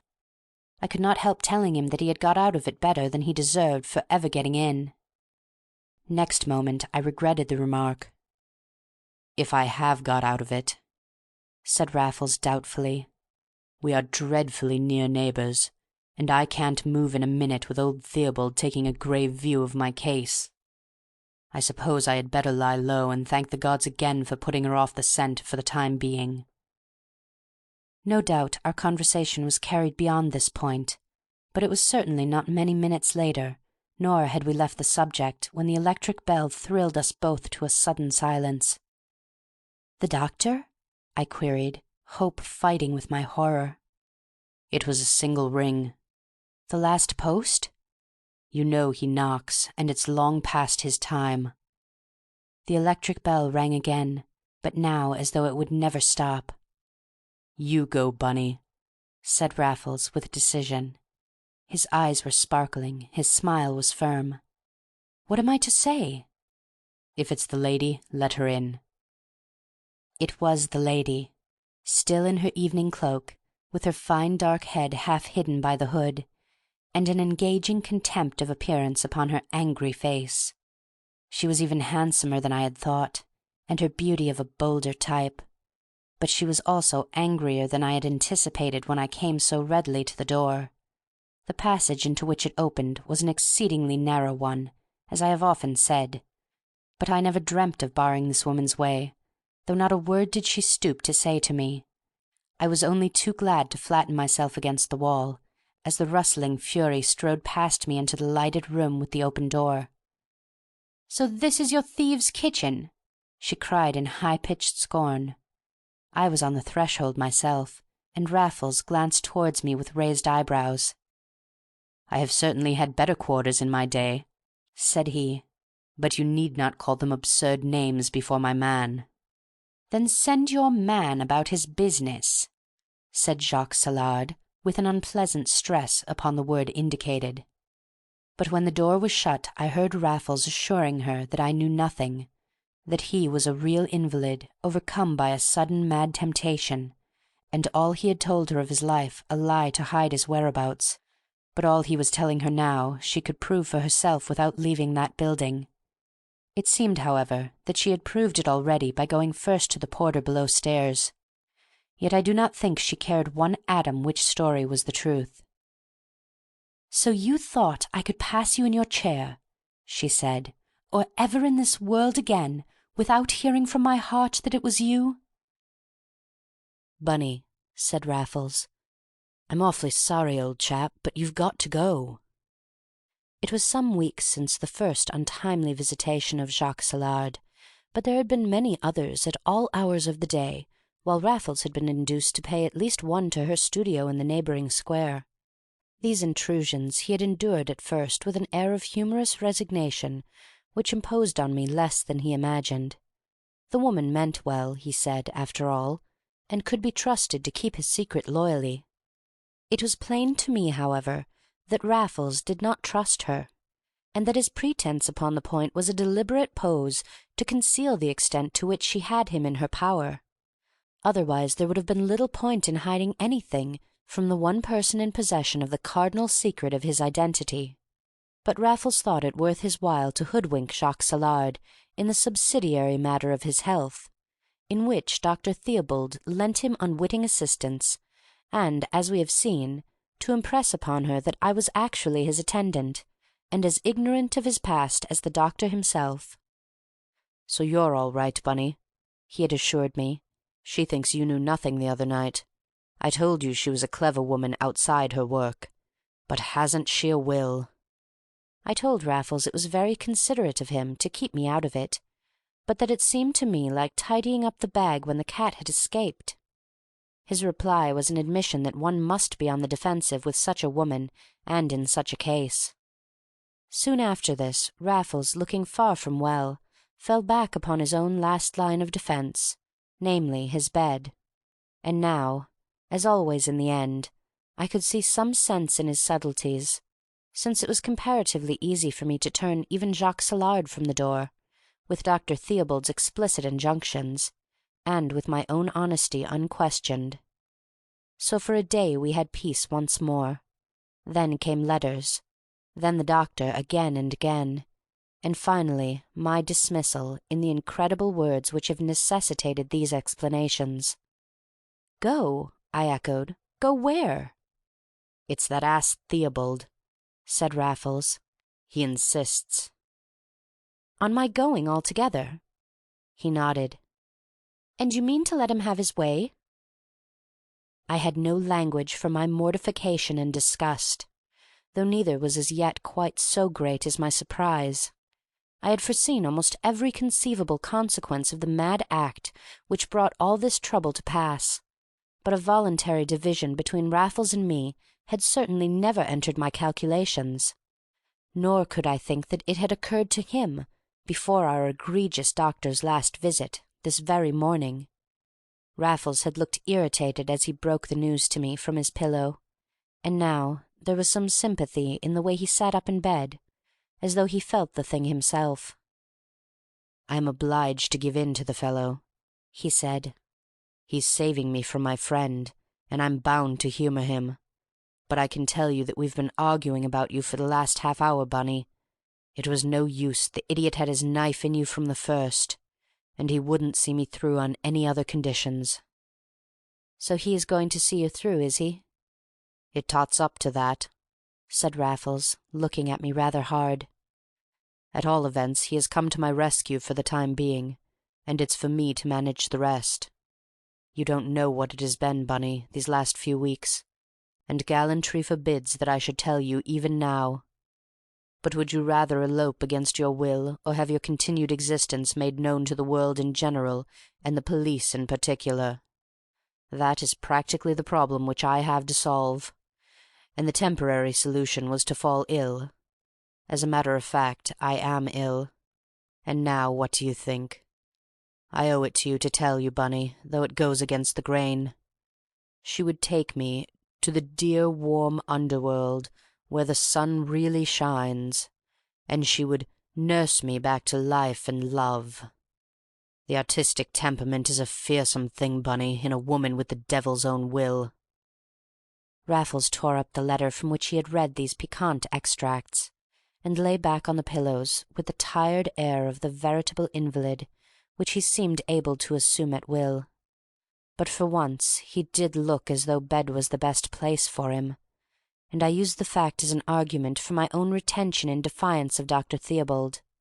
The town was full of typhoid, I said, and certainly that autumnal scourge was in the air. Did he want me to leave him at the very moment when he might be sickening for a serious illness? "You know I don't, my good fellow," said Raffles wearily. "But Theobald does, and I can't afford to go against him now. Not that I really care what happens to me, now that that woman knows I'm in the land of the living. She'll let it out, to a dead certainty, and at the best there'll be a hue and cry, which is the very thing I have escaped all these years. Now, what I want you to do is to go and take some quiet place somewhere, and then let me know, so that I may have a port in the storm when it breaks." "Now you're talking," I cried, recovering my spirits. "I thought you meant to go and drop a fellow altogether." "Exactly the sort of thing you would think," rejoined Raffles, with a contempt that was welcome enough after my late alarm. "No, my dear Rabbit, what you've got to do is to make a new burrow for us both. Try down the Thames, in some quiet nook that a literary man would naturally select. I've often thought that more use might be made of a boat, while the family are at dinner, than there ever has been yet. If Raffles is to come to life, old chap, he shall go a-raffling for all he's worth. There's something to be done with a bicycle, too. Try Ham Common, or Roehampton, or some such sleepy hollow a trifle off the line, and say you're expecting your brother from the colonies." Into this arrangement I entered without the slightest hesitation, for we had funds enough to carry it out on a comfortable scale, and Raffles placed a sufficient share at my disposal for the nonce. Moreover, I for one was only too glad to seek fresh fields and pastures new, a phrase which I determined to interpret literally in my choice of fresh surroundings. I was tired of our submerged life in the poky little flat, especially now that we had money enough for better things. I myself of late had dark dealings with the receivers, with the result that poor Lord Ernest Belville's successes were now indeed ours. Subsequent complications had been more the galling on that account, while the wanton way in which they had been created was the most irritating reflection of all. But it had brought its own punishment upon Raffles, and I fancied the lesson would prove salutary when we again settled down. "If ever we do, Bunny," said he, as I took his hand and told him how I was already looking forward to the time. "But of course we will," I cried, concealing the resentment at leaving him which his tone and his appearance renewed in my breast. "I'm not so sure of it," he said gloomily. "I'm in somebody's clutches, and I've got to get out of them first." "I'll sit tight until you do." "Well," he said, "if you don't see me in 10 days, you never will." "Only 10 days?" I echoed. "That's nothing at all." "A lot may happen in 10 days," replied Raffles in the same depressing tone, so very depressing in him. And with that he held out his hand a second time, and dropped mine suddenly, after as sudden a pressure for farewell.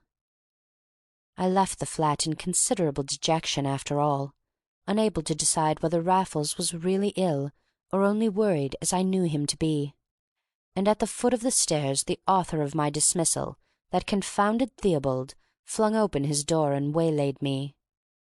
"Are you going?" he demanded. The traps in my hands proclaimed that I was, but I dropped them at his feet to have it out with him then and there.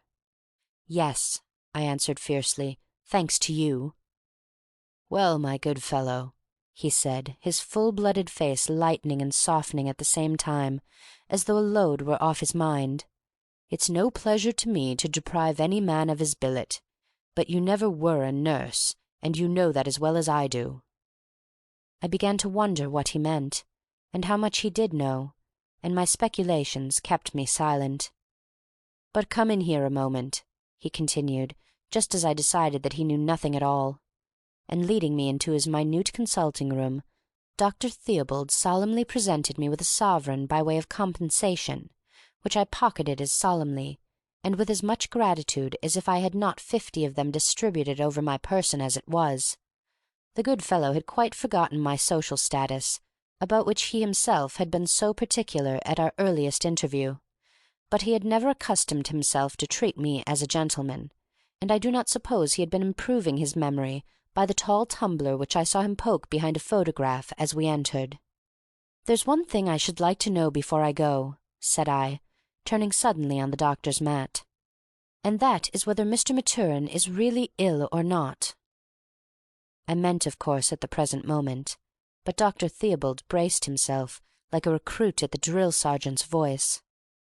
"Of course he is," he snapped, "so ill as to need a nurse who can nurse, by way of a change." With that his door shut in my face, and I had to go my way, in the dark as to whether he had mistaken my meaning, and was telling me a lie or not. But for my misgivings on this point, I might have extracted some very genuine enjoyment out of the next few days. I had decent clothes to my back, with money, as I say, in most of the pockets, and more freedom to spend it than was possible in the constant society of a man whose personal liberty depended on a universal supposition that he was dead. Raffles was as bold as ever, and I as fond of him, but whereas he would run any risk in a professional exploit, there were many innocent recreations still open to me which would have been sheer madness in him. He could not even watch a match from the sixpenny seats at Lord's cricket ground, where the gentlemen were every year in a worse way without him. He never travelled by rail, and dining out was a risk only to be run with some ulterior object in view. In fact, much as it had changed, Raffles could no longer show his face with perfect impunity in any quarter or at any hour. Moreover, after the lesson he had now learnt, I foresaw increased caution on his part in this respect. But I myself was under no such perpetual disadvantage, and while what was good enough for Raffles was quite good enough for me so long as we were together, I saw no harm in profiting by the present opportunity of doing myself well. Such were my reflections on the way to Richmond in a hansom cab. Richmond had struck us both as the best centre of operations in search of the suburban retreat which Raffles wanted, and by road, in a well-appointed, well-selected hansom, was certainly the most agreeable way of getting there. In a week or 10 days Raffles was to write to me at the Richmond post office, but for at least a week I should be on my own. It was not an unpleasant sensation as I leant back in the comfortable hansom, and rather to one side, in order to have a good look at myself in the bevelled mirror that is almost as great an improvement in these vehicles as the rubber tires. Really, I was not an ill-looking youth, if one may call oneself such at the age of 30.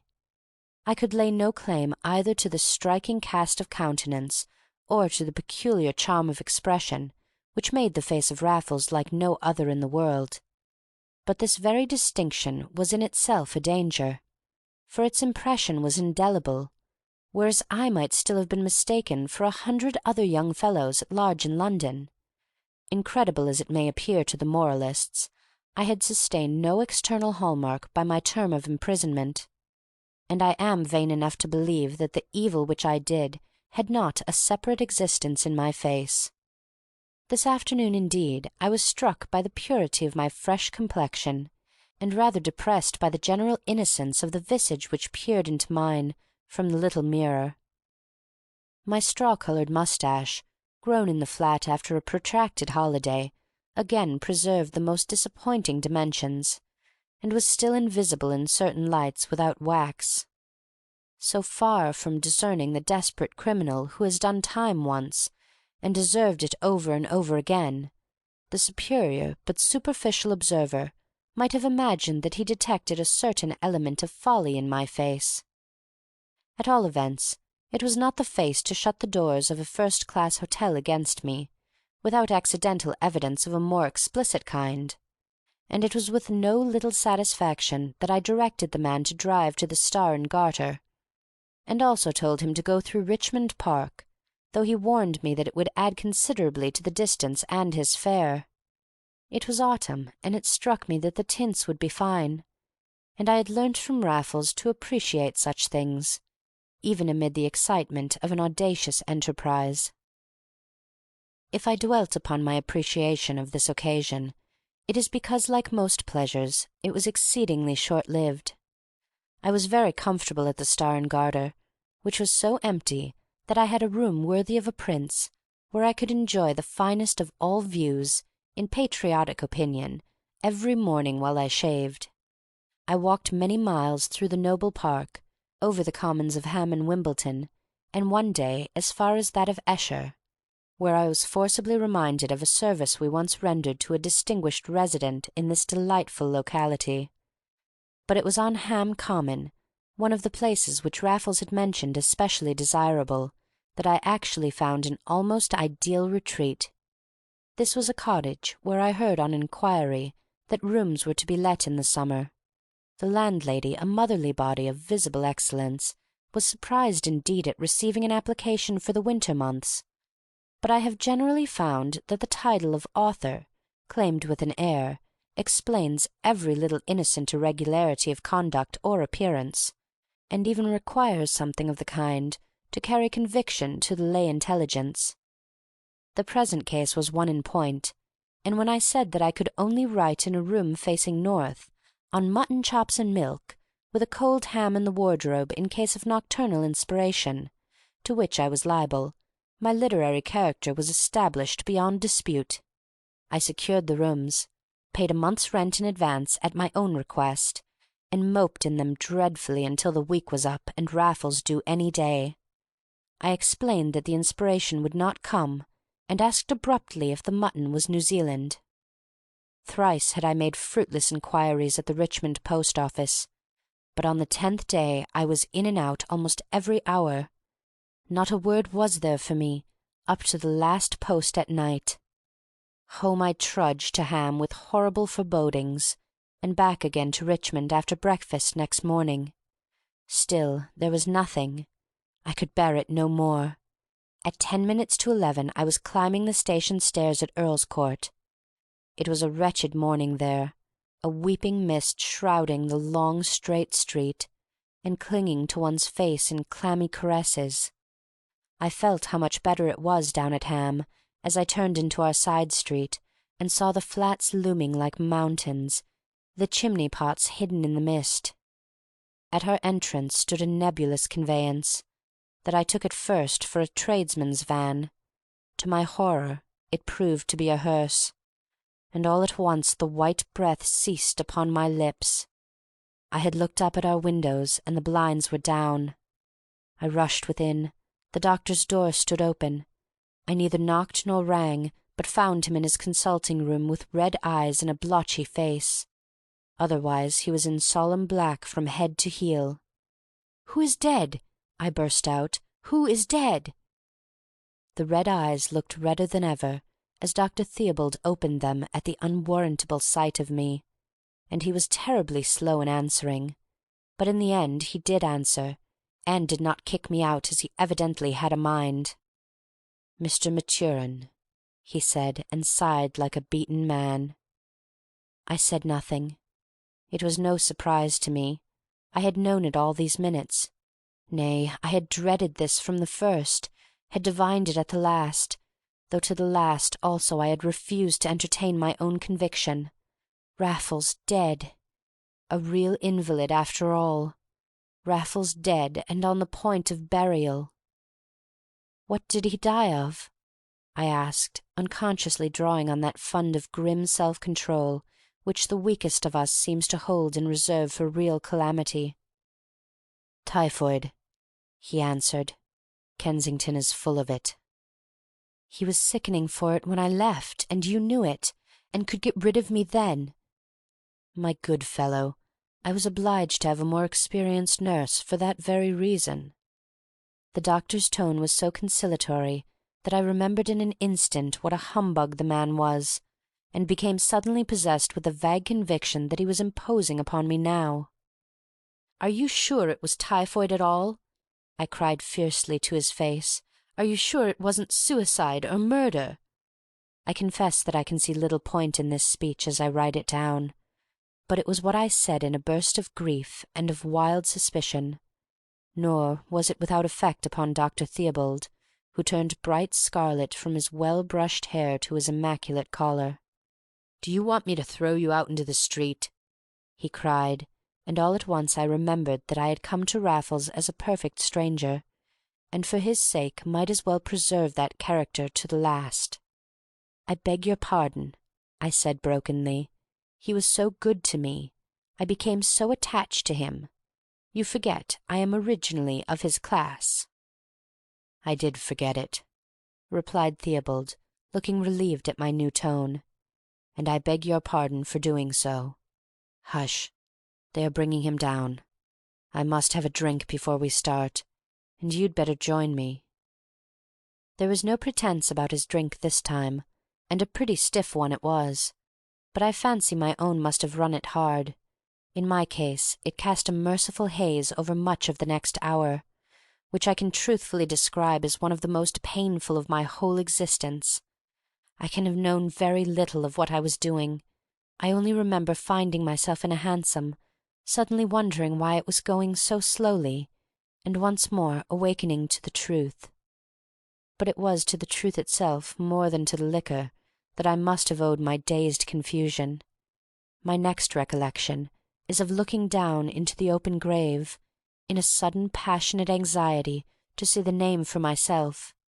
It was not the name of my friend, of course, but it was the one under which he had passed for many months. I was still stupefied by a sense of inconceivable loss, and had not raised my eyes from that which was slowly forcing me to realize what had happened, when there was a rustle at my elbow, and a shower of hothouse flowers passed before them, falling like huge snowflakes where my gaze had rested. I looked up, and at my side stood a majestic figure in deep mourning. The face was carefully veiled, but I was too close not to recognize the masterful beauty whom the world knew as Jacques Saillard. I had no sympathy with her.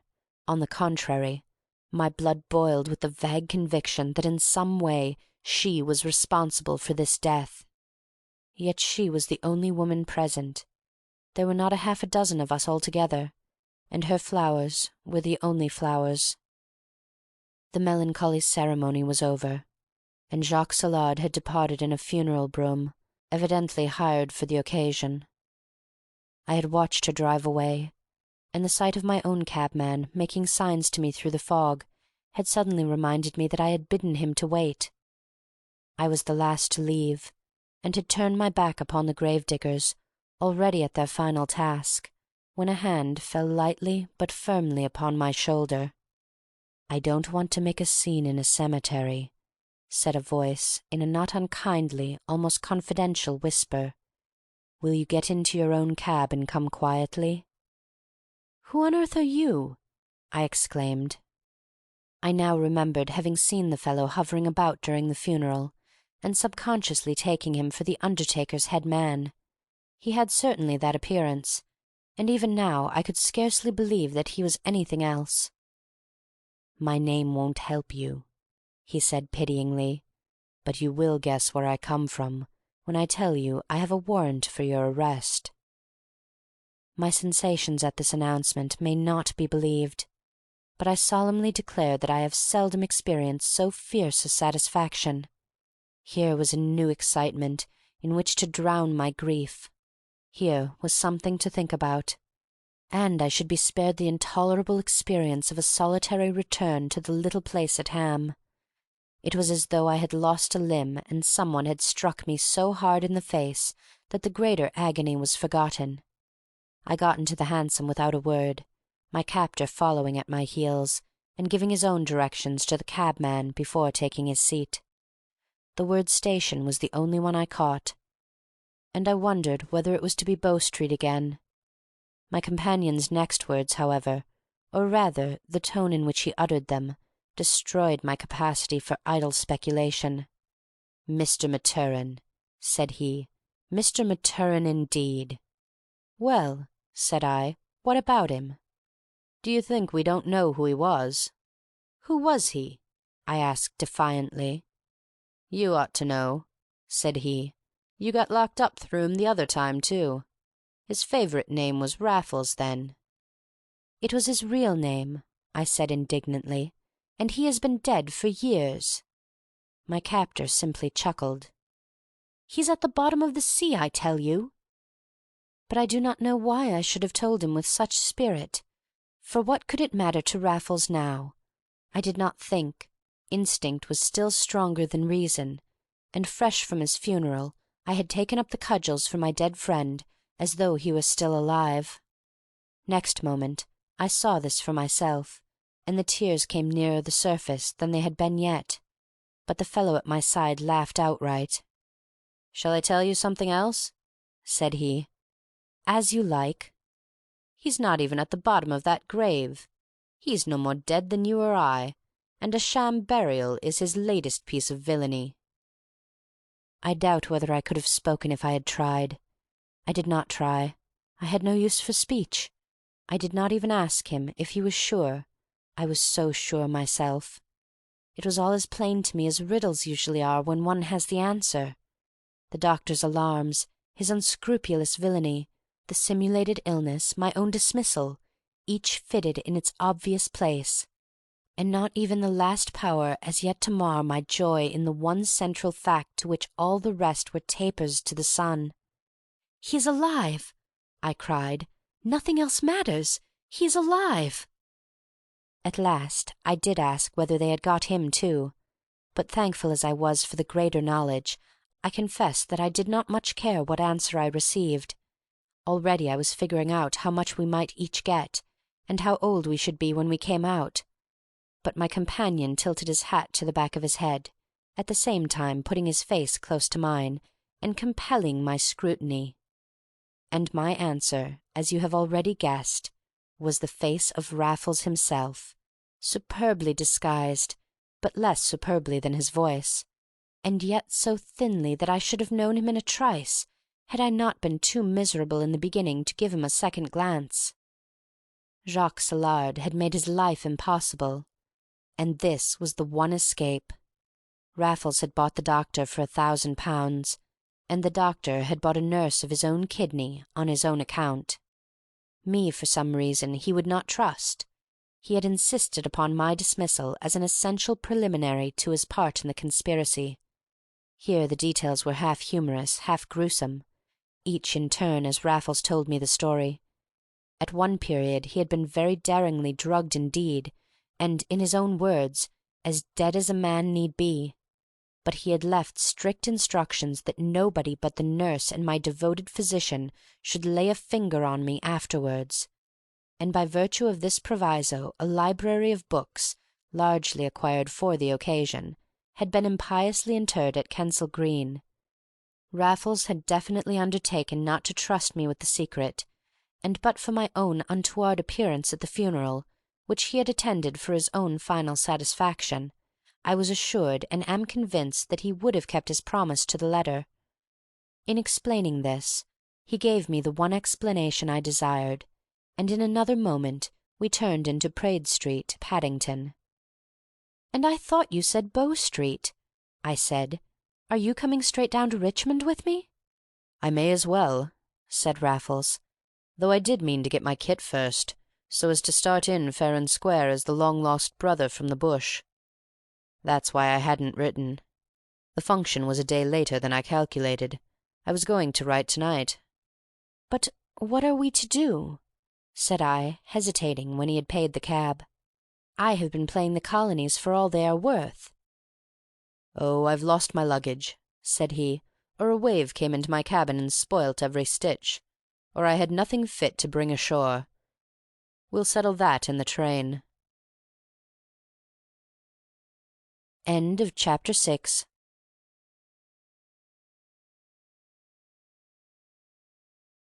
Chapter 7. The Wrong House. My brother Ralph, who now lived with me on the edge of Ham Common, had come home from Australia with a curious affection of the eyes, due to long exposure to the glare out there, and necessitating the use of clouded spectacles in the open air. He had not the rich complexion of the typical colonist, being indeed peculiarly pale, but it appeared that he had been confined to his berth for the greater part of the voyage, while his prematurely grey hair was sufficient proof that the rigours of bush life had at last undermined an originally tough constitution. Our landlady, who spoilt my brother from the first, was much concerned on his behalf, and wished to call in the local doctor, but Ralph said dreadful things about the profession, and quite frightened the good woman by arbitrarily forbidding her ever to let a doctor inside her door. I had to apologize to her for the painful prejudices and violent language of these colonists, but the old soul was easily mollified. She had fallen in love with my brother at first sight, and she never could do too much for him. It was owing to our landlady that I took to calling him Ralph, for the first time in our lives, on her beginning to speak of and to him as Mr. Raffles. "This won't do," said he to me. "It's a name that sticks." "It must be my fault. She must have heard it from me," said I, self-reproachfully. "You must tell her it's the short for Ralph." "But it's longer." "It's the short," said he, "and you've got to tell her so." Henceforth I heard as much of Mr. Ralph, his likes and dislikes, what he would fancy and what he would not, and oh, what a dear gentleman he was, that I often remembered to say Ralph, old chap, myself. It was an ideal cottage, as I said when I found it, and in it our delicate man became rapidly robust. Not that the air was also ideal, for when it was not raining we had the same faithful mist from November to March, but it was something to Ralph to get any air at all, other than night air, and the bicycle did the rest. We taught ourselves, and may I never forget our earlier rides, through and through Richmond Park when the afternoons were shortest, upon the incomparable Ripley Road when we gave a day to it. Raffles rode a Beast and Humber. A Royal Sunbeam was good enough for me, but he insisted on our both having Dunlop tires. They seem the most popular brand. I had my eye on the road all the way from Ripley to Cobham, and there were more Dunlop marks than any other kind. Bless you, yes, they all leave their special tracks, and we don't want ours to be extra special. The Dunlop's like a rattlesnake, and the Palmer leaves telegraph wires. But surely the Serpent is more in our line. That was the winter when there were so many burglaries in the Thames Valley from Richmond upward. It was said that the thieves used bicycles in every case. But what is not said? They were sometimes on foot, to my knowledge, and we took a great interest in a series, or rather sequence, of successful crimes. Raffles would often get his devoted old lady to read him the latest local accounts, while I was busy with my writing, much I wrote, in my own rooms. We even rode out by night ourselves, to see if we could not get on the tracks of the thieves, and never did we fail to find hot coffee on the hob for our return. We had indeed fallen upon our feet. Also, the misty nights might have been made for the thieves, but their success was not so consistent, and never so enormous as people said, especially the sufferers, who lost more valuables than they had ever been known to possess. Failure was often the caitiff's portion, and disaster once, owing, ironically enough, to that very mist which should have served them. But as I am going to tell you the story with some particularity, and perhaps some gusto, you will see why who read. The right house stood on high ground near the river, with quite a drive, in at one gate and out at the other, sweeping past the steps. Between the two gates was a half-moon of shrubs, to the left of the steps a conservatory, and to their right the walk leading to the tradesmen's entrance and the back premises. Here also was the pantry window, of which more anon. The right house was also the residence of an opulent stockbroker, who wore a heavy watch-chain and seemed fair game. There would have been two objections to it had I been the stockbroker. The house was one of a row, though a goodly row, and an army crammer had established himself next door. There is a type of such institutions in the suburbs. The youths go about in knickerbockers, smoking pipes, except on Saturday nights, when they lead each other home from the last train. It was none of our business to spy upon these boys, but their manners and customs fell within the field of observation, and we did not choose the night upon which the whole row was likely to be kept awake. The night that we did choose was as misty as even the Thames Valley is capable of making them. Raffles smeared Vaseline upon the plated parts of his beast and humber before starting, and our dear landlady cosseted us both, and prayed we might see nothing of the nasty burglars, not denying as the reward would be very handy to them that got it, to say nothing of the honour and glory. We had promised her a liberal perquisite in the event of our success, but she must not give other cyclists our idea by mentioning it to a soul. It was about midnight when we cycled through Kingston to Surbiton, having trundled our machines across Ham Fields, mournful in the mists as those by Acheron, and so over Teddington Bridge. I often wonder why the pantry window is the vulnerable point of 9 houses out of 10. This house of ours was almost the 10th, for the window in question had bars of sorts, but not the right sort. The only bars that Raffles allowed to beat him were the kind that are let into the stone outside. Those fixed within are merely screwed to the woodwork, and you can unscrew as many as necessary if you take the trouble and have the time. Barred windows are usually devoid of other fasteners worthy the name. This one was no exception to that foolish rule, and a push with the penknife did its business. I am giving householders some valuable hints, and perhaps deserve a good mark from the critics. These, in any case, are the points that I would see to, were I a rich stockbroker in a riverside suburb.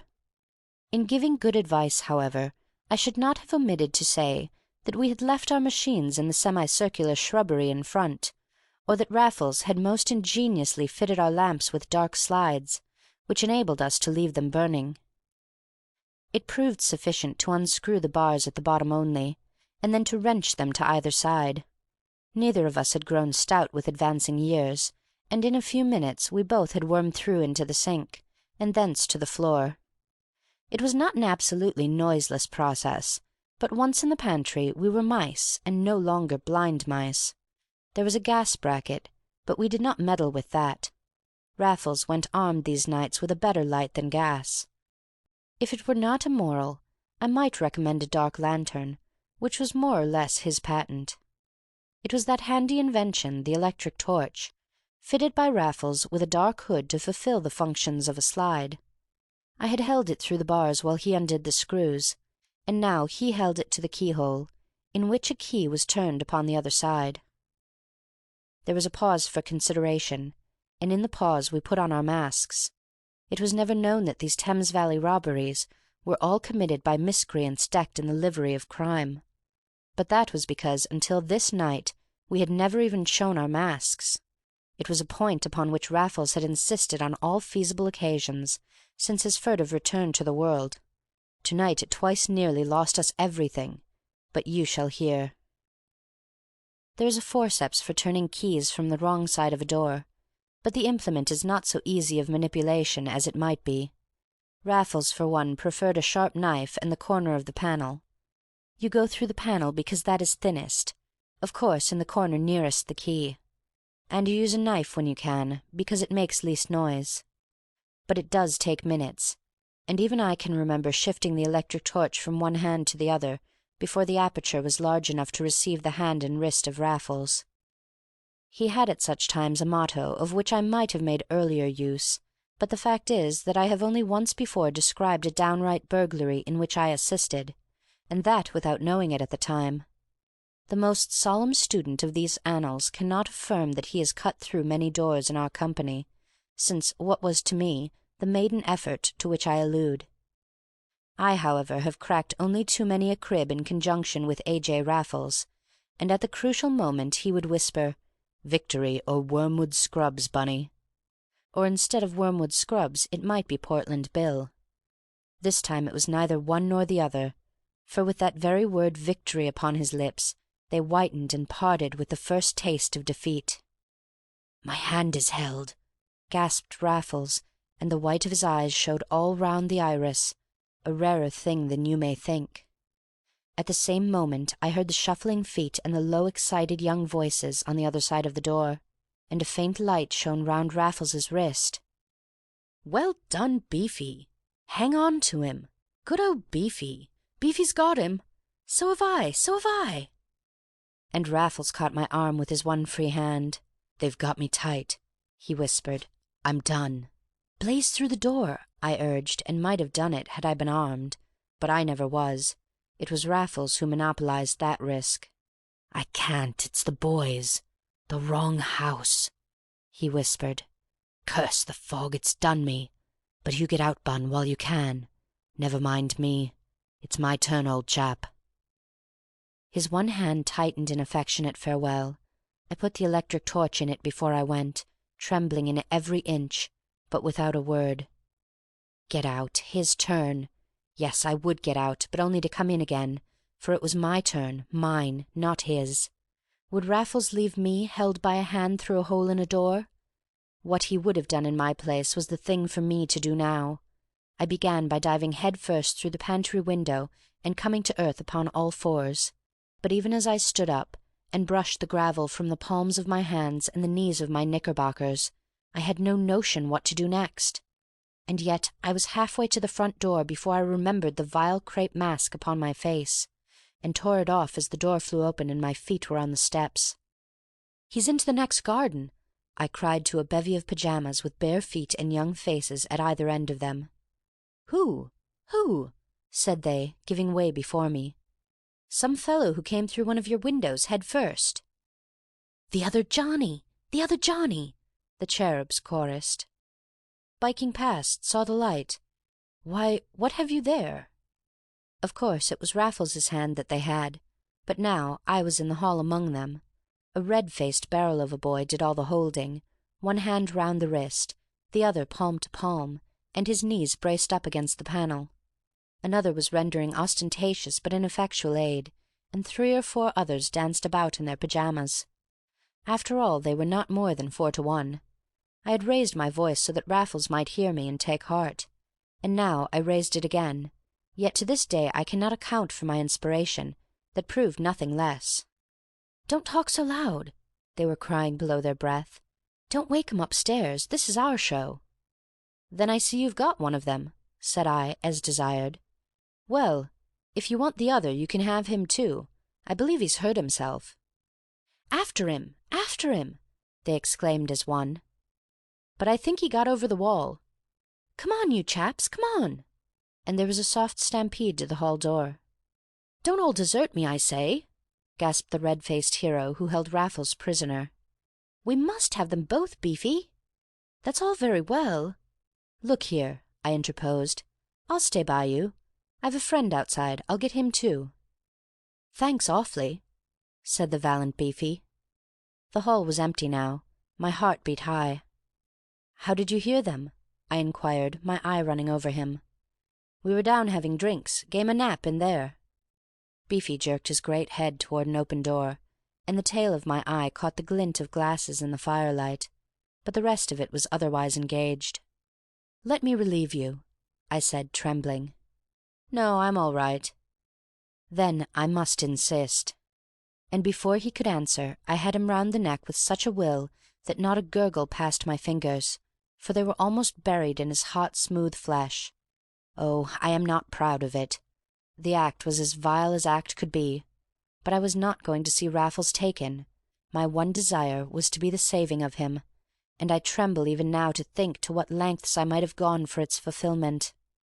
As it was, I squeezed and tugged until one strong hand gave way after the other, and came feeling round for me, but feebly, because they had held on so long. And what do you suppose was happening at the same moment? The pinched white hand of Raffles, reddening with returning blood, and with a clot of blood upon the wrist, was craning upward and turning the key in the lock without a moment's loss. "Steady on, Bunny." And I saw that Beefy's ears were blue, but Raffles was feeling in his pockets as he spoke. "Now let him breathe," said he, clapping his handkerchief over the poor youth's mouth. An empty vial was in his other hand, and the first few stertorous breaths that the poor boy took were the end of him for the time being. Oh, but it was villainous, my part especially, for he must have been far gone to go the rest of the way so readily. I began by saying I was not proud of this deed, but its dastardly character has come home to me more than ever with the penance of writing it out. I see in myself, at least my then self, things that I never saw quite so clearly before. Yet let me be quite sure that I would not do the same again. I had not the smallest desire to throttle this innocent lad, nor did I, but only to extricate Raffles from the most hopeless position he was ever in. And after all, it was better than a blow from behind. On the whole, I will not alter a word, nor whine about the thing any more. We lifted the plucky fellow into Raffles's place in the pantry, locked the door on him, and put the key through the panel. Now was the moment for thinking of ourselves, and again that infernal mask which Raffles swore by came near the undoing of us both. We had reached the steps when we were hailed by a voice, not from without but from within, and I had just time to tear the accursed thing from Raffles's face before he turned. A stout man with a blond moustache was on the stairs, in his pyjamas like the boys. "What are you doing here?" said he. "There has been an attempt upon your house," said I, still spokesman for the night, and still on the wings of inspiration. "Your sons—" "My pupils." "Indeed. Well, they heard it, drove off the thieves, and have given chase." "And where do you come in?"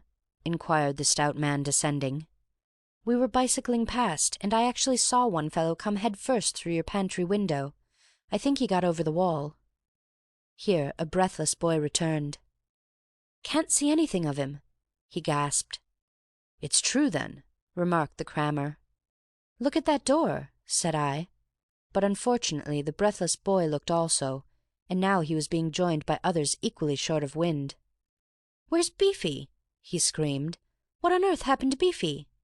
"My good boys," exclaimed the crammer, "will one of you be kind enough to tell me what you have been doing, and what these gentlemen have been doing for you? Come in all, before you get your deaths. I see lights in the classroom, and more than lights. Can these be signs of a carouse?" "A very innocent one, sir," said a well-set-up youth with more moustache than I have yet. "Well, Olphert, boys will be boys. Suppose you tell me what happened before we come to recriminations." The bad old proverb was my first warning. I caught two of the youths exchanging glances under raised eyebrows, yet their stout, easy-going mentor had given me such a reassuring glance of sidelong humour as between man of the world and man of the world that it was difficult to suspect him of suspicion. I was nevertheless itching to be gone. Young Olphert told his story with engaging candour. It was true that they had come down for an hour's nap and cigarettes. Well, and there was no denying that there was whiskey in the glasses.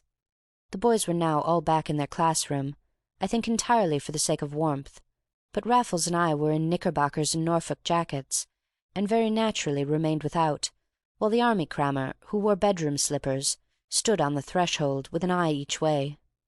The more I saw of the man, the better I liked, and the more I feared him. His chief annoyance thus far was that they had not called him when they heard the noise, that they had dreamt of leaving him out of the fun. But he seemed more hurt than angry about that.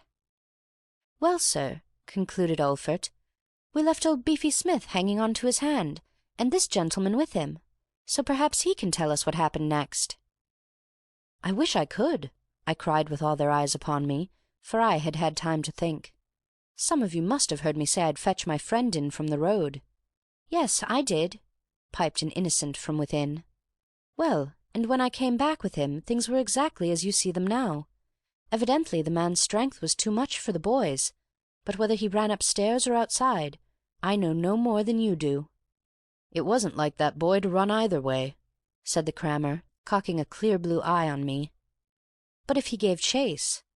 "It wasn't like him even to let go." "I don't believe Beefy ever would," put in Olfert.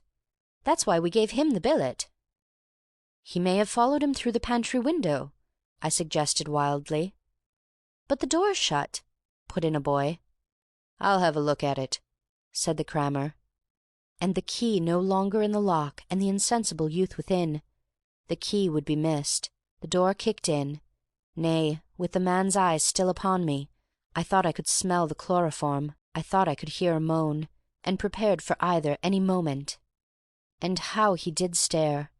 I have detested blue eyes ever since, and blonde moustaches, and the whole stout, easy-going type that is not such a fool as it looks. I had brazened it out with the boys, but the first grown man was too many for me, and the blood ran out of my heart as though there was no Raffles at my back. Indeed, I had forgotten him. I had so longed to put this thing through by myself. Even in my extremity, it was almost a disappointment to me when his dear, cool voice fell like a delicious draught upon my ears. But its effect upon the others is more interesting to recall. Until now the crammer had the centre of the stage, but at this point Raffles usurped a place which was always his at will. People would wait for what he had to say, as these people waited now for the simplest and most natural thing in the world. "One moment," he had begun. "Well?" said the crammer, relieving me of his eyes at last. "I don't want to lose any of the fun." "Nor must you," said the crammer with emphasis. "But we've left our bikes outside, and mine's a beast in Humber," continued Raffles. "If you don't mind, we'll bring him in before these fellows get away on them." And out he went without a look to see the effect of his words. I after him with a determined imitation of his self-control, but I would have given something to turn round. I believe that for one moment the shrewd instructor was taken in, but as I reached the steps I heard him asking his pupils whether any of them had seen any bicycles outside. That moment, however, made the difference. We were in the shrubbery, Raffles with his electric torch drawn and blazing, when we heard the kicking at the pantry door, and in the drive with our bicycles, before man and boys poured pell-mell down the steps. We rushed our machines to the nearest gate, for both were shut, and we got through and swung it home behind us in the nick of time. Even I could mount before they could reopen the gate, which Raffles held against them for half an instant with unnecessary gallantry. But he would see me in front of him, and so it fell to me to lead the way. Now, I have said that it was a very misty night, hence the whole thing, and also that these houses were on a hill. But they were not nearly on the top of the hill, and I did what I firmly believed that almost everybody would have done in my place. Raffles, indeed, said he would have done it himself, but that was his generosity, and he was the one man who would not. What I did was to turn in the opposite direction to the other gate, where we might so easily have been cut off, and to pedal for my life, uphill. "My God!" I shouted when I found it out. "Can you turn in your own length?" asked Raffles, following loyally. "Not certain." "Then stick to it. You couldn't help it, but it's the devil of a hill." "And here they come." "Let them," said Raffles, and brandished his electric torch, our only light as yet. A hill seems endless in the dark, for you cannot see the end, and with the patter of bare feet gaining on us, I thought this one could have no end at all. Of course the boys could charge up it quicker than we could pedal, but I even heard the voice of their stout instructor growing louder through the mist. "Oh, to think I've let you in for this!" I groaned, my head over the handlebars, every ounce of my weight first on one foot then on the other. I glanced at Raffles, and in the white light of his torch he was doing it all with his ankles, exactly as though he had been riding in a gymkhana. "It's the most sporting chase I was ever in," said he. "It's all my fault." "My dear Bunny, I wouldn't have missed it for the world." Nor would he forge ahead of me, though he could have done so in a moment, he who from his boyhood had done everything of the kind so much better than anybody else.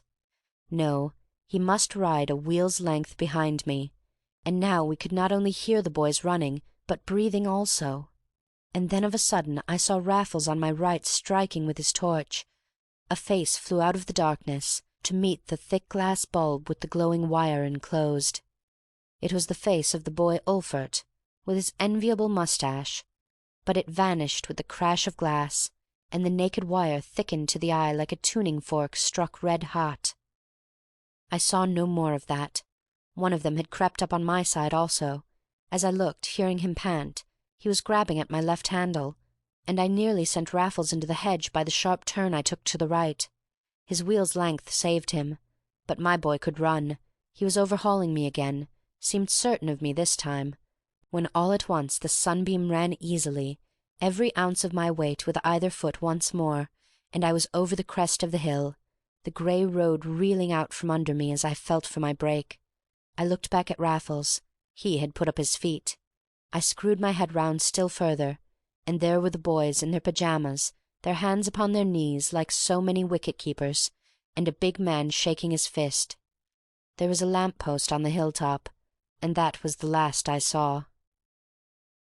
We sailed down to the river, then on through Thames Ditton, as far as Esher Station, when we turned sharp to the right, and from the dark stretch by Imber Court came to light in Molesey, and were soon pedalling like gentlemen of leisure through Bushey Park.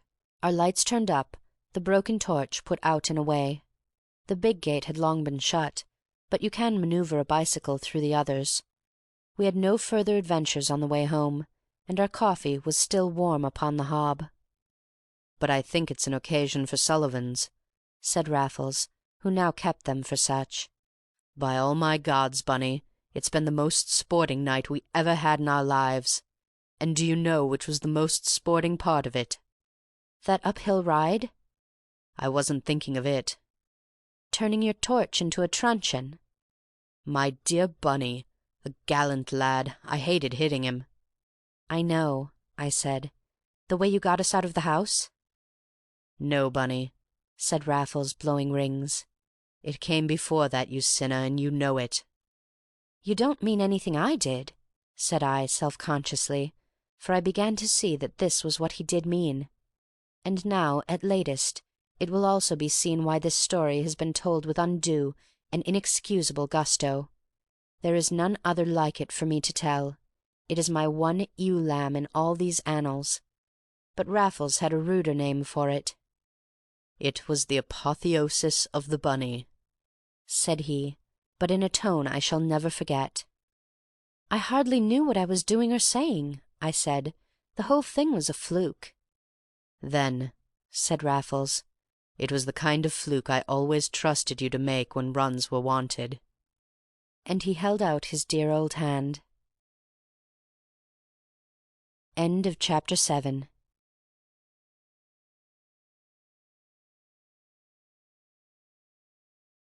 Chapter 8. The Knees of the Gods. "The worst of this war," said Raffles, "is the way it puts a fellow off his work." It was, of course, the winter before last, and we had done nothing dreadful since the early autumn. Undoubtedly the war was the cause. Not that we were among the earlier victims of the fever. I took disgracefully little interest in the negotiations, while the ultimatum appealed to Raffles as a sporting flutter. Then we gave the whole thing till Christmas. We still missed the cricket in the papers, but one russet afternoon we were in Richmond, and a terrible type was shouting himself hoarse with "'Eavy British lorses, orful slaughter o' the Boers, orful slaughter, 'eavy British lorses." I thought the terrible type had invented it, but Raffles gave him more than he asked, and then I held the bicycle while he tried to pronounce Elan Slachta. We were never again without our sheaf of evening papers, and Raffles ordered 3 morning ones, and I gave up mine in spite of its literary page. We became strategists. We knew exactly what Buller was to do on landing, and still better, what the other generals should have done. Our map was the best that could be bought, with flags that deserved a better fate than standing still. Raffles woke me to hear The Absent-Minded Beggar on the morning it appeared. He was one of the first substantial subscribers to the fund. By this time our dear landlady was more excited than we. To our enthusiasm for Thomas she added a personal bitterness against the wild boars, as she persisted in calling them, each time as though it were the first. I could linger over our landlady's attitude in the whole matter. That was her only joke about it, and the true humorist never smiled at it herself. But you had only to say a syllable for the venerable gentleman, declared by her to be at the bottom of it all, to hear what she could do to him if she caught him. She could put him in a cage and go on tour with him, and make him howl and dance for his food, like a debased bear before a fresh audience every day. Yet a more kind-hearted woman I have never known. The war did not uplift our landlady as it did her lodgers. But presently it ceased to have that precise effect upon us. Bad was being made worse and worse, and then came more than Englishmen could endure, in that black week, across which the names of 3 African villages are written forever in letters of blood. "All 3 pegs," groaned Raffles on the last morning of the week. "Neck and crop, neck and crop." It was his first word of cricket since the beginning of the war. We were both depressed. Old schoolfellows had fallen, and I know Raffles envied them. He spoke so wistfully of such an end. To cheer him up, I proposed to break into one of the many more or less royal residences in our neighbourhood. A tough crib was what he needed, but I will not trouble you with what he said to me. There was less crime in England that winter than for years past. There was none at all in Raffles, and yet there were those who could denounce the war. So we went on for a few of those dark days, Raffles very glum and grim, till one fine morning the yeomanry idea put new heart into us all. It struck me at once as the glorious scheme it was to prove, but it did not hit me where it hit others. I was not a fox hunter, and the gentlemen of England would scarcely have owned me as one of them. The case of Raffles was in that respect still more hopeless, he who had even played for them at Lord's, and he seemed to feel it. He would not speak to me all the morning. In the afternoon he went for a walk alone. It was another man who came home, flourishing a small bottle packed in white paper. "Bunny," said he, "I never did lift my elbow. It's the one vice I never had. It has taken me all these years to find my tipple, Bunny, but here it is. My panacea, my elixir, my magic philtre." I thought he had been at it on the road, and asked him the name of the stuff. "Look and see, Bunny." And if it wasn't a bottle of ladies' hair dye, warranted to change any shade into the once fashionable yellow within a given number of applications. "What on earth," said I, "are you going to do with this?" "Dive for my country," he cried, swelling. "Dulce decorum est, Bunny, my boy." "Do you mean that you are going to the front?" "If I can without coming to it." I looked at him as he stood in the firelight, straight as a dart, spare but wiry, alert, laughing, flushed from his wintry walk. And as I looked, all the years that I had known him, and more besides, slipped from him in my eyes. I saw him captain of the 11 at school. I saw him running with the muddy ball on days like this, running round the other 15 as a sheep-dog round a flock of sheep. He had his cap on still, and but for the grey hairs underneath. But here I lost him in a sudden mist.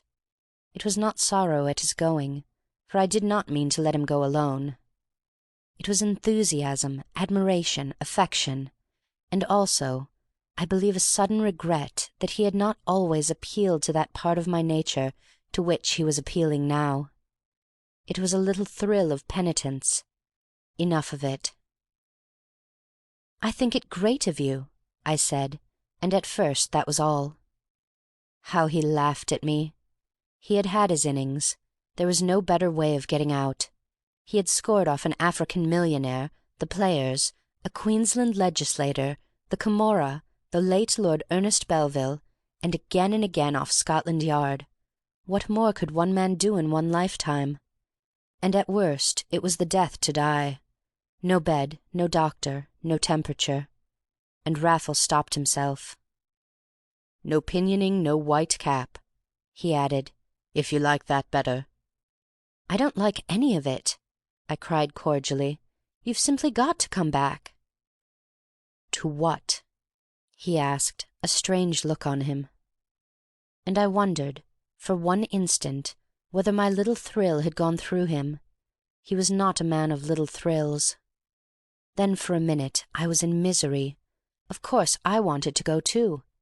He shook my hand without a word, but how could I? They would never have me, a branded jailbird in the Imperial Yeomanry. Raffles burst out laughing. He had been looking very hard at me for about 3 seconds. "You rabbit!" he cried. "Even to think of it! We might as well offer ourselves to the Metropolitan Police Force. No, Bunny, we go out to the Cape on our own, and that's where we enlist. One of these regiments of a regular horse is the thing for us. You spend part of your pretty penny on horseflesh, I believe, and you remember how I rode in the bush. We're the very men for them, Bunny, and they won't ask to see our birthmarks out there. I don't think even my hoary locks would put them off, but it would be too conspicuous in the ranks." Our landlady first wept on hearing our determination, and then longed to have the pulling of certain whiskers, with the tongs, and they should be red hot. But from that day, and for as many as were left to us, the good soul made more of us than ever. Not that she was at all surprised. Dear brave gentlemen who could look for burglars on their bicycles at dead of night. It was only what you might expect of them, bless their lion hearts. I wanted to wink at Raffles, but he would not catch my eye. He was a ginger-headed Raffles by the end of January, and it was extraordinary what a difference it made. His most elaborate disguises had not been more effectual than this simple expedient, and with khaki to complete the subdual of his individuality, he had every hope of escaping recognition in the field. The man he dreaded was the officer he had known in old days. There were ever so many of them at the front, and it was to minimize this risk that we went out second class at the beginning of February. It was a weeping day, a day in a shroud, cold as clay, yet for that very reason an ideal day upon which to leave England for the sunny front. Yet my heart was heavy as I looked my last at her. It was heavy as the raw, thick air, until Raffles came and leant upon the rail at my side. "I know what you are thinking, and you've got to stop," said he. "It's on the knees of the gods, Bunny, whether we do or we don't, and thinking won't make us see over their shoulders."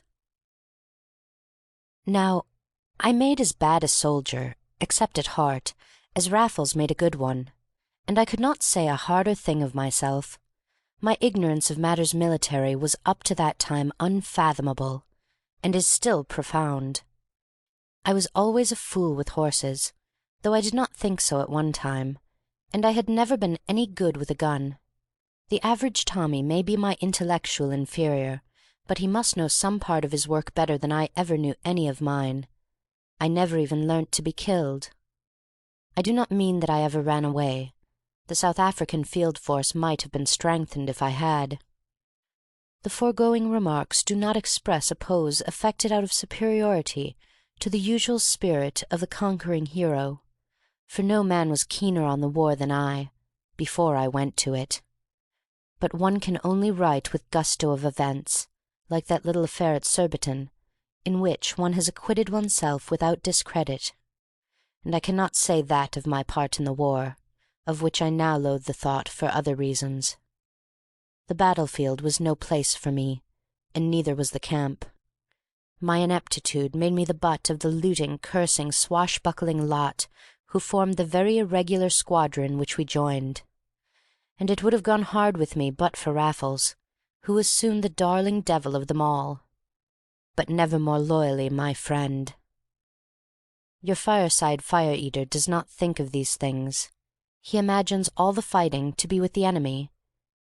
He will probably be horrified to hear that men can detest each other as cordially in khaki as in any other wear, and with a virulence seldom inspired by the bearded dead-shot in the opposite trench. To the fireside fire-eater, therefore, for you have seen me one myself, I dedicate the story of Corporal Connell, Captain Bellingham, the General, Raffles, and myself. I must be vague for obvious reasons, The troop is fighting as I write. You will soon hear why I am not. But neither is Raffles, nor Corporal Connal. They are fighting as well as ever, those other hard-living, harder-dying sons of all soils. But I am not going to say where it was that we fought with them. I believe that no body of men of equal size has done half so much heroic work, but they had got themselves a bad name off the field, so to speak, and I am not going to make it worse by saddling them before the world with Raffles and myself and that ruffian Connal. The fellow was a mongrel type, a Glasgow Irishman by birth and upbringing, but he had been in South Africa for years, and he certainly knew the country very well. This circumstance, coupled with the fact that he was a very handy man with horses, as all colonists are, had procured him the first small step from the ranks which facilitates bullying if a man be a bully by nature, and is physically fitted to be a successful one. Connal was a hulking ruffian, and in me had ideal game. The brute was offensive to me from the hour I joined. The details are of no importance, but I stood up to him at first in words, and finally for a few seconds on my feet. Then I went down like an ox, and Raffles came out of his tent. Their fight lasted 20 minutes, and Raffles was marked, but the net result was dreadfully conventional, for the bully was a bully no more.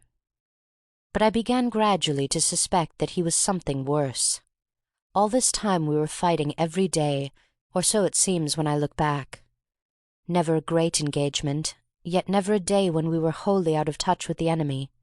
I had thus several opportunities of watching the other enemy under fire, and had almost convinced myself of the systematic harmlessness of his own shooting, when a more glaring incident occurred. One night 3 troops of our squadron were ordered to a certain point whither they had patrolled the previous week, but our own particular troop was to stay behind, and in charge of no other than the villainous corporal, both our officer and sergeant having gone into hospital with enteric. Our detention, however, was very temporary, and Connal would seem to have received the usual vague orders to proceed in the early morning to the place where the other 3 companies had camped. It appeared that we were to form an escort to 2 squadron wagons containing kits, provisions, and ammunition. Before daylight Connal had reported his departure to the commanding officer, and we passed the outposts at grey dawn. Now, though I was perhaps the least observant person in the troop, I was not the least wide awake where Corporal Connal was concerned, and it struck me at once that we were heading in the wrong direction. My reasons are not material, but as a matter of fact our last week's patrol had pushed its khaki tentacles both east and west, and eastward they had met with resistance so determined as to compel them to retire. Yet it was eastward that we were travelling now. I at once spurred alongside Raffles, as he rode, bronzed and bearded, with war-worn, wide-awake over eyes grown keen as a hawk's, and a cutty pipe sticking straight out from his front teeth. I can see him now, so gaunt and grim and debonair, yet already with much of the nonsense gone out of him, though I thought he only smiled on my misgivings. "Did he get the instructions, Bunny, or did we? Very well, then, give the devil a chance." There was nothing further to be said, but I felt more crushed than convinced, so we jogged along into broad daylight until Raffles himself gave a whistle of surprise. "A white flag, Bunny, by all my gods!" I could not see it. He had the longest sight in all our squadron, but in a little the fluttering emblem, which had gained such a sinister significance in most of our eyes, was patent even to mine. A little longer, and the shaggy boar was in our midst upon his shaggy pony, with a half-scared, half-incredulous look in his deep-set eyes. He was on his way to our lines with some missive, and had little enough to say to us, though frivolous and flippant questions were showered upon him from most saddles. "Any Boers over there?" asked one, pointing in the direction of which we were still heading. "Shut up," interjected Raffles in crisp rebuke. The Boer looked stolid but sinister. "Any of our chaps?" added another. The Boer rode on with an open grin, and the incredible conclusion of the matter was that we were actually within their lines in another hour, saw them as large as life within a mile and a half on either side of us, and must every man of us have been taken prisoner, had not every man but Connal refused to go 1 inch further, and had not the Boers themselves obviously suspected some subtle ruse as the only conceivable explanation of so madcap a manoeuvre. They allowed us to retire without firing a shot, and retire you may be sure we did, the Kaffirs flogging their teams in a fury of fear, and our precious corporal sullen but defiant. I have said this was the conclusion of the matter, and I blush to repeat that it practically was. Connal was indeed wheeled up before the Colonel, but his instructions were not written instructions, and he lied his way out with equal hardihood and tact. "You said over there, sir," he stoutly reiterated, and the vagueness with which such orders were undoubtedly given was the saving of him for the time being. I need not tell you how indignant I felt, for one. "The fellow is a spy," I said to Raffles, with no nursery oath, as we strolled within the lines that night. He merely smiled in my face. "And have you only just found it out, Bunny? I have known it almost ever since we joined, but this morning I did think we had him on toast." "It's disgraceful that we had not," I cried. "He ought to have been shot like a dog." "Not so loud, Bunny, though I quite agree, but I don't regret what has happened as much as you do. Not that I am less bloodthirsty than you are in this case, but a good deal more so. Bunny, I'm mad keen on bowling him out with my own unaided hand, though I may ask you to take the wicket. Meanwhile, don't wear all your animosity upon your sleeve. The fellow has friends who still believe in him, and there is no need for you to be more openly his enemy than you were before." Well, I can only vow that I did my best to follow this sound advice. But who but a Raffles can control his every look? It was never my forte, as you know, yet to this day I cannot conceive what I did to excite the treacherous corporal's suspicions. He was clever enough, however, not to betray them, and lucky enough to turn the tables on us, as you shall hear. Bloemfontein had fallen since our arrival, but there was plenty of fight in the Free Staters still, and I will not deny that it was the gentry who were showing us the sport for which our corps came in. Constant skirmishing was our portion, with now and then an action that you would know at least by name, did I feel free to mention them. But I do not, and indeed it is better so. I have not to describe the war even as I saw it, I am thankful to say, but only the martial story of us two and those others of whom you wot. Corporal Connal was the dangerous blackguard you have seen. Captain Bellingham is the best known for his position in the batting averages a year or two ago, and for his subsequent failure to obtain a place in any of the 5 Test matches. But I only think of him as the officer who recognized Raffles. We had taken a village, making quite a little name for it and for ourselves, and in the village our division was reinforced by a fresh brigade of the Imperial troops. It was a day of rest, our first for weeks, but Raffles and I spent no small part of it in seeking high and low for a worthy means of quenching the kind of thirst which used to beset yeomen and others who had left good cellars for the veldt. The old knack came back to us both, though I believe that I alone was conscious of it at the time, and we were leaving the house splendidly supplied when we almost ran into the arms of an infantry officer with a scowl upon his red-hot face and an eyeglass flaming at us in the sun. "Peter Bellingham," gasped Raffles under his breath, and then we saluted and tried to pass on, with the bottles ringing like church bells under our khaki. But Captain Bellingham was a hard man.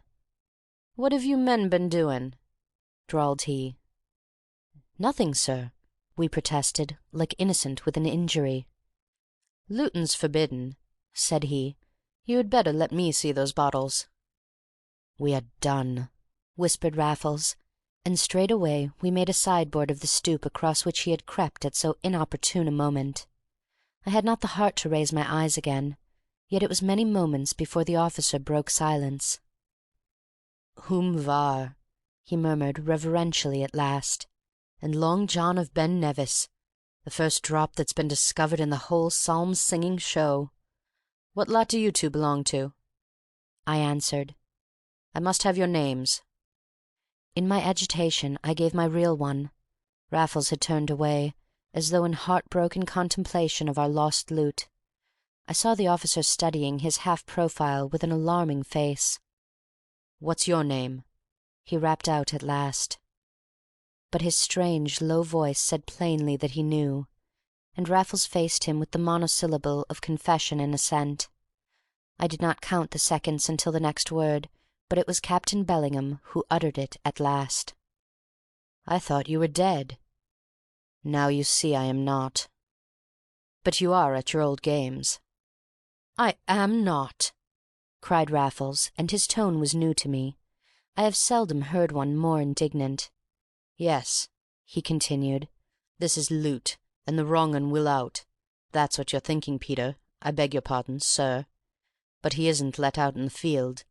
We are playing the game as much as you are, old sir." The plural number caused the captain to toss me a contemptuous look. "Is this the fellow who was taken when you swam for it?" he inquired, relapsing into his drawl. Raffles said I was, and with that took a passionate oath upon our absolute rectitude as volunteers. There could be no doubting him, but the officer's eyes went back at the bottles on the stoop. "But look at those," said he, and as he looked himself the light eyes melted in his fiery face. "And I've got sparklets in my tent," he sighed. "You make it in a minute?" Not a word from Raffles, and none, you may be sure, from me. Then suddenly Bellingham told me where his tent was, and, adding that our case was one for serious consideration, strode in its direction without another word until some sunlit paces separated us. "You can bring that stuff with you," he then flung over a shoulder strap, "and I advise you to put it where you had it before." A trooper saluted him some yards further on, and looked evilly at us as we followed with our loot. It was Corporal Connal of ours, and the thought of him takes my mind off the certainly gallant captain who only that day had joined our division with the reinforcements. I could not stand the man myself. He added soda water to our whiskey in his tent, and would only keep a couple of bottles when we came away. Softened by the spirit, to which disuse made us all a little sensitive, our officer was soon convinced of the honest part that we were playing for once, and for 50 minutes of the hour we spent with him, he and Raffles talked cricket without a break. On parting they even shook hands. That was Long John in the captain's head, but the snob never addressed a syllable to me. And now to the gallows bird, who was still corporal of our troop. It was not long before Raffles was to have his wish and the traitor's wicket. We had resumed our advance, or rather our humble part in the great surrounding movement then taking place, and were under pretty heavy fire once more, when Connal was shot in the hand. It was a curious casualty in more than one respect, and nobody seems to have seen it happen. Though a flesh wound, it was a bloody one, and that may be why the surgeon did not at once detect those features which afterwards convinced him that the injury had been self-inflicted. It was the right hand, and until it healed the man could be of no further use in the firing line. Nor was the case serious enough for admission to a crowded field hospital, and Connal himself offered his services as custodian of a number of our horses which we were keeping out of harm's way in a donga. They had come here in the following manner. That morning we had been heliographed to reinforce the CMR, only to find that the enemy had the range to a nicety when we reached the spot. There were trenches for us men, but no place of safety for our horses nearer than this long and narrow donga which ran from within our lines toward those of the Boers. So some of us galloped them thither, six in hand, amid the whine of shrapnel and the whistle of shot.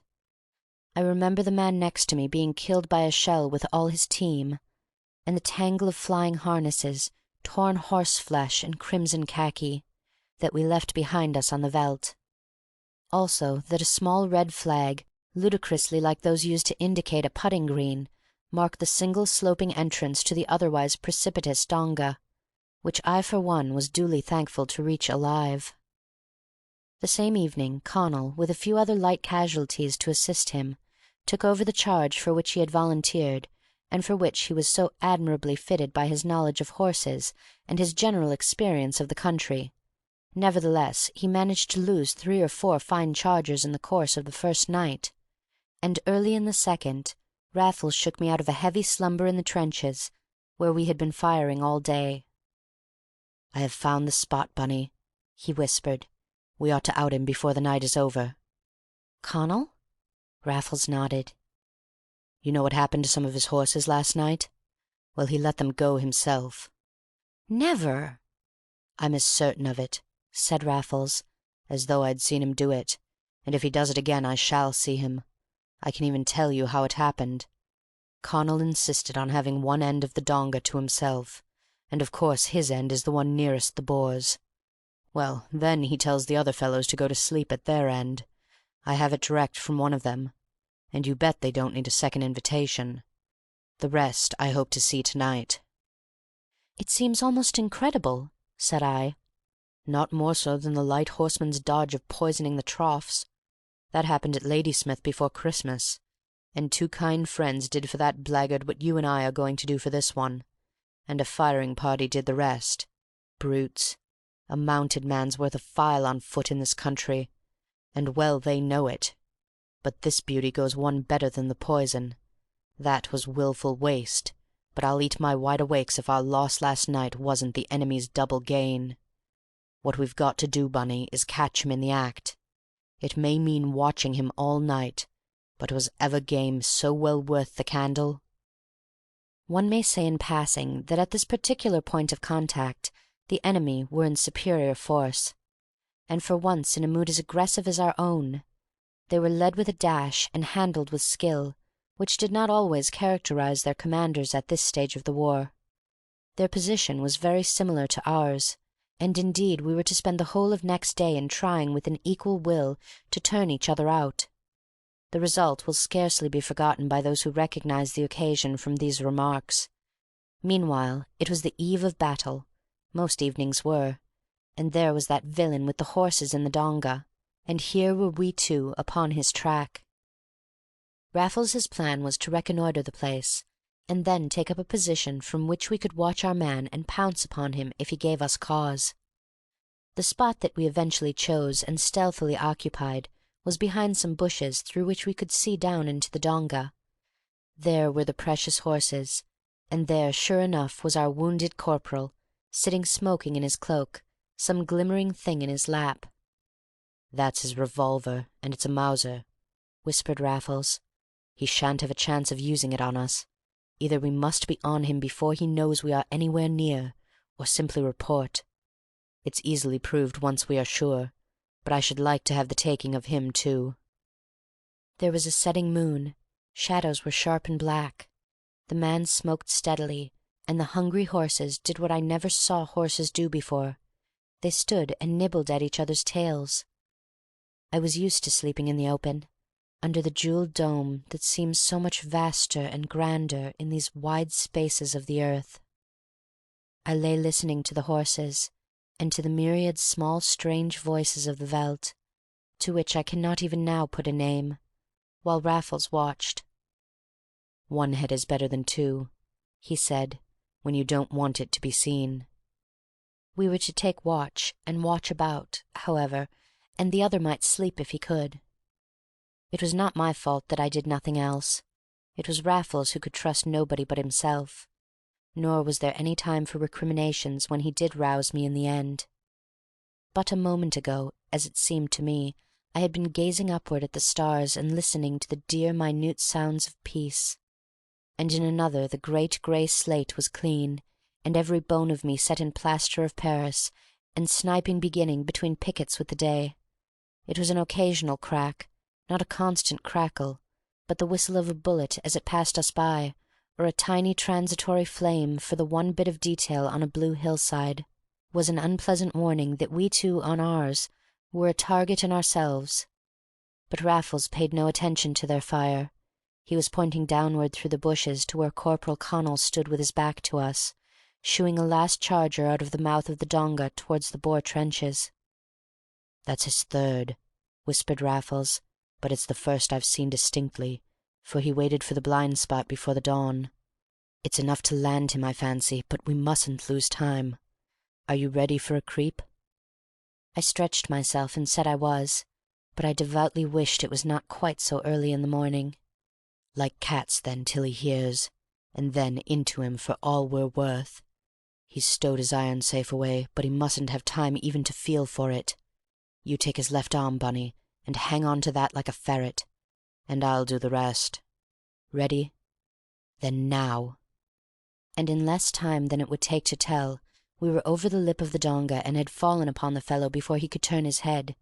Nevertheless, for a few instants he fought like a wild beast, striking, kicking, and swinging me off my feet as I obeyed my instructions to the letter, and stuck to his left like a leech. But he soon gave that up, panting and blaspheming, demanded explanations in his hybrid tongue that had half a brogue and half a burr. What were we doing? What had he done? Raffles at his back, with his right wrist twisted round and pinned into the small of it, soon told him that. And I think the words must have been the first intimation that he had as to who his assailants were. "So it's you two," he cried, and a light broke over him. He was no longer trying to shake us off, and now he dropped his curses also, and stood chuckling to himself instead. "Well," he went on, "you're bloody liars both, but I know something else that you are, so you'd better let go." A coldness ran through me, and I never saw Raffles so taken aback. His grip must have relaxed for a fraction of time, for our captive broke out in fresh and desperate struggle. But now we pinned him tighter than ever, and soon I saw him turning green and yellow with the pain. "You're breaking my wrist," he yelled at last. "Then stand still and tell us who we are." And he stood still and told us our real names. But Raffles insisted on hearing how he had found us out, and smiled as though he had known what was coming when it came. I was dumbfounded. The accursed hound had followed us that evening to Captain Bellingham's tent, and his undoubted cleverness in his own profession of spy had done the rest. "And now you'd better let me go," said the master of the situation, as I for one could not help regarding him. "I'll see you damned," said Raffles savagely. "Then you're damned and done for yourself, my cocky criminal. Raffles the burglar, Raffles the society thief, not dead after all, but live and listed. Send him home and give him 14 years, and won't he like 'em, that's all." "I shall have the pleasure of hearing you shot first," retorted Raffles through his teeth, "and that alone will make them bearable. Come on, Bunny, let's drive the swine along and get it over." And drive him we did, he cursing, cajoling, struggling, gloating, and blubbering by turns. But Raffles never wavered for an instant, though his face was tragic, and it went to my heart, where that look stays still. I remember at the time, though I never let my hold relax, there was a moment when I added my entreaties to those of our prisoner. Raffles did not even reply to me, but I was thinking of him, I swear. I was thinking of that grey-set face that I never saw before or after. "Your story will be tested," said the commanding officer when Connal had been marched to the guard tent. "Is there any truth in his?" "It is perfectly true, sir." "And the notorious Raffles has been alive all these years, and you are really he?" "I am, sir." "And what are you doing at the front?" Somehow I thought that Raffles was going to smile, but the grim set of his mouth never altered. Neither was there any change in the ashy pallor which had come over him in the donga when Connal mouthed his name. It was only his eyes that lighted up at the last question. "I am fighting, sir," said he, as simply as any subaltern in the army. The commanding officer inclined a grisly head perceptibly, and no more.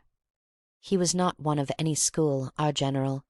He had his own ways, and we loved both him and them.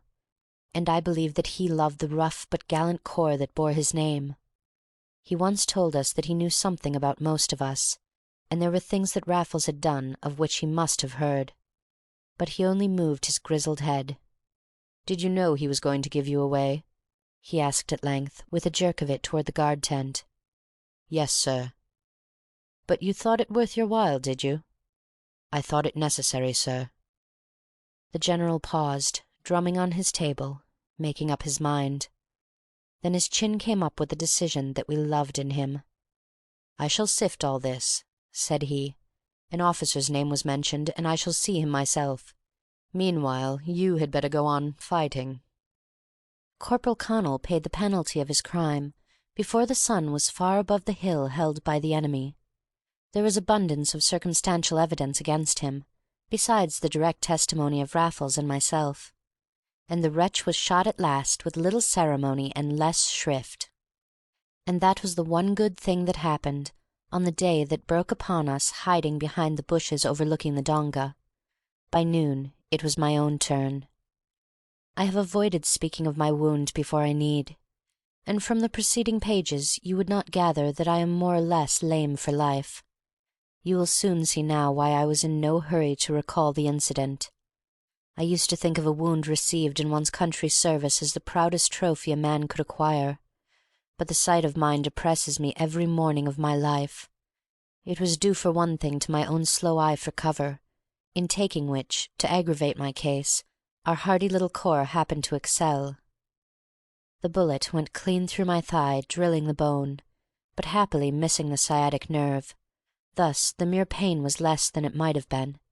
But of course I went over in a light brown heap. We were advancing on our stomachs to take the hill, and thus extend our position, and it was at this point that the fire became too heavy for us, so that for hours, in the event, we moved neither forward nor back. But it was not a minute before Raffles came to me through the whistling scud, and in another I was on my back behind a shallow rock, with him kneeling over me and unrolling my bandage in the teeth of that murderous fire. It was on the knees of the gods, he said, when I begged him to bend lower, but for the moment I thought his tone as changed as his face had been earlier in the morning. To oblige me, however, he took more care, and when he had done all that one comrade could do for another, he did avail himself of the cover he had found for me. So there we lay together on the veldt, under blinding sun and withering fire, and I suppose it is the veldt that I should describe, as it swims and flickers before wounded eyes. I shut mine to bring it back, but all that comes is the keen brown face of Raffles, now peering to see results, brows raised, eyes widened, anon turning to me with the word to set my tight lips grinning. He was talking all the time, but for my sake, and I knew it. Can you wonder that I could not see an inch beyond him? He was the battle to me then. He is the whole war to me as I look back now. Feel equal to a cigarette? It will buck you up, Bunny. No, that one in the silver paper. I've hoarded it for this. Here's a light. And so Bunny takes the Sullivan, all honour to the sporting rabbit. At least I went over like one, said I, sending the only clouds into the blue, and chiefly wishing for their longer endurance. I was as hot as a cinder from my head to one foot. The other leg was ceasing to belong to me. Wait a bit, says Raffles, puckering. There's a grey felt hat at deep long on, and I want to add it to the bag for vengeance. Wait, yes, no luck. I must pitch 'em up a bit more. Hullo, magazine empty. How goes the Sullivan, Bunny? Rum to be smoking one on the veldt with a hole in your leg. It's doing me good, I said, and I believe it was. But Raffles lay looking at me as he lighted his bandolier. Do you remember, he said softly, the day we first began to think about the war? I can see the pink misty river light, and feel the first bite there was in the air when one stood about. Don't you wish we had either here? Orful slaughter, orful slaughter. That fellow's face, I see it too. And here we have the thing he cried. Can you believe it's only 6 months ago? Yes, I sighed, enjoying the thought of that afternoon less than he did. Yes, we were slow to catch fire at first. Too slow, he said quickly. But when we did catch, I went on, wishing we never had, we soon burnt up. And then went out, laughed Raffles gaily. He was loaded up again. Another over at the grey felt hat, said he. By Jove, though, I believe he's having an over at me. I wish you'd be careful, I urged. I heard it too. My dear Bunny, it's on the knees you wot of. If anything's down in the specifications, surely that is. Besides, that was nearer. To you? No, to him. Poor devil. He has his specifications too. It's comforting to think that I can't see where that one pitched. It may have been a wide, and it's very nearly the end of the over again. Feeling worse, Bunny?" "No, I've only closed my eyes. Go on talking." "It was I who let you in for this," he said at his bandolier again. "No, I'm glad I came out." And I believe I still was, in a way, for it was rather fine to be wounded just then, with the pain growing less. But the sensation was not to last me many minutes, and I can truthfully say that I have never felt it since.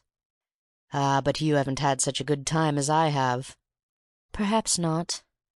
Had his voice vibrated, or had I imagined it? Pain waves and loss of blood were playing tricks with my senses. Now they were quite dull, and my leg alive and throbbing. Now I had no leg at all, but more than all my ordinary senses in every other part of me. And the devil's orchestra was playing all the time, and all around me, on every class of fiendish instrument, which you have been made to hear for yourselves in every newspaper. Yet all that I heard was Raffles talking. "I have had a good time, Bunny." Yes, his voice was sad, but that was all. The vibration must have been in me.